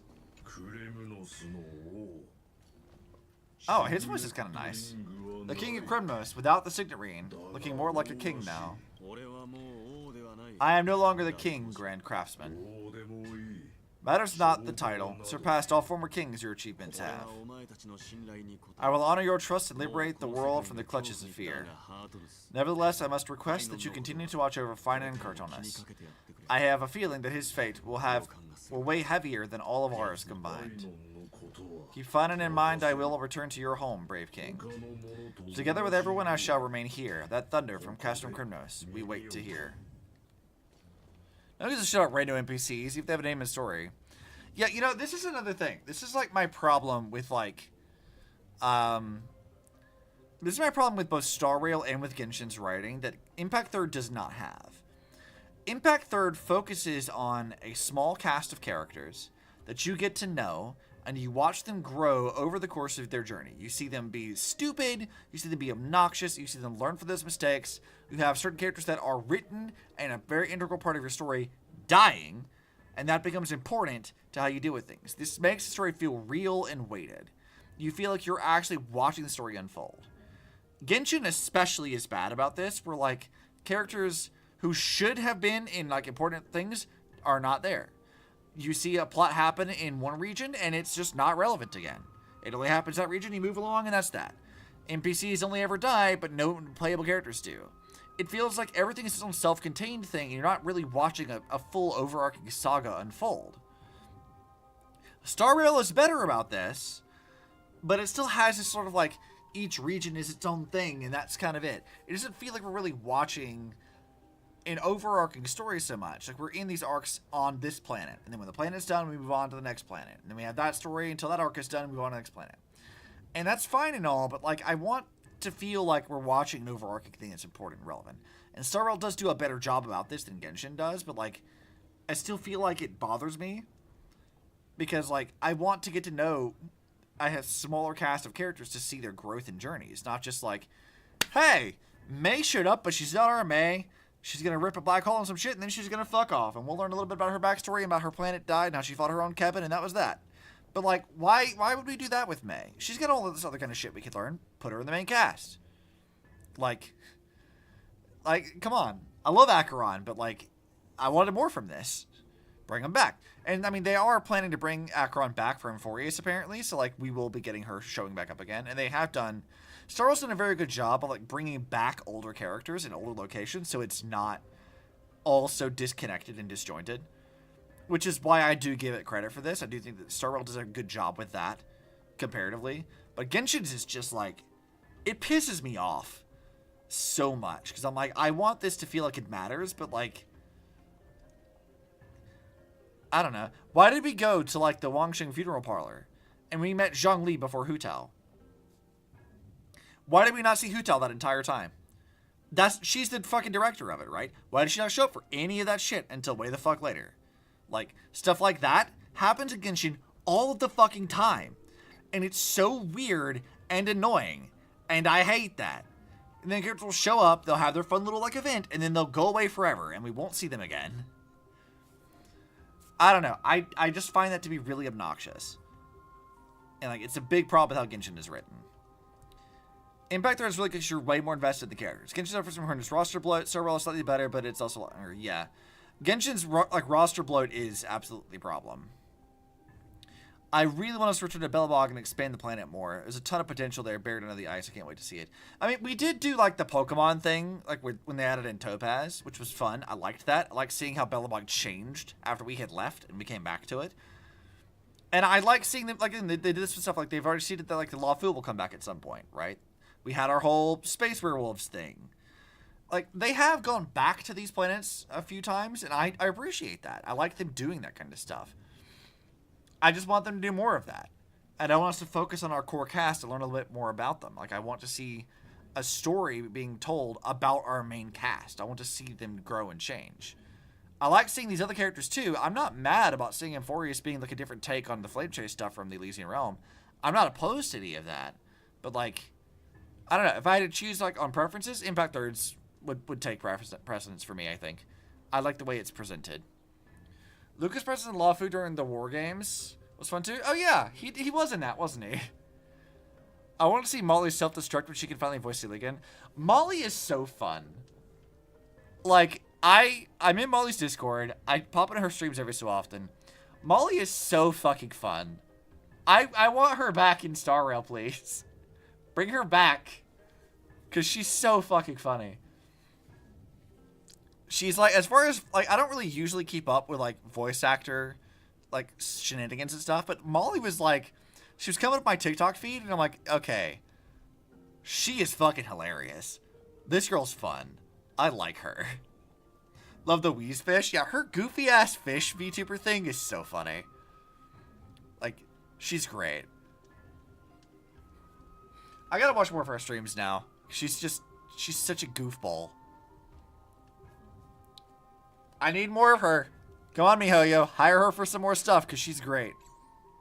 She's a little troll and a goblin, and I am okay with it. She genuinely has, like, feral cat energy. Like, she's so just hyperactive on occasion. I'm like, girl, you was fun. You seem like you'd be fun to hang out with. Unironically done more to make the VAs feel more personable than any fan to the fans than anyone else. I mean, I would say so. Like, I don't mind, like, voice actors kind of just doing their job and going home. I don't think that's really a problem. That's how most projects are. Like, how often do you, like, play a game and you actually, like, follow the voice actors for it and see what they're up to? Like, that's not an often thing that you do. But, like, I like that she's, like, fun to watch. I like that she's brought a lot of the voice actors together to do stuff. Like, that's actually really interesting and fun to do. They don't have to do any of that. And I don't hold anyone, like, with any ill feelings for not doing that. But, like, she does it, and it's fun. Alejandro and Molly. You talking about Sayu? Because Sayu's fun. And I follow Amelie. But, you know, the fun thing about this is a little tangent now. I knew of Amelie before she was a VTuber, not because I know her personally or anything, but because I was, like, doom scrolling through Spotify and I was getting her music recommended to me.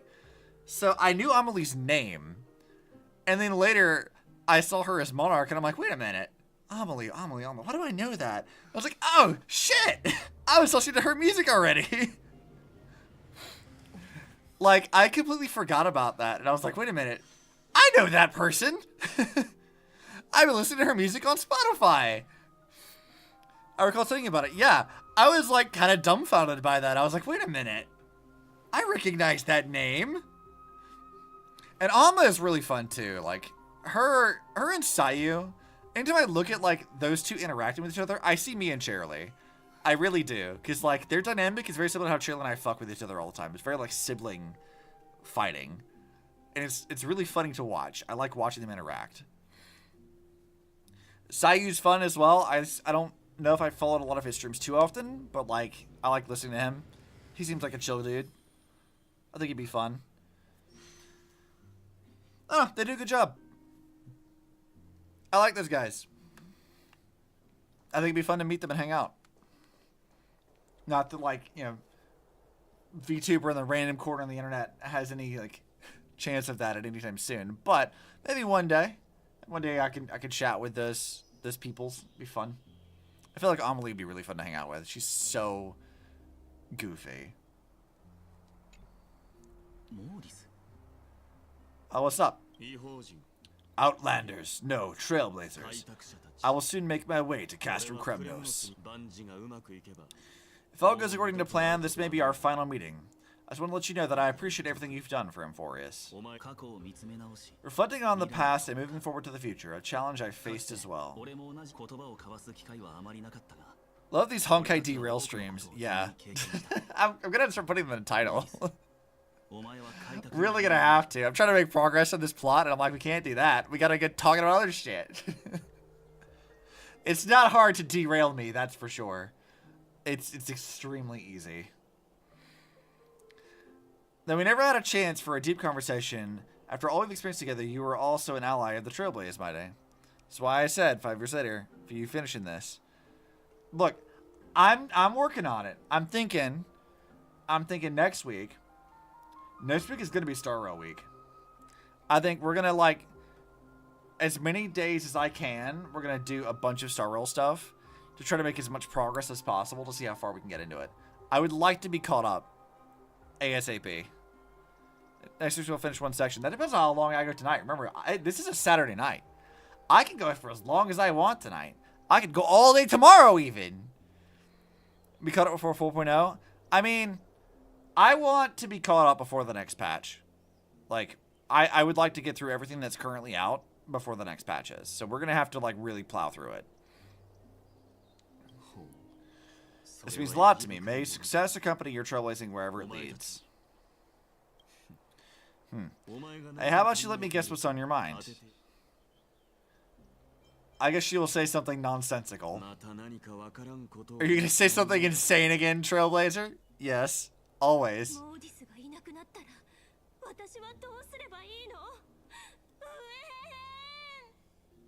Wait, that's what she sounds like in Japanese? That's not how I thought she would sound. How about catching up before next patch to avoid insanity? Everything's been too obvious. Shit's going down if you don't exploit. Yeah, I've already seen some spoilery things already. So, I feel like it's going to be impossible to avoid it unless I, like, really rush through. Just smile if you don't know how to respond. Now that I bear the divine within me, I get the vague feeling that you have a great significance for the future of Amphoreus. With this departure, I fear that I will never again return. Can I entrust you both to watch my back, and to continue supporting the Flame's journey in my absence? Yui Ishikawa the goat? Yay. I wasn't expecting that to be her voice, but I like it. It's funny. Rest assured, we'll do everything we can. You have my gratitude then. Farewell. Hold up. Yeah?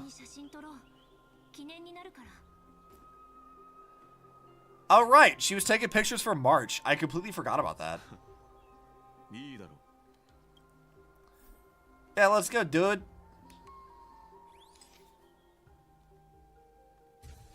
Pop. That's pretty good. What do you think? Well, it feels peculiar, I suppose. I'm not talking about your photographic skills. It's just that I really take photos.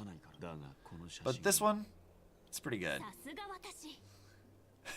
Sasuga watashi. Goob. I wish I had started the game with Japanese dubs, so I would have avoided the EN dubs shenanigans over this. Yeah, a bit. I think my problem with the English dub is honestly been pronunciations. Like, yeah, there's been a lot of silence and stuff, which has been its own thing. But, like, I don't hate the English voice acting. Like, I don't think they do a bad job. But, like, whoever's telling them, like, how to pronounce things is like, ew. Why? Why did you do that? Sireni is like, the one that I'm drawing the fucking line at. That's some bullshit. But, like, we ain't doing that. But, yeah, I don't know. I feel like the English dub's done, like, I feel like it's a bad rap to some extent, but, like, yeah, Japanese feels more consistent, and those are the connections to impact their friends. Yeah, I think so. I was saying this before with, like, my problem with Amphoreus, and in terms of, like, the vocal delivery in English, has been, like, the inconsistency in accents. Like, Aglaya is inexplicably British for some reason. We had, like, an Irish guy we met a while back, and I'm like, isn't this place, like, ancient Greece? Like, why the fuck are you British? Why are you Irish? Like, this just feels weird. When I hear certain names, yeah, same. I do too. I don't. The inconsistency in accents and direction for Amphoreus was kind of obnoxious because I'm like, what the fuck is going on? Like, why do you talk like that? Like, that doesn't make sense. Like, this is the same region. Like, surely, like, there'd be dialects, but they should feel somewhat similar to each other. But, like, they don't. They feel, like, really weirdly distinct. And that varies from, like, NPC to NPC or character to character. And I'm like, what is going on here? Japanese, thus far, at least for what we've done this stream, feels infinitely more, like, consistent. So, I appreciate that. I'm glad you like it. Make sure not to leave any regrets behind. Crushing out hard doing the latest patch for certain characters' names in the English dub. Like which one? Because, again, it can't be worse than Sireni. What? I wish the same for you during your time in Amphoreus. Alright, onwards then. Surely they're not going to mispronounce Cypher. That can't be mispronounced. Hyacinth's name, I feel like it would have been... It's just as bad as Sirene. Oh, God. Like, why did they not just call her Cyrene? That makes the most sense. That pisses me off so much. That should have been Cyrene. Why? Like, that is so obnoxious. I'm gonna, like, listen to the Japanese dub before I really, like, harshly criticize it, but, like, that really just, like, I viscerally reject that. It's almost as funny as, like, when people are playing Impact 3rd and they call Sealy Seal. Like, Celiosi? Oh, what, Celios? Celios seems like I'd pronounce that. Yeah, Celios. Or Celios, maybe. Celiosi. That's... No. No, that's... Why are they adding the extra... Like, those are not, like... That's not how you pronounce that. Like, Celiosi is just weird. Celios or Celiose, maybe? But, like... No. What? I'm confused. It just, I don't know, stuff like that feels like really inconsistent and weird. It feels like it was not written by people who actually, like, speak English. Maybe I'm being a little harsh on it, but, like, pronunciations has been wildly off. And it isn't just this game either. Like, Genshin's the same way. Like, the way they pronounce stuff in Genshin is also, like, weird and not good. That's how I feel. The E should be silent in my head. Yeah, like, it should be either say or something else. It should not be Ciliosi. Sireni. Like, it's... Ugh! Ugh! I hate that. Brits is here. Run. Midamos is not the prince anymore. He's now the guardian of Amphoreus. What's going on? Yeah, what is... Why are the kids running from Maide? Will you salute the guardian of Amphoreus? Oh. these other Kremnoans. Oh, they're all seeing him off. It's been a while, Guardian. I should have known you were the mastermind behind this. You gotta say goodbye to your boyfriend. Hey, don't go pointing fingers without cause. I swear I'm innocent this time.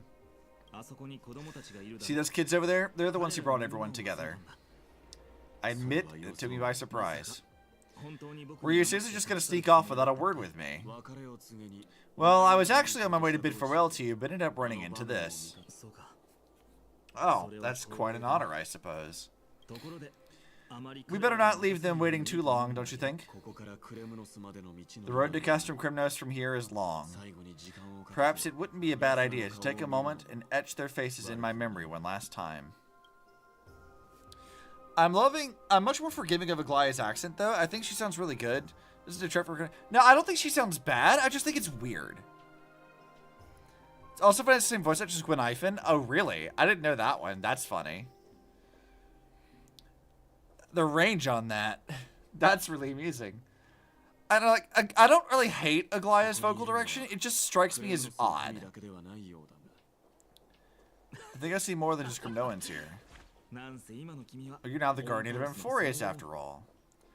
I'm thinking maybe it's about time the god of strife gets a new name. It's wild hearing them side by side. Yeah, I bet. God of solidarity or preservation. Don Hung mentioned that one to me. Yeah, what's gonna be your boyfriend's new name? Tell me. Young ginky streamer girl versus regal demigod lady. Yeah. I actually really like Gwen Ifen. I wish they'd use her more for stuff, but I don't know what they would use her for. Like, putting her in, like, the ghost hunting club thing was, like, yeah, that tracks. Though, to be honest, that did come off as a little bit in poor taste. Having a streamer go to a sacred graveyard to stream and make light of it. That's a little bit on the nose there, Mihoyo. Just a bit. But I do like Gwen Ifen. And Gwen Ifen also means more Sushong, and I'm okay with that. I love Gwen Ifen's Sushong's dynamic, though. It's fucking round. Yeah, it's good. I like them. Any fun guys you want to share? This might be your last chance. Why so quiet? I thought divinity would wash away some of your sentiments. Do you truly feel as carefree? Do you truly feel as carefree as you seem, or is it just a facade you wear? It's a facade. Kevin is never this happy. He's got to be miserable. It's always Kevin. You know what? You sound just like Aglaya in this moment. Because they see through your bullshit, Kevin. But you're not off the mark. I thought putting on a nonchalant front for this occasion might help us preserve some dignity. I can see through your deception even without the power of mind reading. Am I really that terrible at controlling my facial expressions? You're just sad. You have sad puppy energy. Wasn't Kevin more upbeat when he was young and proverbial shitstorm hit the fan? Yeah, he was. That's part of the tragedy of his characters. Like, when you look at the manga stuff, you see how Kevin was. He was, like, carefree, dumb Kislana, like what we always expect Kislanas to be. And then everything went to shit, and he became a soldier and started watching people he knew die. And then he was traumatized, and then had parts of his brain experimented on by Mobius, and it got worse and worse and worse. And then he just, you know, became the last pillar of that dead civilization. It's not great. It kind of does things to you. Thank you for aiding me in defeating my archenemy, Mairemos. Legendary tier crash out. I mean, yeah. No need to thank me. This triumph brings no delight, nor does it signify closure. You understand that more than me. Indeed. In the end, I still haven't unraveled the mystery behind that black-robed swordmaster, and I can't even ascertain their demise. Maybe I never managed to cut off my destiny. That matters not. Pain may be cured, but scars remain, and they should not be effaced. I forget what that means. Even with the divine might of Oryx, you cannot stop the past from leaving its marks in our blind spots. Can you genuinely let go of everything as soon as that Swordmaster is dead? That's impossible. Revenge is merely an obligation that must be carried out, and no one can find the mental fulfillment through it. You're right. Look forward.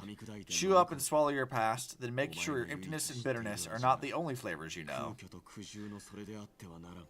Yeah, don't become Kevin. Where emptiness, bitterness, and loneliness is all you have. Remember your friends and family. Not just your mission. Remember that there is a whole world behind you waiting to be saved. But hey, Maide, what happens when that whole world is gone? What happens when everyone is dead, huh? Because, I got a feeling, if it's Kevin, that's what's gonna happen. What does he do when there is no world left to be saved? What then? All that's left for him is his revenge. And his mission. I will keep that in mind. I have a final favor to ask. Please look after the Kremnoan warriors in my absence. They will undoubtedly face challenges while assimilating into Akuma. It is my sole regret that I cannot stand by them during this time. Do not worry. Leave it to me. And while I'm at it, I'm going to find out if the Kremnoan language is really missing that many words. Lamau. The Kremnoan philosophy can never be encapsulated in a mere dictionary. But, if there's a chance in the next life, you should come visit my library.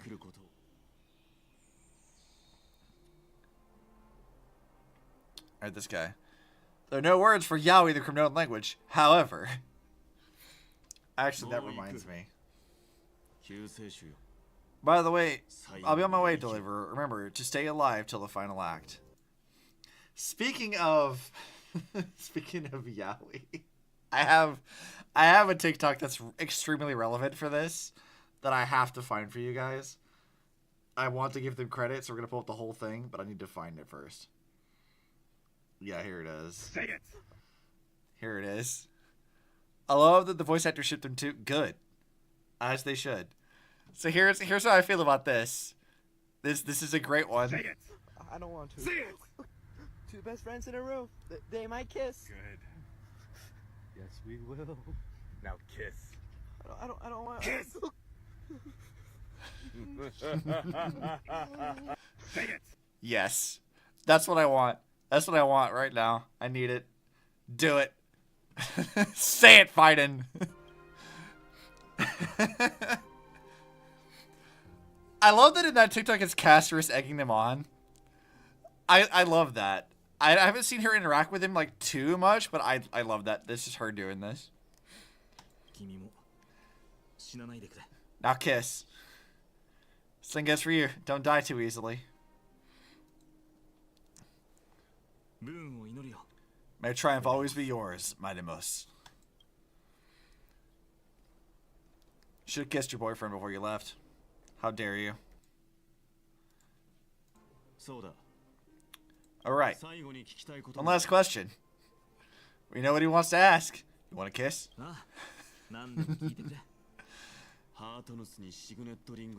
Are you the one who told Cartonis about the signet ring? Right. Well...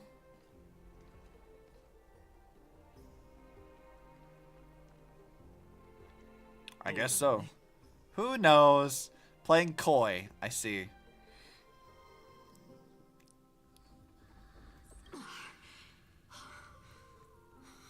Okay.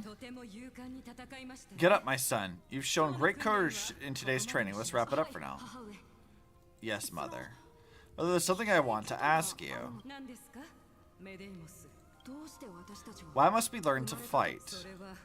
It is for glory and honor, my son, for Kremnoan's mastery of the sword and spears is ingrained from birth, and the battlefield is our destined end. Is that really the way it is, mother?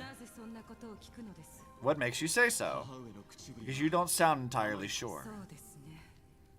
You're right, Medemos. I once believed those words without question until your father cast you into the Sea of Souls. It was at that moment I realized how everything I believed in was utterly hollow. Perhaps the spirit of Kremnos had once existed, but as greed bloomed in the hearts of humanity of the years, such spirit has long faded alongside our glory. I no longer put my faith in any oath or doctrine. Now I just have one role. That of your mother, Medemos, your guardian. That dream always ends there. The journey back to Castle from Kremnos is proving to be longer than expected. Kratos said that shortly after my fall into the sea, my mother challenged my father to a duel. She died through father's treachery, and I never saw her face. Yet each night she would show up. Waiting by the flickering firelight, I always anticipated the sequel to that dream, believing she had more words of wisdom or guidance to offer. But now, I think I have finally come to understand. That is all she wished to tell me. So I love that even as the most berserker-style fighter, Mede is high-key the most honorable and kind man around, entertaining kids and worrying over his people. Someone asked that since he can't die, if Casterus asked for a hug, would Mede accept? Would absolutely accept. It's not about ships or anything. He simply is an honorable man who wouldn't let his pride deny someone some kind of stuff like that. Yeah, I think so. I think that that's absolutely the case. Like, I'll go on this tangent now, because I think it's also relevant for this conversation. I see people bitching and bellyaching about all the writing in Amphoreus, particularly around Casterus. And I think that it's because it's rooted in a lot of misunderstandings about, like, how these characters are written and why. Like, with Medemos, it's obvious that, like, he's, like, gentle at heart. He's just from a warrior culture, and he's trying to do the best he can to honor that culture while also honoring his own ideals. Like, there's very clearly some confliction that's going on with him. But he isn't a bad dude. He's not an asshole. He got into a stupid dick measuring contest with fighting about who could stay in the sauna the longest. Like, he's a dumbass. He's not a bad dude. And none of these characters really are. Like, people are bitching about Aglaia, but I'm like, she's just doing her job in her own way to, like, protect these people. And she's a little cutthroat sometimes, but she's not, like, even that morally ambiguous. Like, she's fine. Casterus, people are like, oh, she's just fucking waifu bait. She's being so weird about being able to touch the Trailblazer. And I'm like, this girl has literally, in her entire goddamn life, never been able to touch a single fucking person without killing them instantly. And she was utilized and used by the people of Amphoreus as a fucking executioner. And then she finally finds someone that she can touch and it doesn't kill them instantly? Yeah, that would be fucking meaningful to the character. You fucking think? And you think that's a weird thing to write about, but fucking X-Men's been doing it for years with Rogue. Like, this isn't a new thing. It's not weird. People who play these games, I swear to God, are fucking brain dead about writing. And like, these characters are interesting. They've got stuff that makes sense for their writing. It's not bad character writing or waifu bait. They're trying to write interesting stories. I will give miHoYo a lot of credit for that. That, like, their writing may stumble at moments, but, like, they are, at the end of the day, trying to write interesting stories, and I think that most of the time they accomplish that. Like, people are bitching about Firefly for the same reason, too, and I'm like, Firefly's story is interesting.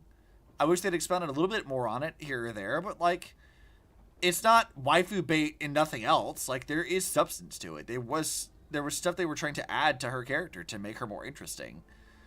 I think maybe it would have been better to have her be killed off by the end of it, but, like, yeah, whatever. Maybe they can use it for something else later on in the story. I don't know. I haven't seen too much complaining about Medemos specifically, but, like, I don't know, man. I open up Twitter and I see people bitching about stuff, and I'm like, I cannot, like, stomach some of these stupid-ass complaints from people. Genuinely. So dumb sometimes. I'm not going to sit here to be like an apologist and say that everything miHoYo does is perfect, because it definitely is not. But, like, if you're going to make a complaint about something, at least know what the fuck you're talking about. Like, have some actual evidence for it. Have some actual verifiable proof for this shit, and not just saying it based off of fucking vibes, I guess. Imagine being a sane gacha fan. Couldn't be me, okay? I mean, look, I open Twitter and I lose faith in humanity a little bit every time. This is just how it happens. I see some truly brain-dead takes. Now I'm left with but one role. Time for this journey to reach its end. What is a status effect thing? Oh, interesting. I can just do that.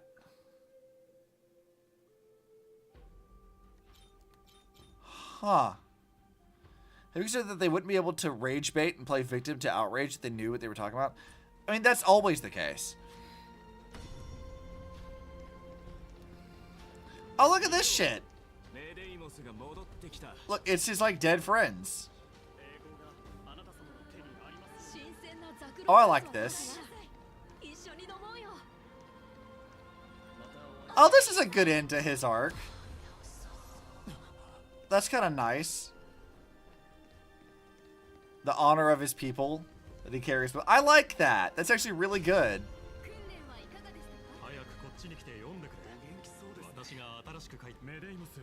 Yo, this is sick. I love this.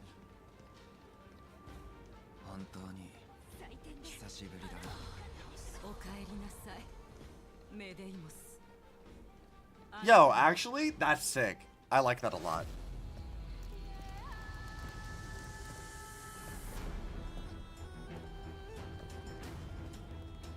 For his arc especially, this is a really good way to do this.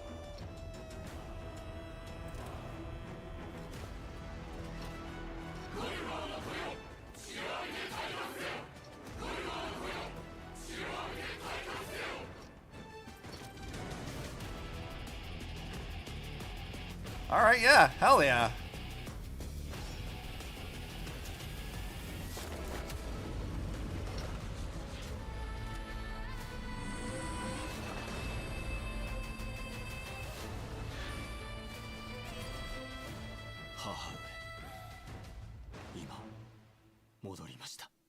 Fuck yeah, that was sick.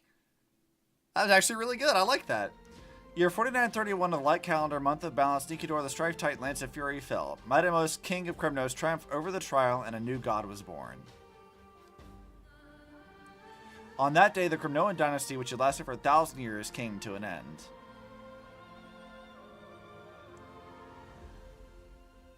Yeah, that was good shit. Presently, in Akama.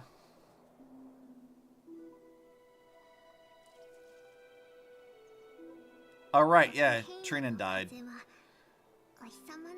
You smell sunlight in the wind of Akama. Go forth, warrior king, cling your throne to safeguard your people from the dark that threatens you. Actually, let me tell you why I really like that for Midamos. And we're gonna bring it fucking right back to Dark Souls, alright? One of my favorite fucking bosses in all of Dark Souls, period, is the Ivory King.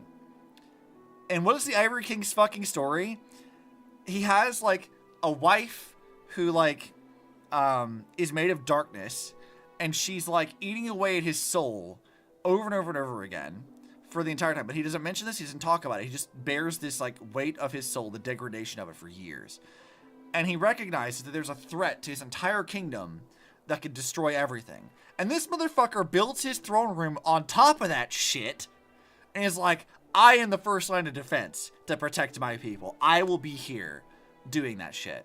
And when he realizes that his wife's degrading his soul too much, and it's reached a point where he can't come back from it, he's like, all right, cool. I'm taking my most loyal knights. We're going right the fuck down there, and we're going to deal with this shit head on. I'm not going to run away from this.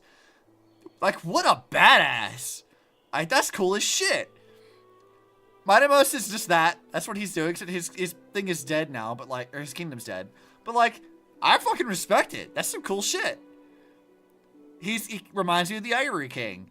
I'm here for it. Good stuff. From high spirits to funeral. Yeah, for real.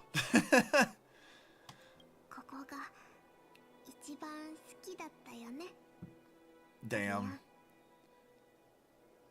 This little plushie just, for such a somber thing, this plushie looks really stupid. Like, it looks... It doesn't look like there's no thoughts in it. It looks like it's just, like, kind of condescending a little bit. Like, it's... I don't know, something about this feels very, like... What the fuck you said? I choose violence. I think it's the sword. I think the sword's really, like, making this look like she's ready to stab a bitch. Despite the fact that it's just a smiling plushie that's meant to look cute. And this is supposed to be a sad moment.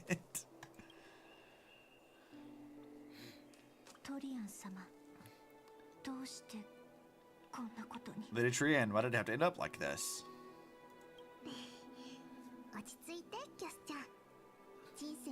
The face is just you? Here's Tribby! Yeah. Take it easy, Cass. Departure's a part of life. It's just that ours isn't as tumultuous as it is for ordinary folks.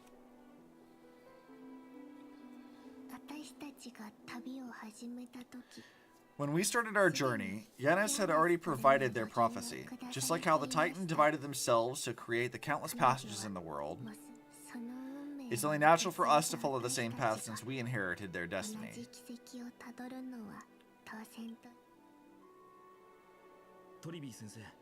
If you don't mind, Tribby, are you still willing to unveil the past for us? The past regarding the prophecy. Oh yeah, we were supposed to do that, weren't we? What do you seek to learn, Snowy?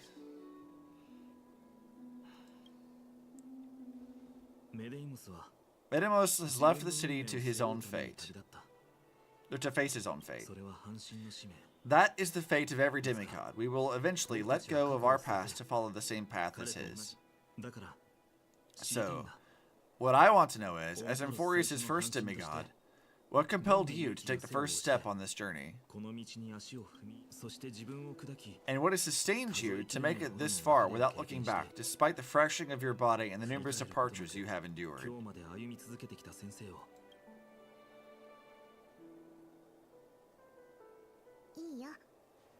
Alright. Yeah, let's learn a little bit about Tribby's past. Teacher, are you sure about this? No. D is already doing what he has to do. What reason do we have to keep it from them? Let's go, everyone.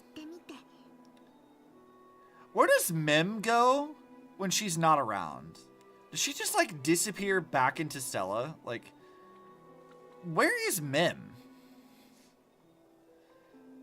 Kind of fucked when you think about it for a second. A person out of a child, the knowledge of a demigod, the history of an immortal, having seen themselves pass countless times, and knows full well that the last two will go as well. Yeah, it's pretty fucked. She just uses fate servant logic, I guess. Mim, where the hell are you? Disappears into the ether.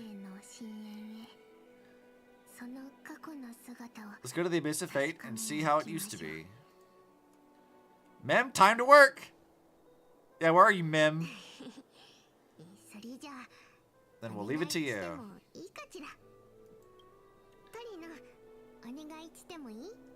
Trina, would you mind? Trina, you're not coming with us. I want to stay here with Trian a bit longer. Well, yeah, I mean, you did lose another part of yourself, so... So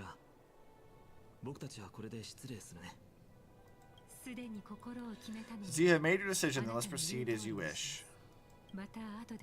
See you later, teacher. See ya, teach! Cass, are you not going with them? No, I'd prefer to remain here to accompany Lady Trian. She hated being alone. Wait, I thought it was understood that Mim was one with the book and that she existed inside the book and not out and about. I mean, well, she still is out and about sometimes. Like, she still has her form outside of the book. Like, because we physically see that happening.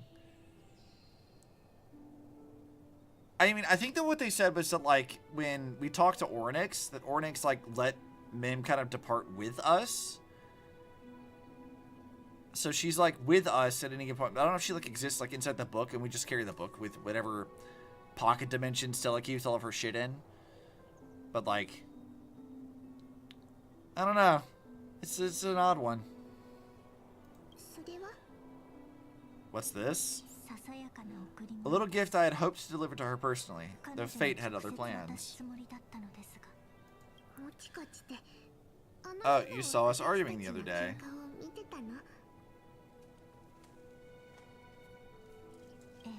Yes, I figured Lady Trian would like it a lot, so I bought it. Oh, right! Yeah! She did do that. I see. Cass, you know, I recognized it immediately that day.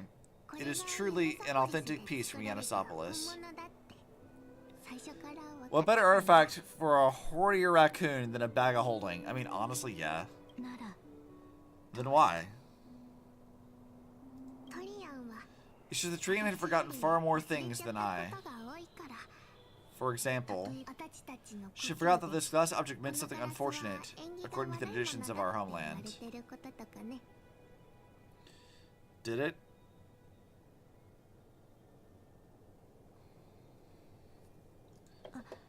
I'm sorry, Lady Chibi. Should I? I need to apologize, Cass. At that time, I simply didn't want her to be trapped by our past, especially considering how much time had passed since we left home. But now, it might just be the perfect gift for Trian. All shall bid farewell to one, and that person alone will witness the miracle. While you and I have long accepted this absurd fate, they remain fresh and inexperienced. Teacher, don't let the weight of that cruel prophecy crush their spines. But it would be even more cruel if we allow them to ignorantly fall before the gates of the new world. They will eventually need to know the truth. We just need the right opportunity. This, to me, feels like the right opportunity. Okay. So they're clearly saying that Kevin will be the one that faces it, which is kind of a given, I feel like. Kevin being the one that carries over from a demolished era into a new era as the sole survivor. Yeah, that sounds about right. Well, I say sole survivor, but like if you want to split hairs, technically there were other survivors, but like, whatever. We'll see. So this is how the Temple of the Three Fates looked back in the day. At this point, Yanisopolis still resides under Akila's protection, yet it had already faded for decline and only contains a beautiful facade. Is it because Amphoreus has entered Era Bellica? Yes, strife remains distant from this part of Amphoreus right now, but in 5 years' time, at the same entry hour, this temple will become the source of another war. Then where are you at this time? Right over there. Why did she look somewhat different? That is because we don't quite recall how we used to look. My apologies. Please don't. We should be the ones apologizing. Come, everyone. It's time to witness our last conversation with Ornyx. Titan murmurs. Tribios. You're here, Ornyx. Your voice now sounds so mature. Wait, I can understand Titan language now? Fancy simultaneous interpretation. This is our memory, so your senses are also aligned with Tribios of that moment. You still consume yourself for that false prophecy. False prophecy, huh? So you still think that way. Even if Kefali has fallen, they would never guide humans to kill their own comrades. Stop while you still can, Tribios. Spreading the prophecy will only kindle disaster. That disaster will tear you into 1,000 pieces. But the Black Tide has already arrived. The Passage Titan / Yanis remains in slumber. Even if the God of Passages, known for guiding mortals, cannot resist this catastrophe, then what can we do against the incoming destruction? Do not get involved with the core flames. If you do that, you can still remain chosen by fate. Those chosen by fate would never have their family taken from them. You don't understand how cruel fate can be, apparently. And how can I alone remain safe and secure while watching the entire world crumble before my eyes? This might be our last conversation, Ornyx. I will do everything I can to protect you from the Black Tide.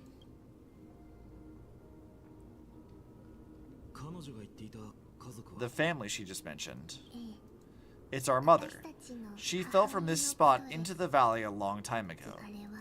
It was during a grand ceremony held to seek Yanis' guidance. But things took an unexpected turn. It was Kefali who responded instead. Did something go wrong in the ceremony? Yes, but those two occurrences were in fact unrelated. Kefali's response was simply a coincidence. On that frosty night with treachery abound, as the Holy Maiden of Yanisopolis met her demise, the world-bearing Titan also fell in another corner of the world. Let's keep up with her. This story, she should be the one to tell it. The altar of Talantin. That's not our destination. We're heading off to the left. So this place used to be passable. Yeah, apparently. Oh, right. Yeah, we were here earlier, weren't we? It's from a different perspective. How do these count as puzzles? Like, it's just align the thing and move on. I feel like I'm just like aligning like a communications array or something. Like it doesn't feel like an actual puzzle.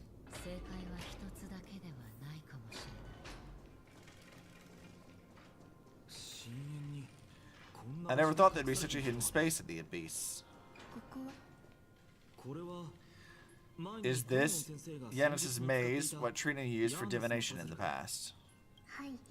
Not only that, it also serves as a lock. Our childhood abode lies sealed within. This is the largest puzzle I've ever laid eyes on, and it even acts as a door lock. Should have expected something like this in the homeland of puzzles, I suppose.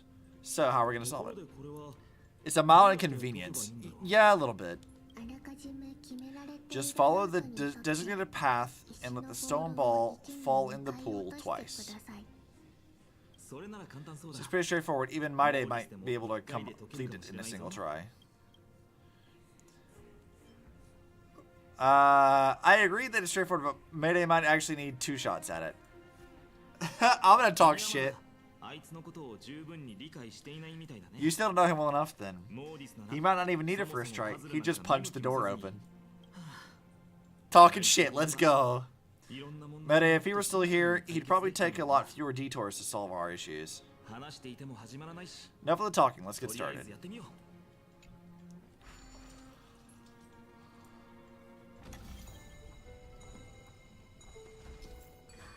Okay, so just rotate the ball.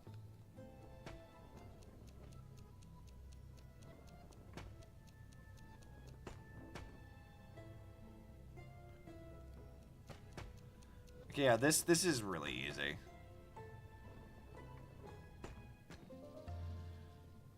That's a puzzle? That's easy. What do you mean? Next! One of the encryption keys have been locked, and the confusion rumbles for becoming a new path. So, just do the thing again. Shut up, Tribby! Let me do the next thing. She calls it impressive like it actually is. Hardly. Some special wall panels will move in a set pattern.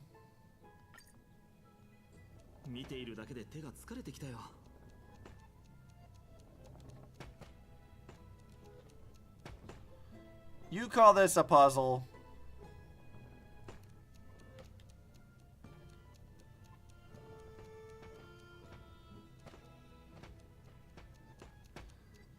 Look at how easy this shit is. Barely an inconvenience even.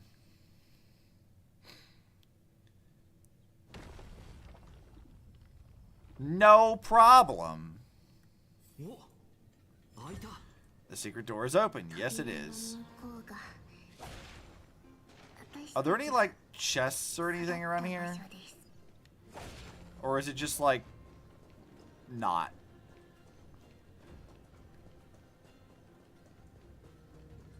Let's see. Anything over here? There are chests over here. You little shit. I'm trying to collect things and make progress, and you're over here doing this nonsense? Make yourself useful and bring me Cypher. I want to see the cat grill.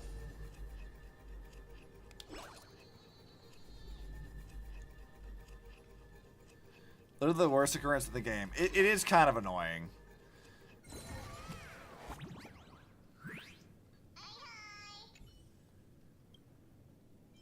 The same introduction, huh? Whatever.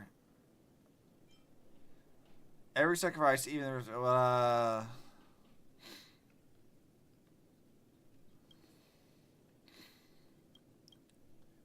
it's all a game to you. Now this gets interesting. Oh god. Dude, come on, just give me the chest. Just give me the chest, man. It's just a basic treasure. Don't make me do this. No collection of things or progress. You lie.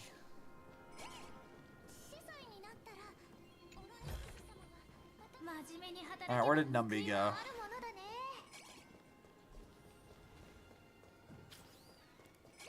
Numby, what are you... Where's the chest you're looking for? The fuck are you going?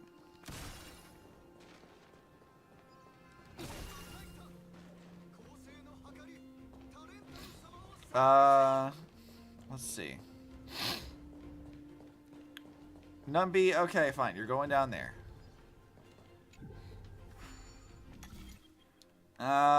Let's see. Well, clearly one of these has to go here. Like that needs to go there. Maybe.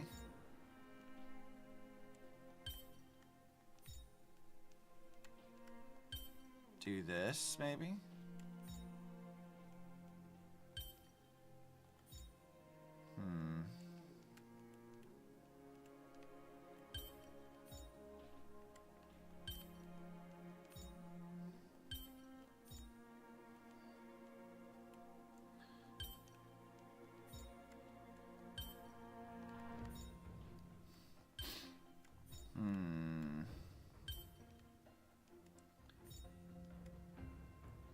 Well, that's clearly not going to work either.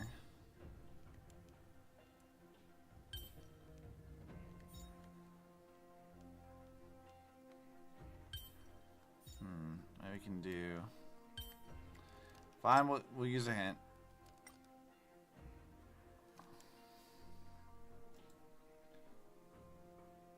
Alright, cool. So that's there. We already kind of knew that.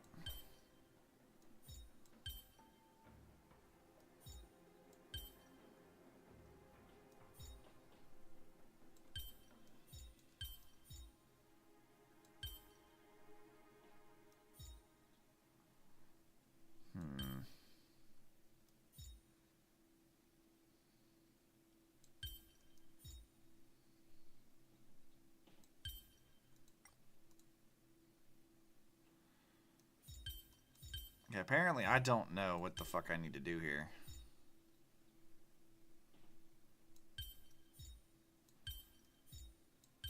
There it is. Apparently I'm just low-key a little dumb, but that's okay. Hey look, another puzzle.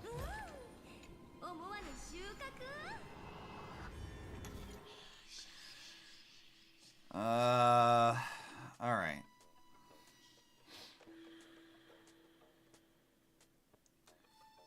So I need it to land on the blue one at the end.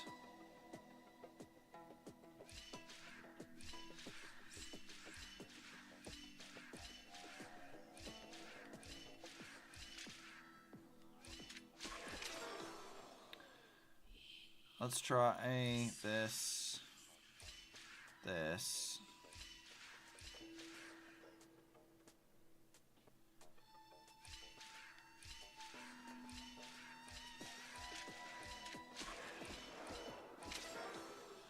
Okay, that's not really helpful either.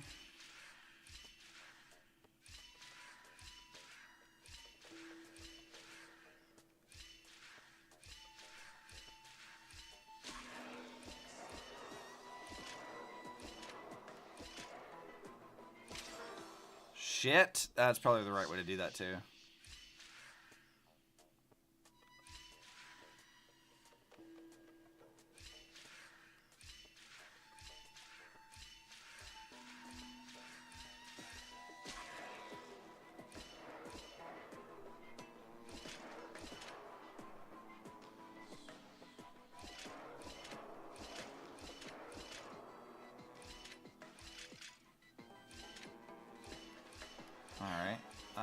Oh shit, that's... Not gonna work either, is it?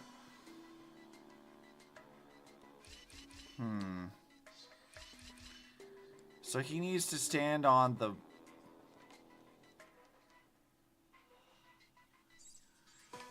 Wait, what the fuck? Oh, so he needs to end on the blue one, but he needs to stand on the golden one so I can drop to it first. So...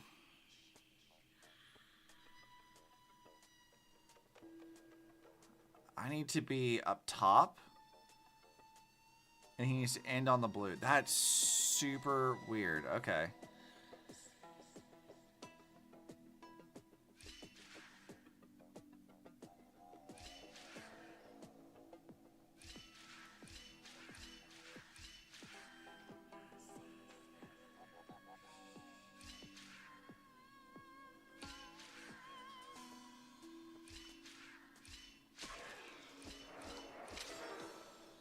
Okay, I'm really unsure of how to do that.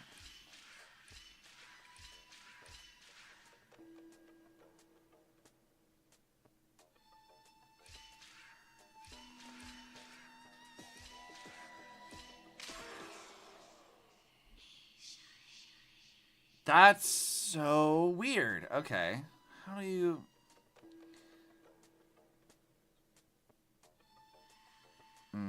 How dare you not brain? Yeah, apparently I'm bad at braining.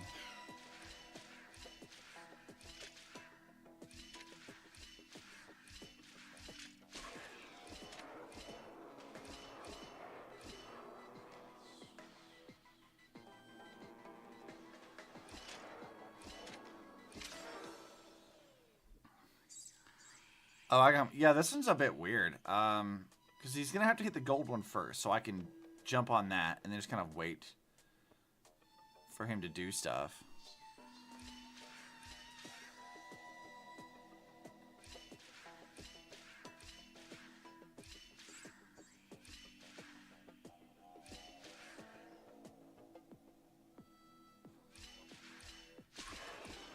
Okay, no, that's not right. Does it help you get some... Yeah, it's really confusing. I think I have an idea, though. I just gotta get him to, like... I guess he has to land on the gold one, too, doesn't he? Okay, if I get him to go over 2, and I'm on the blue one when that happens, then he'll drop to hit that. So then...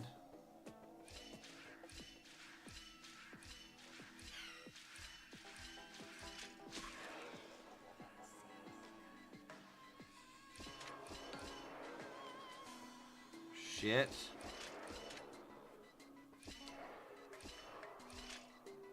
Yeah, that didn't work.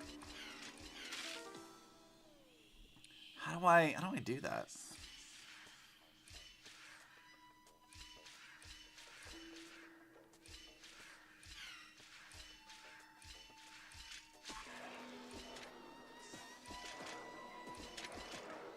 God, that is... How the fuck? Don't want to get... Yeah, because I'll drop... Yeah, that's so fucking weird. Okay. I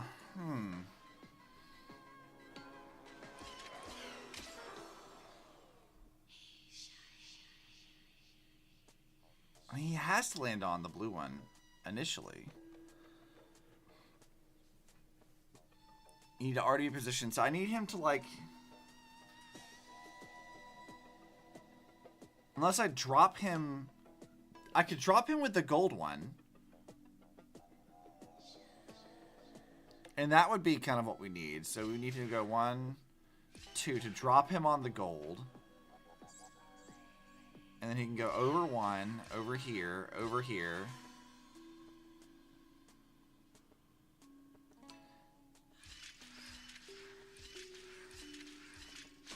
Yeah, I think that's what I want.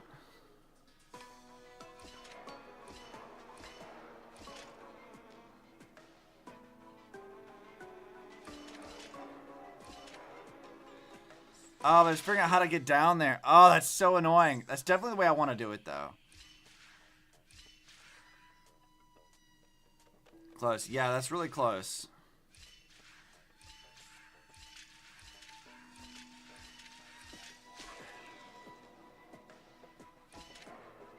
want to drop in there.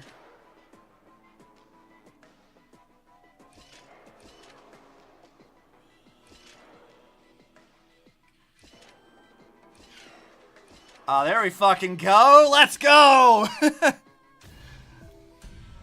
Let's go. God, that was a tough one.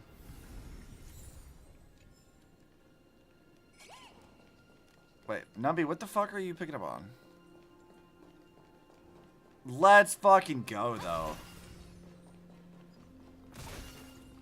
And I love puzzles. Yeah. Man, I love puzzles. I mean, it's not bad. Like, I do like puzzles a lot. Like, it's just, I'm trying to do, like, stream stuff, and I'm like, wait, what the fuck am I supposed to do?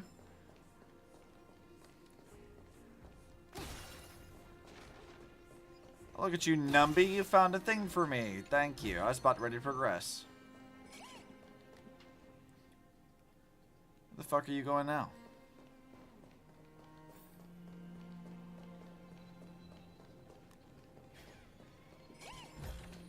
Thank you. Number, you already found it. You can go on to the next one. A really cute Firefly comic someone drew. Public server? Yeah, sure. Go ahead. There's the media channel that you can put stuff in. If you feel like sharing stuff. You grew up in a place like this. Hey, it's the Nightmare Place. At the time we were born, the role of the Holy Maiden had already diminished to a mere title. Those in tune with the Titan's guidance were bound to become messengers for others. To maintain appearances, those in authority added some embellishments. With my mother around, our childhood wasn't entirely without joy. Even so, I find it hard to imagine. 20 years can go by in no time. Trinan, for most people, 20 years is a long period of time. Right, becoming a demigod sure changes how one lives through time. It's hard to believe that it's been so long. Your power is exceptional, Trailblazer. Or Stella, or Artemis, or whatever. This place looks exactly as before. Let's explore the room a bit. Yeah, let's go find some stuff. Up, Numby found treasure. Let's go. Firefly comics are peak. I don't really see much of them. I see a lot of, like, fan art, usually on Pixiv.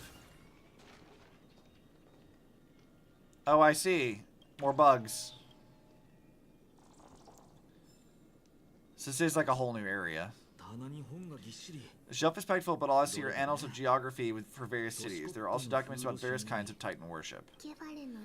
Because we believed that we would need to travel great distances to convey Cavalry's prophecy to everyone, we should learn about the terrains and customs of various places beforehand.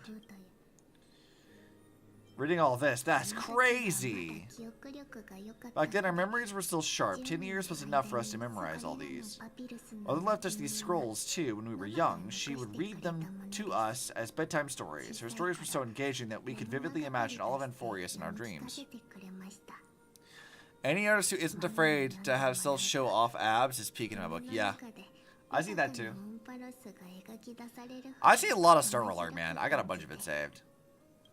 My Twitter, I've curated my Twitter feed to be like exclusively Honkai related stuff, so I see a lot of that. A lot of good shit. And I get Zenless stuff too, but like mostly it's Honkai stuff. Unfortunately, only after Mother was gone did we realize that what was written in these scrolls was far from engaging. See, Mom made it fun. Let's see what this is. Listen. Mom, look at this. It kept going wrong, but I finally made one that works. Is this a music box? Trivios, you're so talented. Now, whenever I'm telling a story, we can have beautiful music playing in the background. I'm still not as talented as you, Mommy, but you can take a whole block of redstone and slowly carve it in a crystal clear work of art. She's a redstoner? Minecraft? She's mining and crafting? Using redstone and everything? That's wild. Your Twitter is Honkai ships and IRL Fox videos. That sounds like a good feed, honestly. It's like a great time. Chibi really is a Minecraft kid, isn't she? She stayed in her room playing fucking Minecraft. Nerd! Look, you shut up. Minecraft is fun. Next time I want to make a pair of gloves. That way you won't hurt your hands next time you're polishing rocks, Mommy. Silly child, if I was scared of hurting my hands, why would I not just ask the old folks at the temple for a pair of gloves? Honestly, you mustn't fuss over me. Just make sure you eat plenty, practice your reading, and read lots of stories about Amphoreus. Nothing makes Mommy happier than seeing you grow and thrive. I've eaten plenty, and I practice my reading lots. But the stories, there's a lot I can't read yet. Ah, so it's what you're up to. You're making these music boxes slack off, so Mommy read you more stories, right? You sneaky thing. Looks like I won't be reading any more stories of Zagreus for a while. Well then, what story should we read about today? The Golden Apple Beauty Contest, the story of King Micus, Gorgo and the Lion. You've heard them all lots of times, haven't you? I don't mind. I'll never get sick of them as long as you're reading them to me, Mommy. He needs his brain cell to work. My brain cell doesn't work. I was using it though. Yeah, Charlie stole the brain cell from me. How dare you? And when I'm streaming, no less. There's the blackboard here. What's that a drawing of? That doesn't ring a bell. It should be something we invented during those 10 years. It has been approximately 10 years between Kefli's prophecy and this moment, when we are about to set out. We were raised in this temple complex and have never stepped outside of the gate of infinity. To understand the outside world, we spend much of our time acquiring knowledge and developing a few inventions along the way. Sadly, the inventions served no purpose except to deliver letters, and the knowledge we gained has also faded away by now. Charlie stealing my brain cell. Can't believe you've done this. So rude. There's so many boxes here. These should be our belongings. Huh? What is this? It's a Genshin Ascension material. A red glass fragment. We were very young when we first saw it. Mother came back with a beautiful glass piece, but her face was streaked with tears. She simply placed it on the table. It looked so sparkly that we couldn't resist playing with it, but we ended up breaking it by accident. Mother didn't get angry, she simply held us quietly for a long time. It wasn't until we were older that we learned, in Janisopolis, if someone gloriously died for our destiny, the Holy Maiden must pick a piece of glass from the volcano's quarry and polish it, then give it to the deceased's family. On the day Mother returned with the glass, her friend lost his life on the battlefield. Since he had no family left, Mother had kept it to herself. Later, on the eve of the ritual, Mother also gave us a beautiful piece of glass. So she knew she was gonna die. I'm assuming they're saying it's like a suicide type thing, but I suppose we'll find out.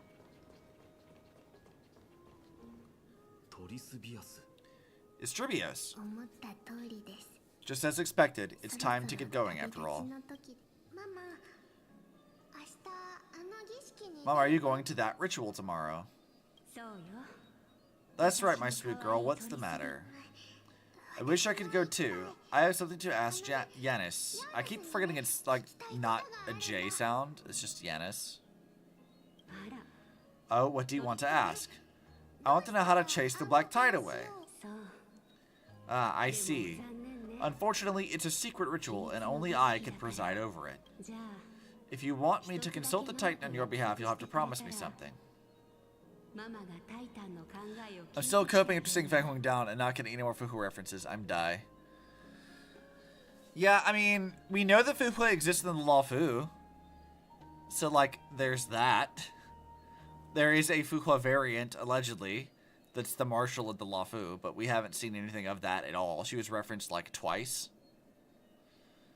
Where is Fuhua, damn it? Where's my girl?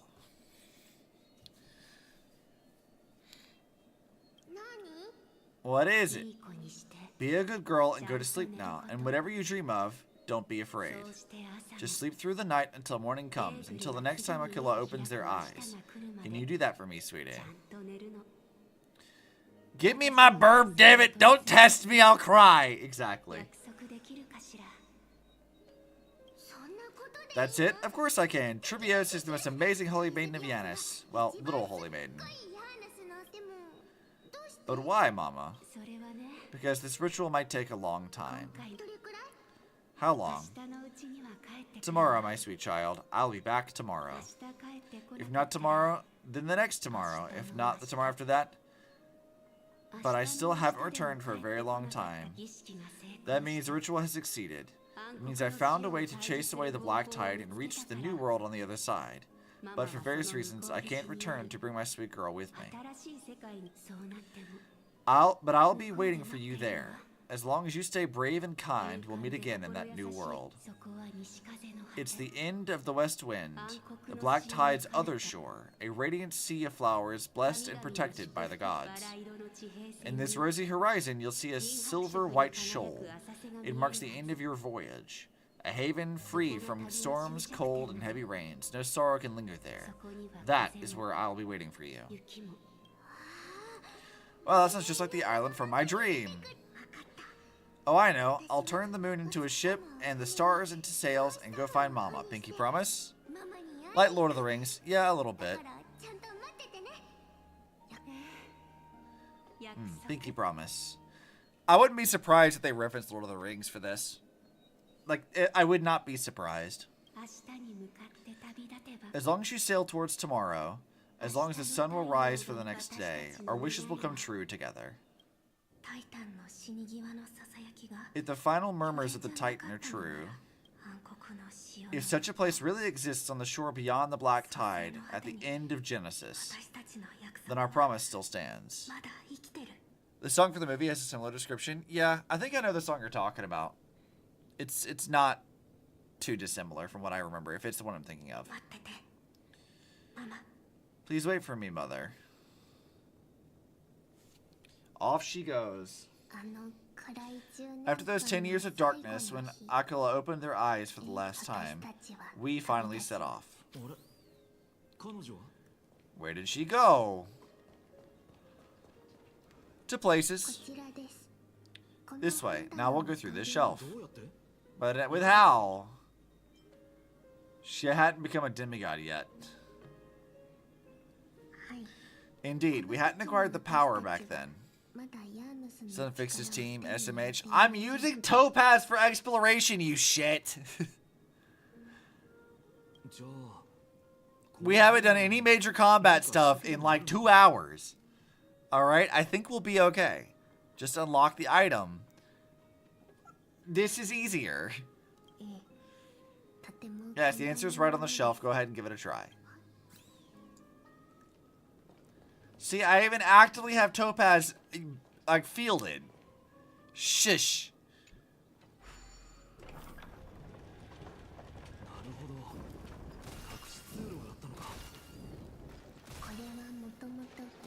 I love that she fires money at things.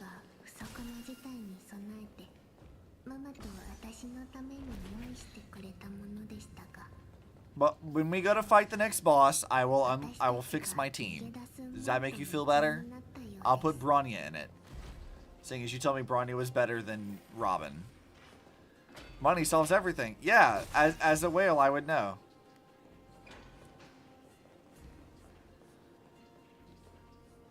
Maybe not so much a whale in this game, because I don't have the money for that right now.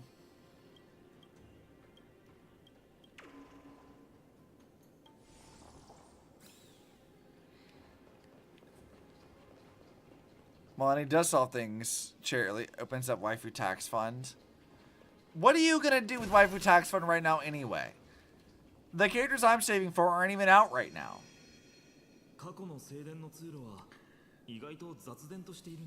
The path to the temple was in quite a state. Did someone do it on purpose? Your point. Look, I have other things that I need to spend my money on right now. Like, I need to get a new graphics card. That's like close to 1,000, I think, for that. It's like, depending on where I get it from. If I want to get a Radeon 9070 XT, I'm going to need to save money for that. I don't need to spend money on Hyacinth right now, and I already have Herta. I'm saving for Cypher, and then maybe Aglaya if we have any stuff left over. Maybe Finan. Definitely Siren. I don't talk about my roster. Yeah. No surprise at all. Some people caught on to what we were planning and tried to intercept us. I have horrible impulse control? Yeah, that's a mood. My Impact Third thing is like so just a testament to poor financial decisions. It's wild. Well, others are willing to clear the way for the Holy Maiden. I can't move and I can't climb over it either. Yeah, we came from that way, so.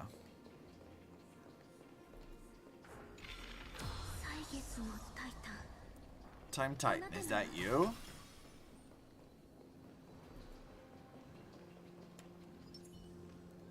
I can defend myself though. I can't. I have absolutely no defense. Why did I spend over $1,000 on Alicia? I don't fucking know. But I did. I did, and it was fucking worth it.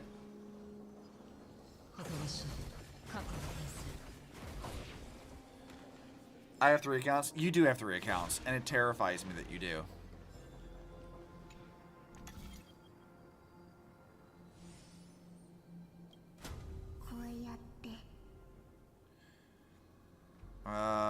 Is this replicated mirrors or something in the space-time dimension?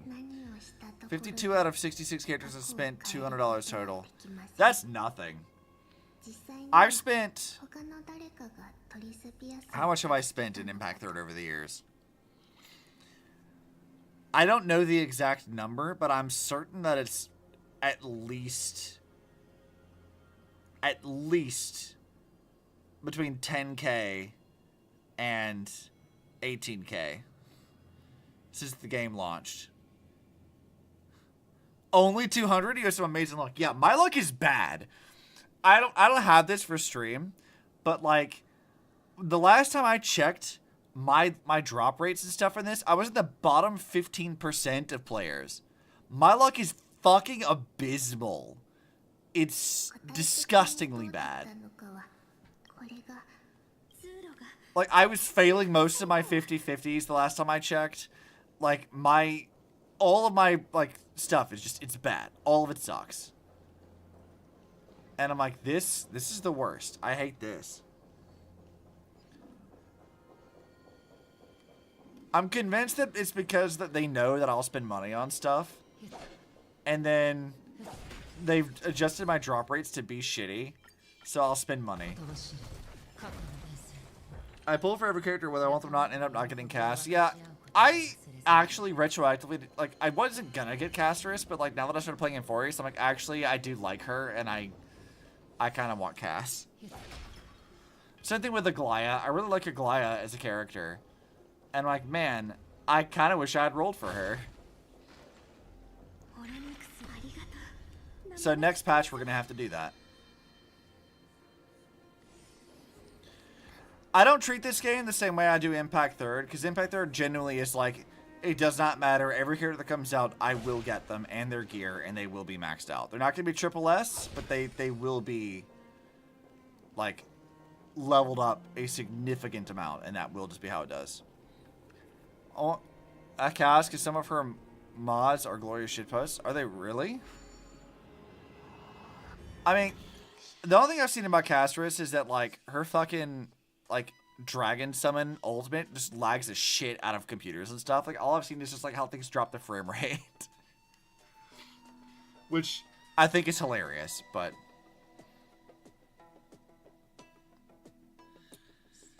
Alright, let's see. I need this thing to go...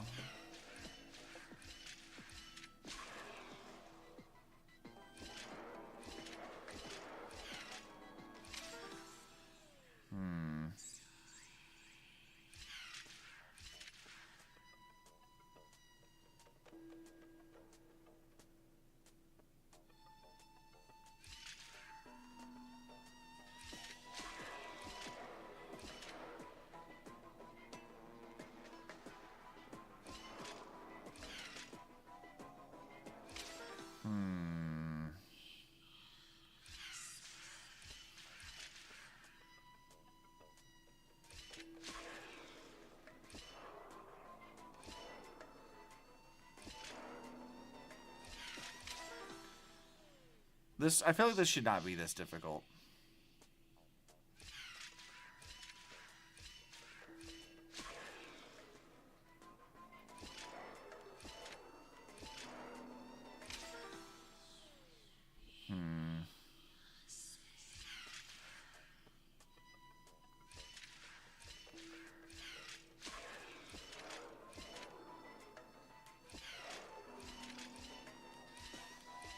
I guess that works. Easy. I wasn't sure if I was actually going to get that one or not. I thought I fucked it up and I was going to redo it.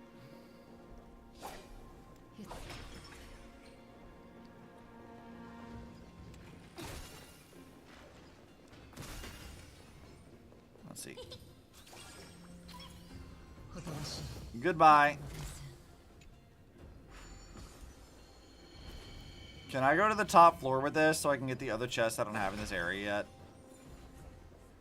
Can I use it for that? Remember when they announced Akron and people were like, oh yeah, we have so much trouble designing her ultimate so it wouldn't cause the game ever fall inside of Castrus. Eon of frame caps. It's not just her though. Have you seen some of like the like leaked stuff for Finance Kit? Like, or nice Kit, but like his animation. Like, Amphoreus has just decided, nah, dude, fuck them phones. We don't give a shit.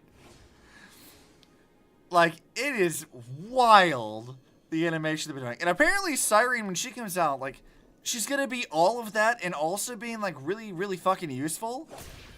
Like, she's gonna be everything you could possibly want out of a support character or some shit. And I'm like, what the fuck do you mean? Like, she's gonna have all that, like, they're cooking with her, apparently. Like, it's all gonna be a thing. And I'm like, what the fuck are we going on about here? I gotta know. Out of the blocking accounts that are gritty posting links. Yeah, there's a few that I've seen, but like whenever you see it, shit is wild, alright? Like, it is fucking wild.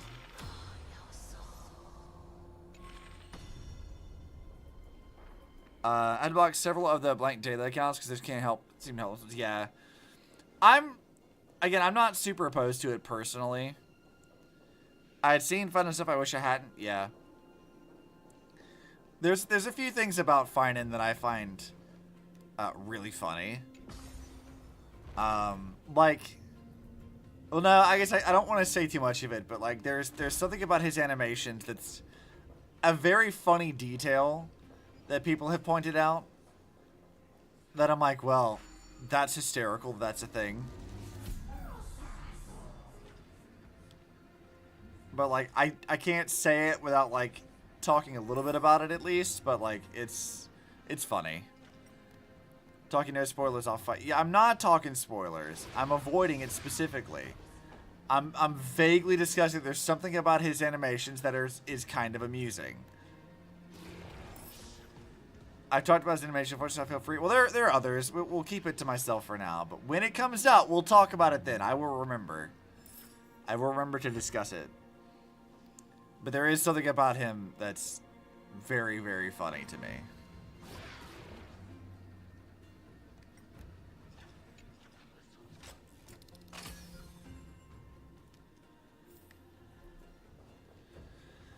Alright, that's set. Seems that there's a few other chests we haven't managed to get yet. We're going to go to the upper floor first.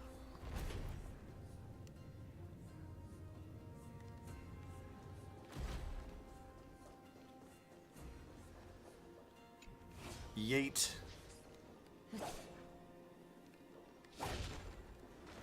Oh, there's an enemy over here? I'm gonna fuck about you. Get out of here.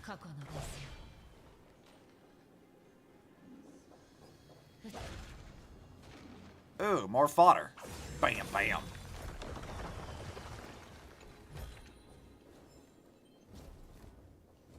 Wait, I'm hearing... Okay, no, we're not hearing anything else. Alright, what does this do? Oh, the hidden passage thing. Let's start being a pain in the ass to fully explore and navigate with all the running around. Yeah, there's a lot of that.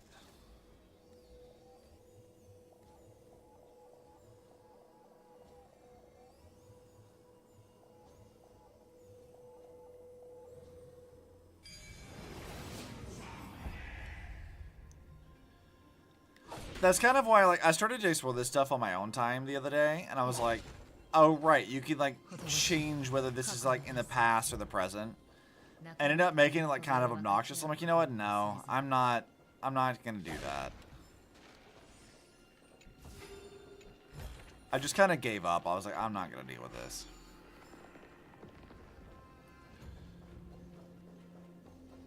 Let's see. There's still some stuff on the bottom floor, I think. Yeah. I need to go all the way down to the bottom.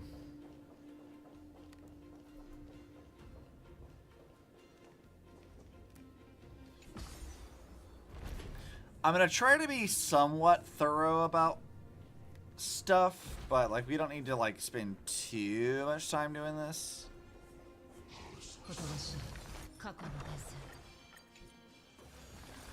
Having done that, I have every map in the game fully explored and rooted out and managed it only the day after this patch, and I have nothing to do to whittle. Yeah, I don't have that. Like, I think I'm missing... There's some Lordly Trash Cans and Pentacony I'm missing. And then there's a couple of other things I'm missing in... It's really been streaming Amphoreus. I haven't actually been doing any of this, like, in my own time, really. So... That's like a whole thing that has to be dealt with.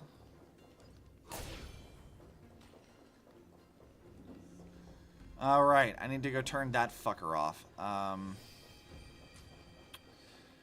That's the easiest way to go do that.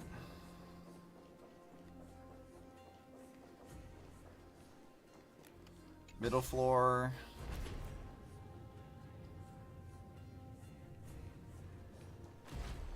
Unironically, I've been thinking about working on an alt account just to redo the entire game again because I love playing the game. Yeah, I mean, it's a good game. I think so, anyway.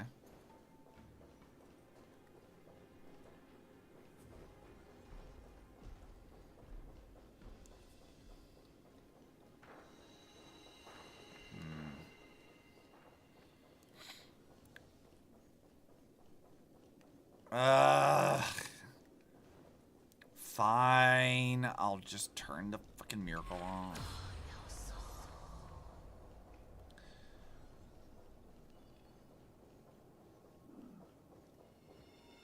Son of a bitch.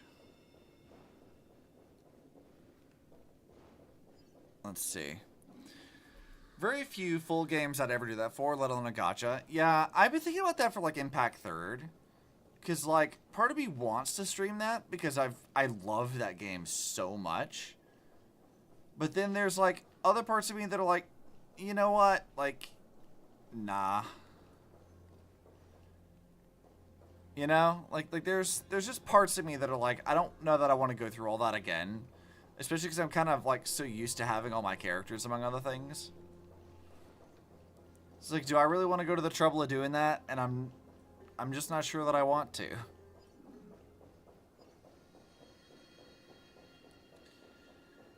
I mean, I do need to, like, play through all the main story again, just so I can have it, like, recorded at some point in time. But, like, how I want to go about doing that is sort of up in the air yet.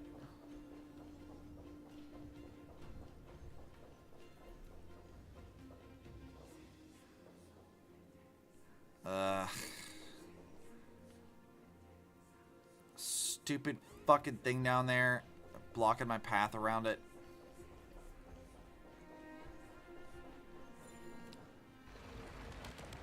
Alright, what does this do?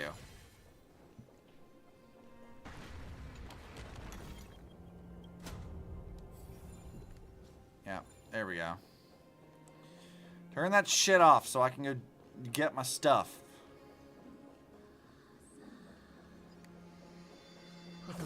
Yeah, you can go away while I grab this.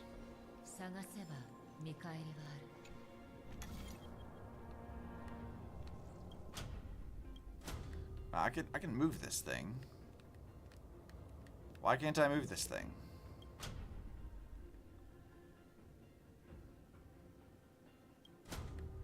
I could move this thing before. Why can't I move it now? Why are you not letting me do the thing?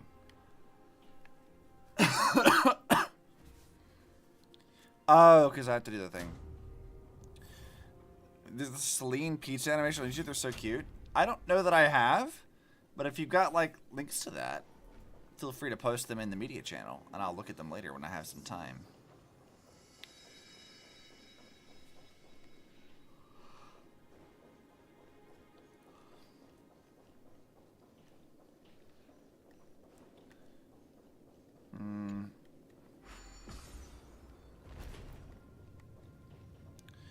I do a lot of Genshin, rarely Honkai Impact Third ones. I mean, I'd be very surprised if I saw anybody doing Honkai Impact Third stuff in this day and age. The Honkai community's been having a rough time of it as of late, I feel like.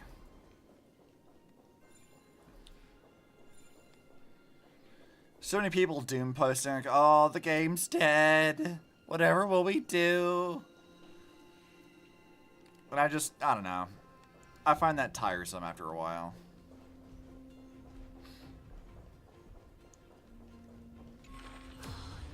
What about Vita being a nuisance on the moon? Yeah. Vita being a nuisance is among my favorite content. I love her being an absolute fucking pain in the ass to everyone. It's so funny. You know what? I'll come back and get that chest later. I'm bored with this.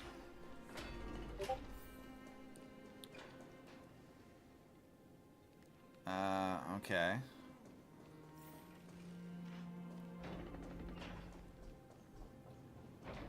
Whoa. Alright. Put a media group, thanks. I said I'll probably look at that tomorrow because I think I'm going to be dead. It's already like 1:20 in the morning. We've been going for like 5.5 hours. And I'll go to where I feel like there's a good stopping point, then we'll continue along. But found 2 nymphs so far. Yep, and I'll look for more later. Whoa, it looked truly magnificent back then. Relax. Take it easy. All these people, they're just civilians, not enemies, correct? Mostly, but it might not be the case later on.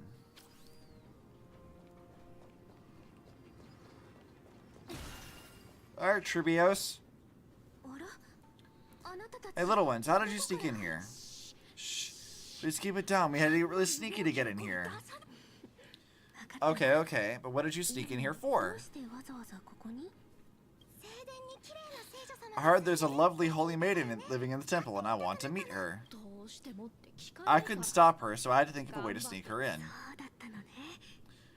Oh, really? I was here to meet the holy maiden as well, but the guard said she had to go somewhere far away today. Huh? What a bummer. Mama even asked me to bring her a gift to the holy maiden. It's getting late. Be good and go home, okay? Okay, then. We'll come back next time. Thanks. By the way they are dressed, the siblings look like civilians living outside the temple. Mother mentioned that when she was the holy maiden, she caught a girl sneaking into the temple to steal the tributes. Stealing from the temple was punishable by death, but that poor girl had no family and just wanted something to eat, so Mother took her outside and gave her some food. Perhaps these 2 children are the descendants of that girl from back then. Firefly ones had me hurting those, such cute and goofy style, and they made me so emotional. Like, bro, I was here to haha funny, not pain. Yeah. The trouble of being part of the Honkai fandom is everything is pain. We're always suffering. It's just how it is. I don't make the rules.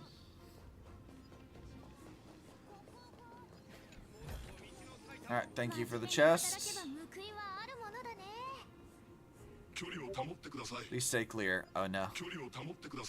Okay, I got it, my guy. Chill. Yeah, okay. Jesus Christ. Wait, why am I... Wait, Trivi, why did you run back this direction? Or did you just, like, stop and I didn't see it? Lady Maiden, you need to dress warmer. It's pretty cold out. Let me go get you a blanket. No need to trouble yourself. I'm just going for a quick walk. Alright, but please take care of yourself. Your mother made us promise to look after you before she left. It's been a while since I last saw you, and I just realized you've grown into such a beauty just like your mother. Here, have some of my sweet pastries. She used to enjoy them, so maybe you'll like them too. What's wrong, Lady Maiden? I'm fine. It tastes really good.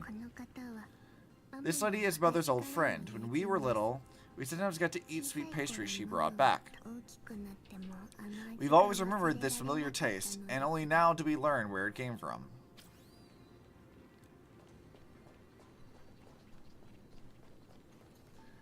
Alright, Tiny Tribby. Take me places.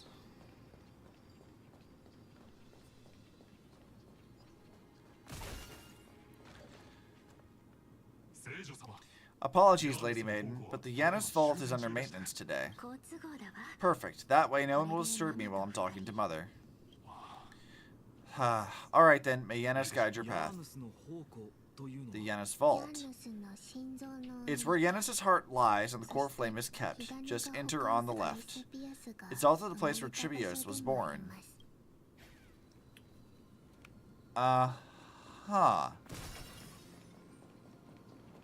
Does she actually have, like, a proper dad? Or is this just, like... She's just a being of time and whatever.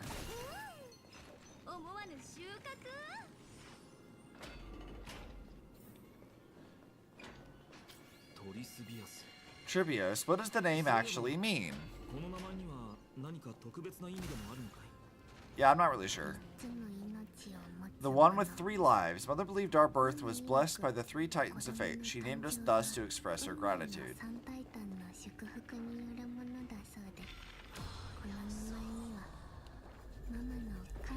Oh yeah, we were back here with Mim that one time. Maybe on the other side of this, but...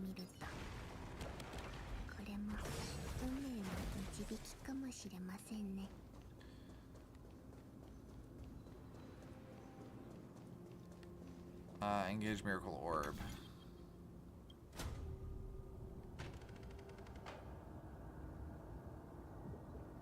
I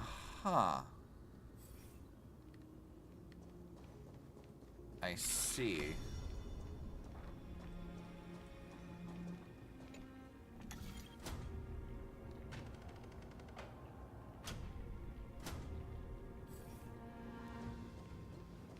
Well, I guess we can at least get the chest. Thanks for that.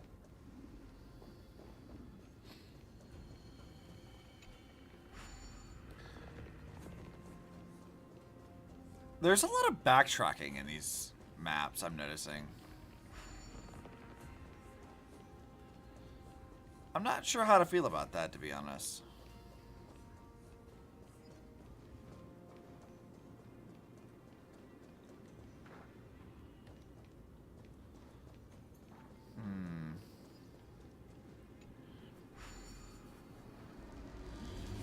Alright, we got the hand.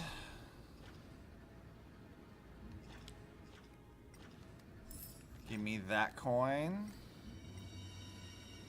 That coin. We already know where the other one is. I just have to go activate it first.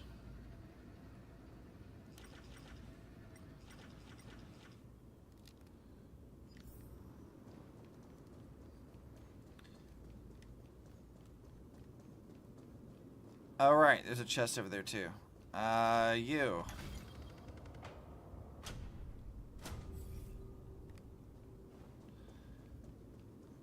Back over here. This just takes a while, like doing all this.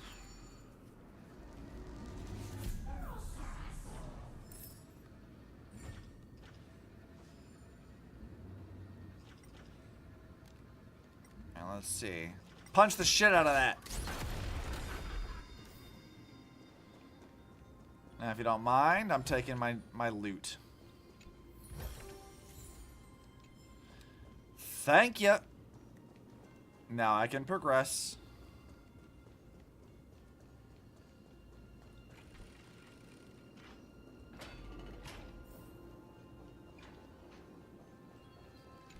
More loot. More memory fragments, but I'm not looking at those right now. At long last. Titan's murmurs. Tribios, you've come. I knew there was some sanity left in you, Yanis. Just as I thought, you too have been confined. Step forth, and thou shalt bury yourself. Bury the gods and bury the fate that binds us all. No, Yanis. I've come here to take on your fate.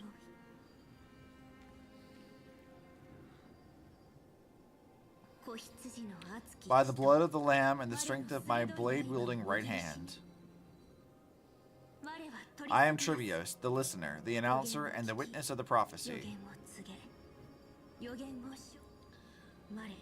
I, the holy maiden of Yanisopolis, the walker of the infinite paths, have come forth to assume your duty. Hehe. The one who guides the world shall see their souls shattered into 1,000 fragments akin to glass crashing upon the ground. Just as I wished. This journey promises to be a long one, with 1,000 selves to accompany me. I'll never be lonely. Though thou bearest the core flame, thou shalt be far from the glory of divinity. Passages are forever associated with dirt, and even a mere mortal's blade can imperil thy very existence. No matter. My hands are not made for bearing arms, but my feet are destined to embark on a journey for the benefit of all. Yet the flame chase is a journey of constant loss, among which even life itself holds little value. Time decays the heart, the passages shatter the body, and the scales weigh the separation, until the end draws near. The one who bears 3 lives, art thou truly prepared? Without a doubt, Titan.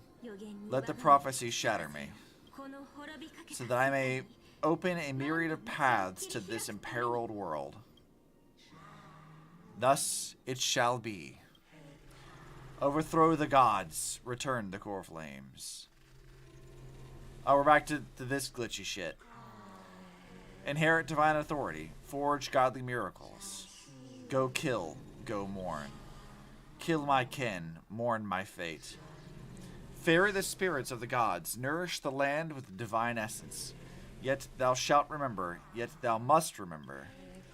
All shall bid farewell to one, and that person alone will witness the miracle. Such is destiny. Oh, hello, actual Trivios. I understand, Yanis. Thank you. Now, may you rest well. She looks just like her ma'am. Mother, did you see that? I have assumed my duty and stand ready to set out. We will step over the gods' corpses and wander among humanity. And thus we shall sweep apart Amphoreus' pitch-dark fog.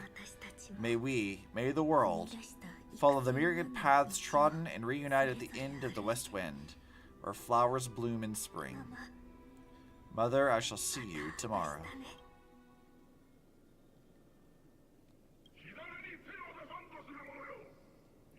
Who dares lay hands on the core flame? Drop your weapon and surrender at once. I knew this would come. Jumping up, move aside and get ready. How late you going? I genuinely don't know yet. The Holy Maiden? Yes, it is in fact I, the Holy Maiden. They don't seem very happy. What's happening here? Lady Maiden, where's the thief who stole the core flame? Look at what she's holding, you buffoon. She is the thief. Take your positions and ready your arms. We're taking back the core flame. Bring it on! What? Come forth, loyal guards. At least do it properly. Pierce me in the chest. What are you scheming? This is your last chance. If anyone wants to earn a promotion and rise through the ranks, I'm right here. You all know who I am. Go ahead. Playable kids when they had a perfectly good playable wife geared up and ready to sell was certainly a choice. Yeah, it was a choice. However, if there's still any loyalty within you, step aside for the Holy Maiden. Otherwise, by the decree of the Holy Seat's Codex, anyone who dares to harm the Holy Maiden shall face execution.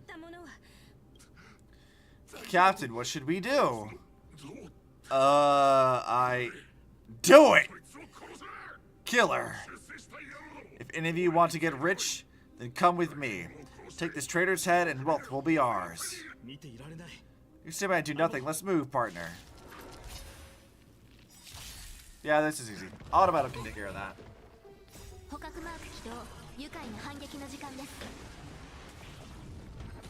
No problem.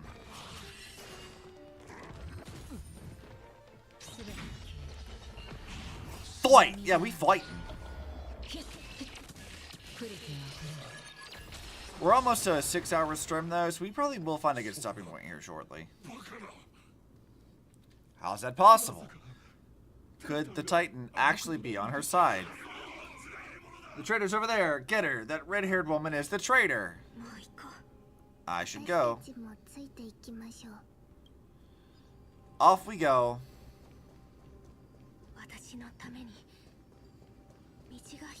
Path is opening up for me. Hey, let me fucking...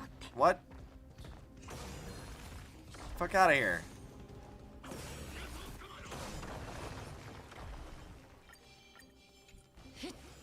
Fuck out of here. A good stopping point coming up pretty soon. Yeah, we might be coming up on something. I feel like we're building to something that's a good stopping point.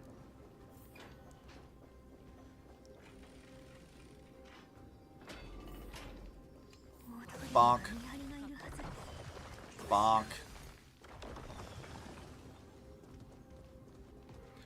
I mean, I guess I don't have to kill them because they're not really attacking me, per se. I could just do it just because.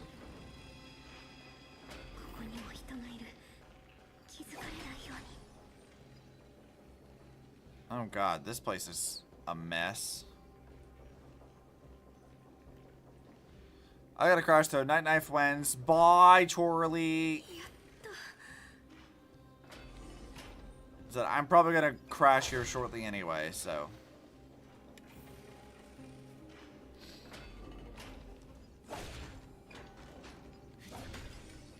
Oh, that looks like a thing. Give me the brain cell before you leave. No, stop that. Bad. You are not allowed to take the brain cell. It's my time to have it. I've earned this. I need to hold on my first brain cell for text. No, you don't. You don't need to do that. Alright, let's put Brawny in here. There, are you happy? I have Brawny in the team now. Are you happy?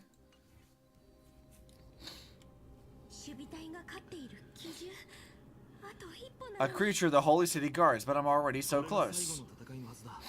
We should be the last fight. We have to help her get through. But I don't get it. This has been puzzling me for a while now. Who has been aiding Trivios in her escape?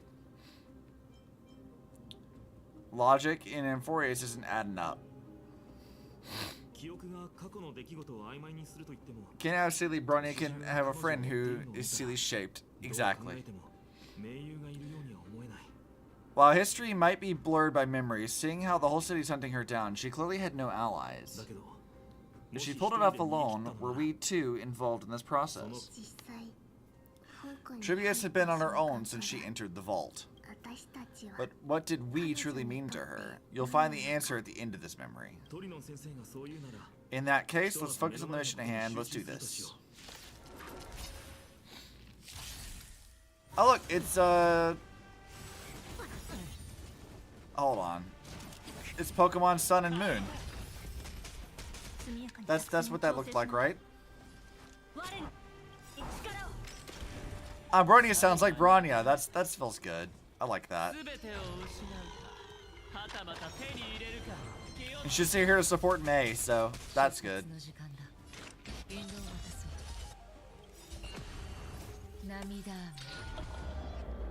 I guess I could have auto-battled this through, but it's kind of a boss fight. I got an achievement for something.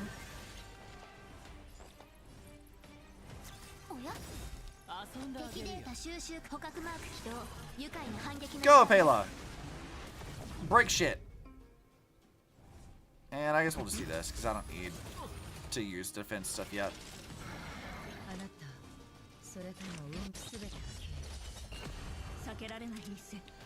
Alright, Bronya, go back to Acheron, please.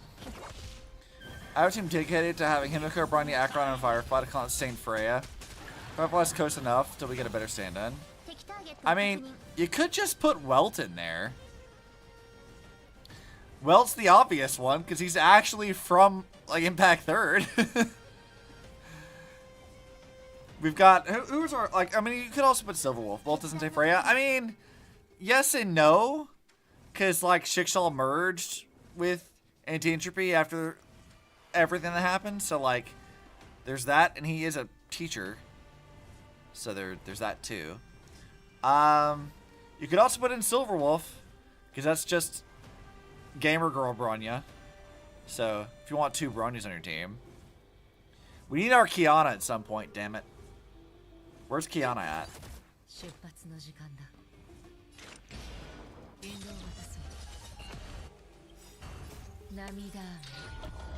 Alright. I've killed the Pokemon. Now let's kill the next one. Easy. Tell Hoyo Kiana right. Exactly. I mean, we're having to wait for Nexus Anima to get the next Kiana. Which, speaking of Nexus Anima, why the fuck are people shipping Kiana and Blade? My girl did not become lesbian goddess of Earth to be shipped with fucking Blade. No. How fucking dare you? That girl is so lesbian. Do not at me with this. I don't want this. Nexus Anima trailer? Yeah. Why the fuck are people shipping her with Blade? They don't even talk. Like, yeah, I did see it. That's my point, though. They, like, have a Pokemon battle. Why the fuck? They shared one scene, and now apparently that's shipping material? Fuck off, actually. No. That's stupid and bad. They shared more than one frame on the same screen, so internet words are legally married. Yeah, like, no the fuck we do not ship that. Hell no. No the fuck we do not. That pisses me off. Like, I saw that shit, I'm like, no, absolutely not. Kiana does not get shipped with Blade. Blech. Hell no.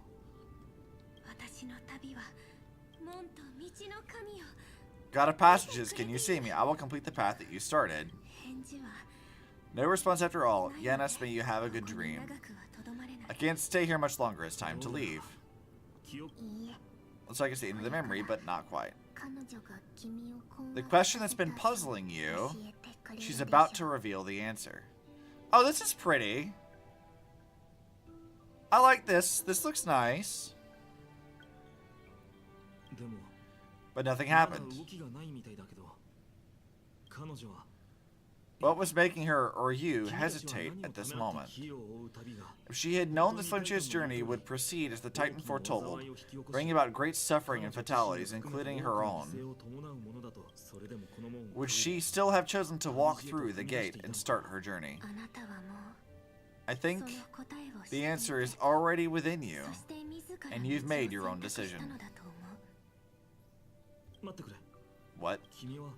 You can hear us? Not really. She can neither see nor hear us. Yet she knew that one day someone would return to unveil this dust-covered memory. We can never know for sure who helped us back then, but that kindness was forever engraved in our hearts, motivating us to move forward. Time has modified this memory into a special letter, so that we do not forget our original intent. It's a letter written by Tribios of the past and sent to her future self in this memory. It is Tribios of the future who overcomes all difficulties for her and sends her on a long journey towards the tomorrow where we are. Yes, you'll remember it all, and then you'll find your way back to the gate where everything began. Here I will set sail towards the distant horizon. Here you have traveled far on your way home. Such is the maxim that unveils Tribios' fate. You shall shatter into 1,000 fragments and wither on the soil of foreign lands. So if you ever feel lost, return to this place. I'll keep this memory here for you, or for me, to embrace it again. Worry not. Though loss is something we've grown used to, our resolve and pledge are what Tribios will never forget. Each one of us has never failed to remember. Losses are a constant on the Flame Chase journey, among which even life itself holds little value. The hot blood of the sacrificial lamb will not be spilled in vain, like my mother and I. The libations poured are guaranteed to bear fruit, just as my blade-wielding right hand is not a hollow formality. Surmount the myriad passages of Yanis, and we will once again ride the west wind and let the wings carry us far away. So this is your answer. That's right. In the name of the three fates, I stand by my answer with no regrets.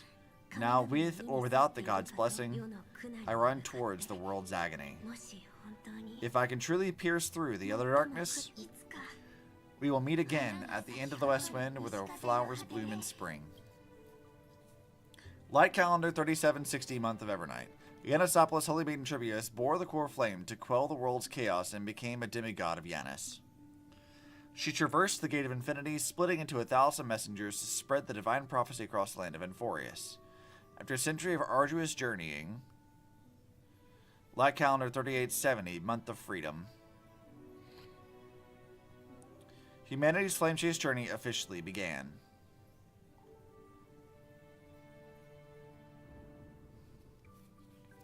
There was a chest there and they refused to let me touch it. How dare you? Lady Tribby, do you still think that everything will be fine tomorrow? I really like the way Castris looks. Like her purple fits really well with a lot of this stuff. It just looks nice. It's good contrast. Yeah, that's what Trian would say as well. With all due respect, Lady Tribby, you know perfectly well that see you tomorrow is nothing but a white lie. I hope your toughness is not a mask hiding a lonely heart. Cass, that's not a lie. See you tomorrow is the greatest prophecy in the world. Prophecy? It's just there's a little bit more variation in color with her look. Yeah, I do have a slight complaint with it, but only a slight one. We'll come to that in a second when we see her again. In every corner of this land, every heartbeat carries a prayer for that prophecy to come true. It may be that only a few heroes will bring tomorrow to the new world, but the prophecy of leading everyone to tomorrow belongs to all of Amphoreus. But not everyone has a chance to see tomorrow. How can such words be called prophecy? Show Cass in her full outfit, please, so I can talk about her outfit better. Because people believe it will come true, and they are trying hard to hold on to that belief. Even as the world teeters on the brink of collapse, everyone is pressing forward, longing to reach farther and move forward towards tomorrow. And that is why a Holy Maiden exists, to lead the world towards tomorrow, and why Yanisopoulos' prophecy unfolds its passages. Fate is not about the outcome, but the journey. It's not the flowers that bloom at the end of the road. Okay, well, we can look at Cass's design here. I think she suffers from the same kind of problem that Hersher Finality and Origin had, and Rebirth as well, which is that MiHoYo really likes this, like, white dress with purple accents kind of thing, but they don't really break up the designs as much as I would like. And I remember that when, especially with Hersher Origin came out, people really hated it.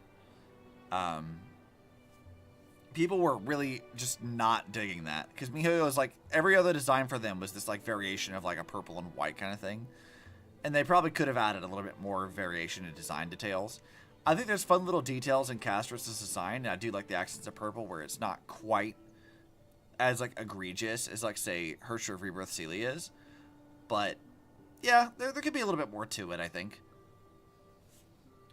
it's not bad though. I do like it.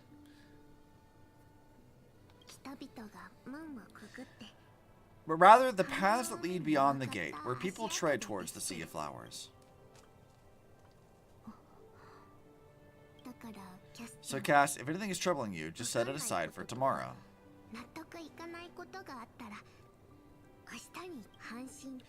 There's no difference between demigods and mortals. The troubles we encounter can only be resolved by our future selves. Reflect through the long night, wait for the dawn as you think, then set off at daybreak. The hesitant part of us will be left behind in the dark, while the determined side of us will know no fear.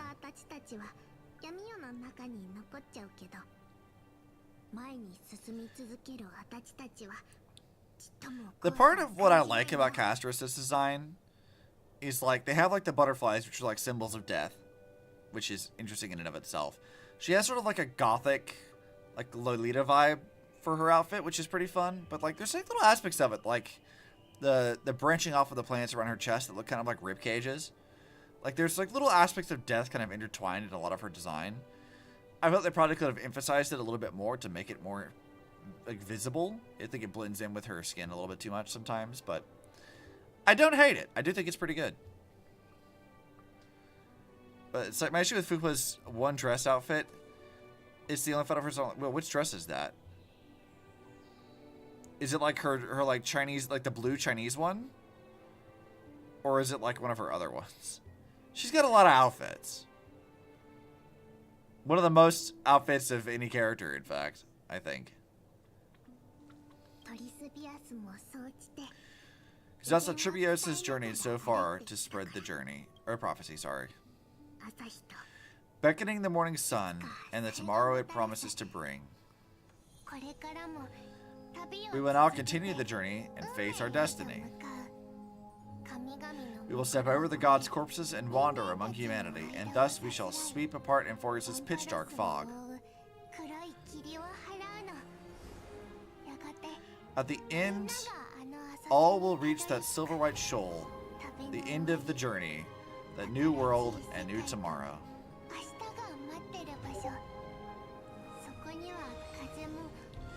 It is a haven free from storms, cold, and heavy rains. No sorrow can linger there. We've made a promise to meet again at the end of the west wind, where flowers bloom in spring. See you tomorrow, Trian. Alright, let's see this one you're talking about. Oh, there's an Axa. I was wondering where the fuck he was. Let's see. Oh, her wedding dress one. I don't know. I really like the wedding dress. There's only so much you can do with that. Like, it's... Like, every one of those wedding dress ones is like that. Like, there's not really a way to get around it. It has to be mostly white. I don't think there's too much of an issue with it. I like a lot of little subtleties to that outfit, actually. It's not my favorite outfit for her, but I do like it. I think the outfit for Garuda, like the purchasable one that's like, looks like Senshi designed it, I really like that one. That might be one of my favorites for her. Child of humanity, surely you are not waiting for the arrival of night. Nights do not fall upon Akama. That's why it's futile for you to wait here. Honestly, I didn't expect the renowned Reason Titan to behave like this. And that's all thanks to you. If your soul weren't as prickly as a hedgehog, I wouldn't have to act this way. Imagine having the Titan be like, you prickly little shit. If you were more accommodating, you wouldn't be opposing me all the time, and I could teach you more freely instead. It was you who insisted on implanting the core flame in me. Forget it. Cut the sarcasm and say what you need to say. Fine, fine. All I want to remind you, there's not much left in your soul. If you don't do something soon, I'll have to take over this body. If I'm not worried, why should you be? I know what you're planning. You just want my help answering the question. What exactly are we, correct? I don't like the wedding dresses personally. It's not the white that bothers me, it just feels way too, here's your fantasy, imagine she's marrying you outfit. I mean, that is kind of what it is. Something that looks bad, but it clashes with so much of how I usually see Fuqua, I guess. Well, you wouldn't be the first one to complain about that. That's kind of why our Chinese server got the whole fucking bunny suit thing deleted. Or so they claim anyway. I don't know if I buy that entirely. But the claim was that, like, Fuqua in a bunny suit, like, was disrespectful to her character, and they threw a fucking fit about it. And miHoYo deleted the entire fucking event. I feel like if Fuqua's gonna have a wedding dress, like, that does feel like it fits her. Like, it's elegant, it's not super revealing or anything like that. It does feel like it works. Some of the other wedding dresses I like a lot less. Like Himiko's, for example. Like, I think I have it equipped on her, on one of them, but, like, it's definitely not my favorite of those. Durandal's also is kind of like, they tried to implement her, like, paladin design aspects into it, and it just doesn't feel really as unique. I think as far as the wedding dress ones are concerned, Fuqua's is one of the better ones. Rita's might be my least favorite, though. I don't think I like Rita's. Not all that much. And I don't think Sealy has one. I don't think they gave Sealy one. Maybe not Brawny either, actually. I don't know. It's been a while. I have to go look at that. It's good that you remember. Thus, equivalent exchange. It's only fair.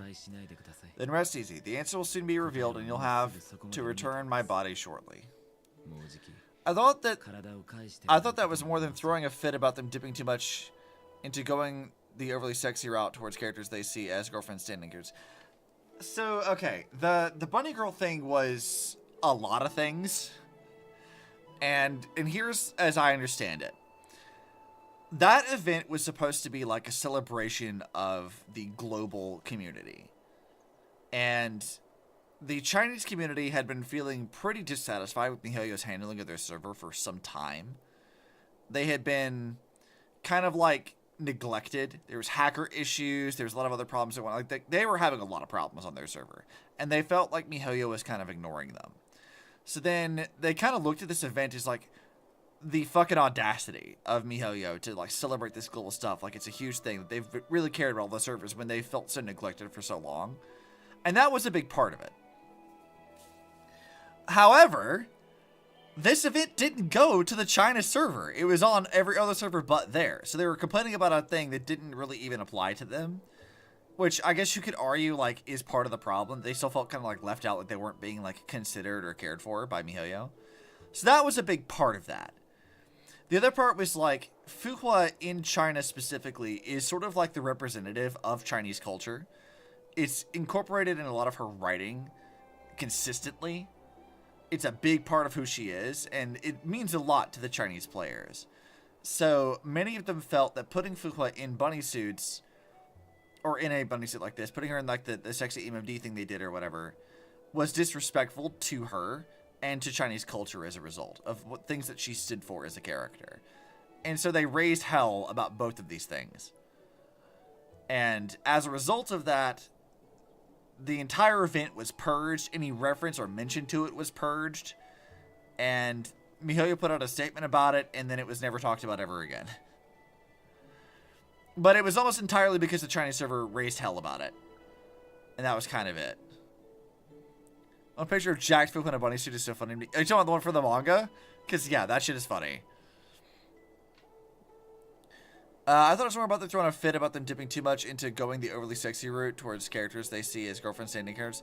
I didn't really see that was really the case. It was entirely about Fuqua. Like, people were pissed about this.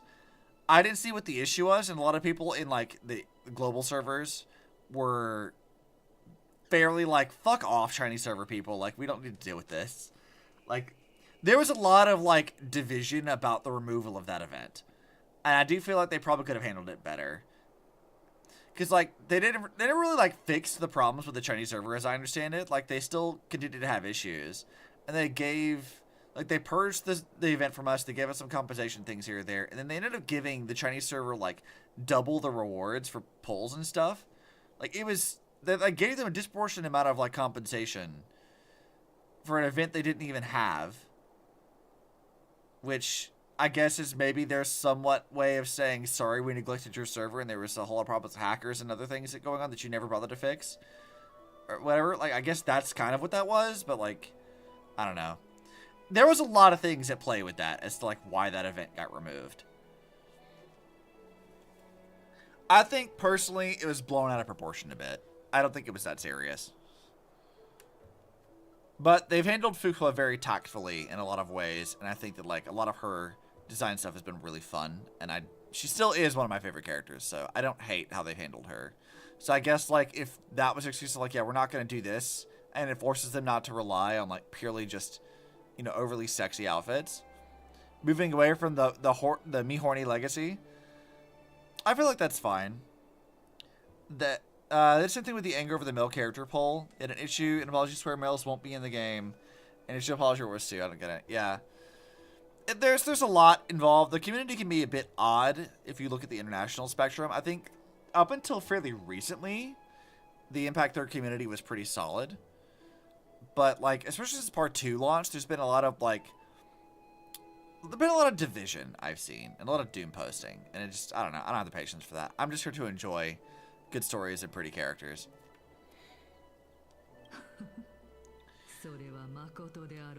Is that true? Certainly. I initially thought this extremely frail state would hinder me from getting my body back, but I didn't expect the answer to be right within it. That saved me a lot of trouble. I don't even need the Black Robe Swordsman's ceremonial blade. That's certainly worth celebrating. Regrettably, I can't carry out the upcoming experiment alone. The girl who's walking with death, is she fully prepared? Be patient, Titan. If we're always so guarded, how can death reach us so easily? Unfortunately, on behalf of Akuma, I must ask you to slow your pace. Oh no, these two finally get to talk.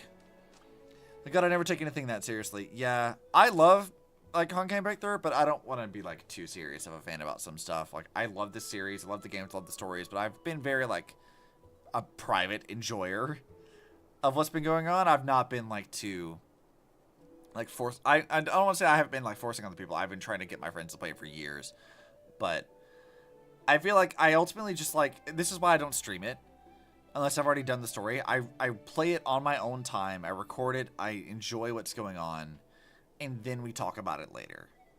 Like that's how I approach my relationship with Impact 3rd.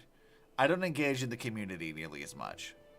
Unless it's like looking at fun art on Twitter. I want the game to be good, not pander to anyone in particular. Yeah, like that's kind of where I'm at too. I forgot about you. My apologies. Alright, let's see how these two interact. I've been dying to see this. A child's words are always carefree. I'll just dismiss these words as nonsense from a cheeky child. Come now, conceited performer. It's time to address your relationship with that Titan. What if I refuse? Provocation will only tip Talantan's scales further towards your demise. There's no need to go to such lengths. Oh, monster, neither human nor divine, don't forget that you won't dare kill me. If you snuff out the core flame of reason, who else can you use to stand against the council? They're just two bitchy exes. Do you two mind if I cut in? I warned you. Do not interrupt me. I've just been meaning to ask, does death really matter to you? What do you mean? What I mean is, before I implanted the core flame in your heart, you are already a silent, cold corpse. Well, what? I'm back. Finally, I have a moment to catch my breath. Want to chat? Sure, Don Hung. You've been kind of gone for a while. It's unusual to see Mim isn't with you. Since they're not here, let me ask you, are you really sure you want to take on the trial of Ornyx's core flame on behalf of the Crisis heirs? It's about time for me to level up. We've ended up at this point after all. This is probably a fate that Trailblaze can't evade. You should be extra cautious and watch out for yourself. Based on experiences of those before you, this trial is no walk in the park. But what concerns me even more is that you'll further bind yourself to Amphoreus. If you truly assume that Titan's divinity, do you believe you'll be able to lay it down again? Okay, I need to go to bed. Night, night. Night, and I'm hoping we're reading to a stop point when Don Hong shuts the fuck up so I can stop and we can pick it up again next week. Forget it. We'll deal with that when the time comes. No matter what happens, I'll be right there with you. Aw, how sweet. But where were you earlier? Yeah, exactly. I got held up by 2 people in Guardian deforms and ended up missing Trian's farewell ceremony. You going for another 5 hours? I will not be going for another 5 hours. My throat's about to die. They said they were messengers of the Council of Elders and wanted to verify my identity. But I suspect we've been on their radar for a while, and they've only made their move when you and I got separated. Their questions were quite specific, from how we arrived in Akaba to our relationship with each Chrysos heir. They even asked what we did in the market. Luckily, those pawns aren't the brightest. I managed to brush up most of the questions, so they'll probably leave us alone for a bit. The Council of Elders, are they the bad guys? Looks like dark undercurrents are roiling in Akama. Is this foreshadowing the next version? Their conduct is certainly irritating. But on second thought, Aglaya also initially kept her guard up with us. It's best not to provoke either side until we know the full truth. The only thing we know for sure is that some members of the council aren't happy with the Chrysos heirs. In the worst case scenario, we could get caught up in the internal conflicts of the Holy City. That's my favorite episode. To be continued. If only we had more time to sort through the clues about the Black Tide, but now the weather is the only lovely thing left. Let's take some more pictures. What's going on? What's up, Danhong? Memory card is full. I bet Marsh and the others are pretty worried too. Oh, okay. We're just showcasing that, not telling us what the fuck is going on. Alright. And so, this long day passed for Akama. Some people arrived, some people left forever, just like every other day on this journey where we, stumbling, move forward. We have long been prepared. If we are to chase the flames, then we must grow used to farewells. And yet, no one could back then foresee. Dun dun dun! Exactly. Death. Its arrival would always be so sudden and so momentous. Are we finally going to start the Castros arc? Finally? Even Stella, coming from beyond the sky, could not escape the Reaper's 2 hands. What people gained and lost in that trial of death was far heavier than life itself.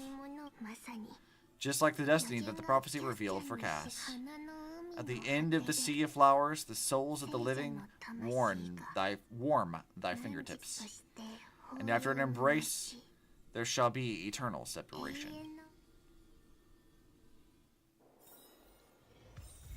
Let's go! Alright, fucking progress. Jesus.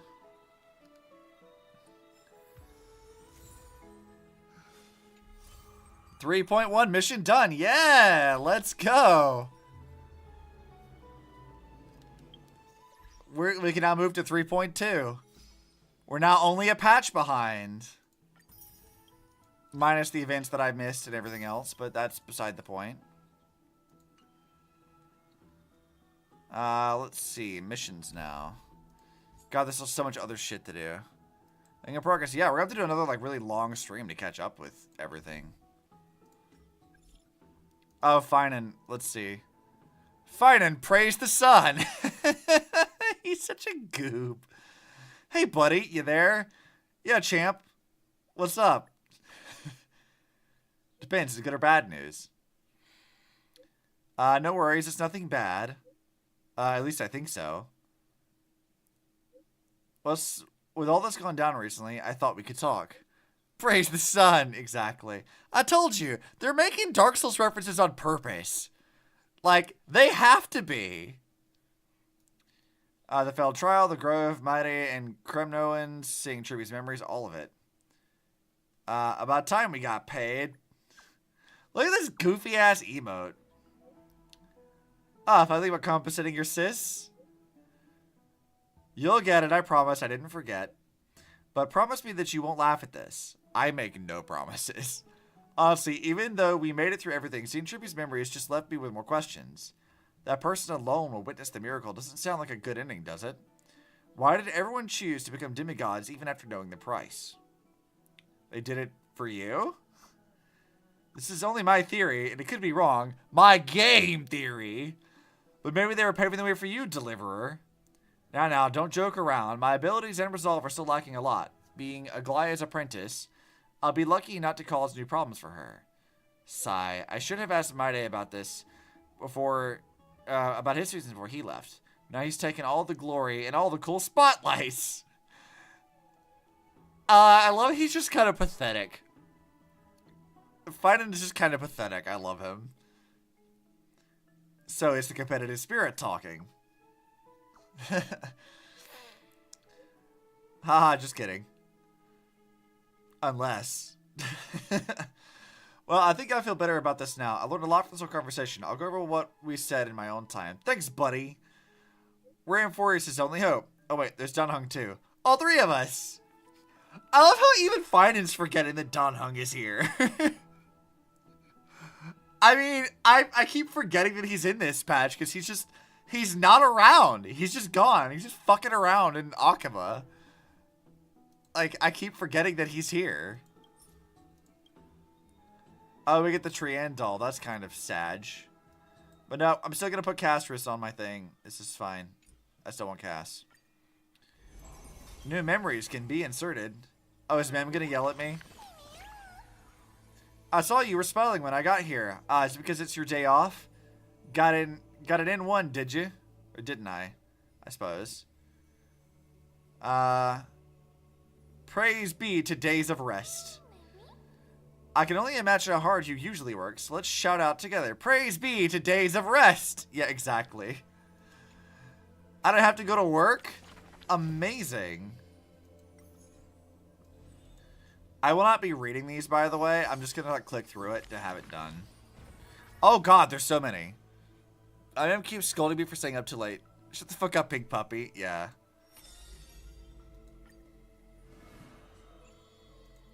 Alright, let's just complete clicking through this. I will read it again on my own time. Yeah, it's fine.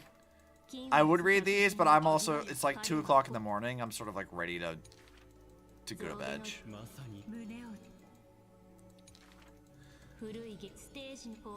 I have not read a lot of these. I did this exact thing off stream too.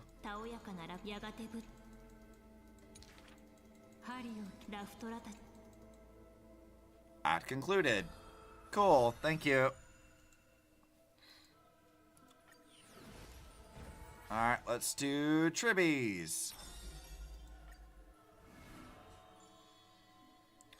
Oh God, there's so much.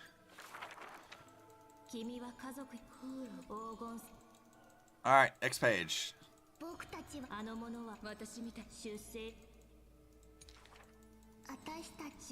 I do like this though, like having like a little storybook to discuss this, because it's exactly what Elysia does in the Elysian Realm, like giving May the like little storybook to talk about them.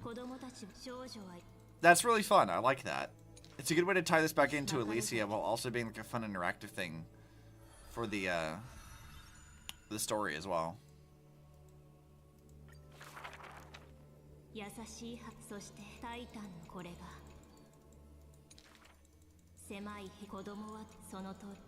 Alright. Come on, storybook stuff.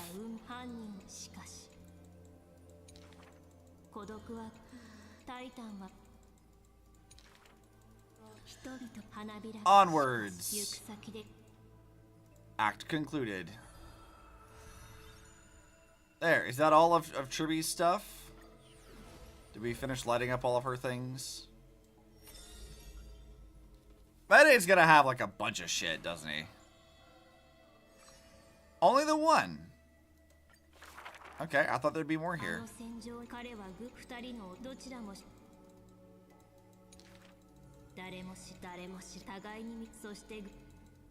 Alright, let's keep going. Click through it.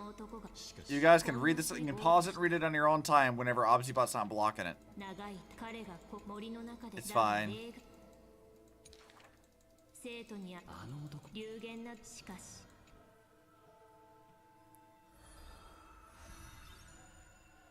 I guess there's like other things here for side quests and stuff.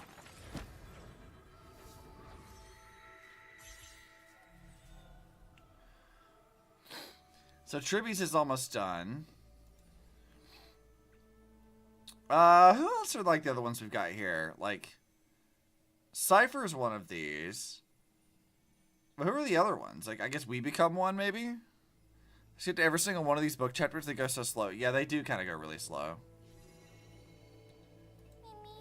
Alright, ma'am, anything else you want to say? Oh, these stories are really, really old, but I haven't had enough of them yet. Oh, that reminds me, I forgot to ask an important question. How old are you? I forgot, it doesn't matter. No way! How will I ever know what gift to get you? Can't you just make something up? But I'm so happy that the moment I stepped in this world, I met you. I mean, yeah. By the way, or this way, every one of my life will be recorded by you. If you ever write a book about me, it'll be a thick one. What is there for us to talk about if I already know everything? But my dark past is a crushing weight shrouded in darkness. Well, we gotta go with the Chunny one. That kind of line won't fool me. Just looking into your eyes for a second is enough to tell. You're a very simple person. Yeah, she likes trash. There's not much to really figure out there.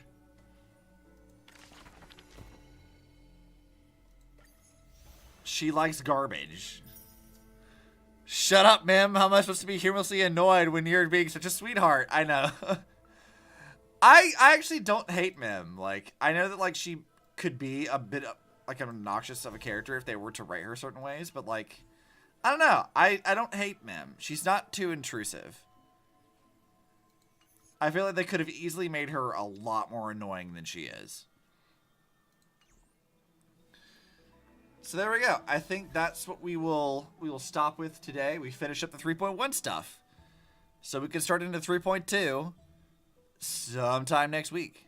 And hopefully, when we go through next week, we can finish 3.2. And then we're supposed to be in 3.3 right now. That's what patch we're in. So, like, maybe partway through next week, we can finish all of 3.2. And then maybe over the weekend, we can start into 3.3. 2 weeks, maybe, and we can finish it up. That's what I'm hoping. We got a lot to do, though. There's a lot of shit to do. And I'm probably going to do side quests in my own time. That way I can, like, kind of finish those up. And then maybe we'll be ready for whenever Cypher drops. We can actually do some pulls on stream. This has been a long one, so I hope you guys enjoyed. I'm going to go crash the fuck out now and get some sleep. Oh, wait. I wanted to add you. Oh, my UID. You can. I can post it in Discord later. My UI, my streamer UI stuff might be blocking it a bit, but you should be able to find it somewhere. Yeah, I hope you guys enjoyed. I am gonna go crash immediately because I need sleep. One sec. Okay, hang on. I'll wait. I'll sit tight.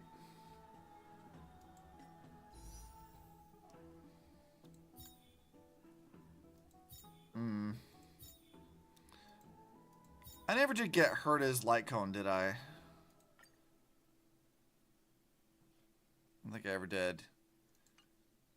601299674. Yes, that is correct. Can you tell me how many J's and tickets you have? I have 15 tickets and 8,753 Jades. So I can convert all of that. I don't think I have heard his light cone. When was the last time I got stuff for this? Let's see, records.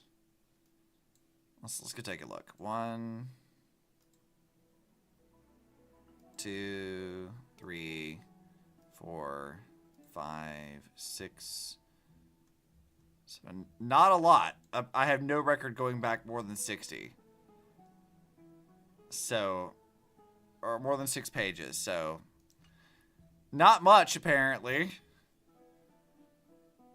Which means whoever I roll for next, I should be able to get their light cone and their character fairly easily. I guess we'll find out. Anyways, I will see you guys on the next one. Bye.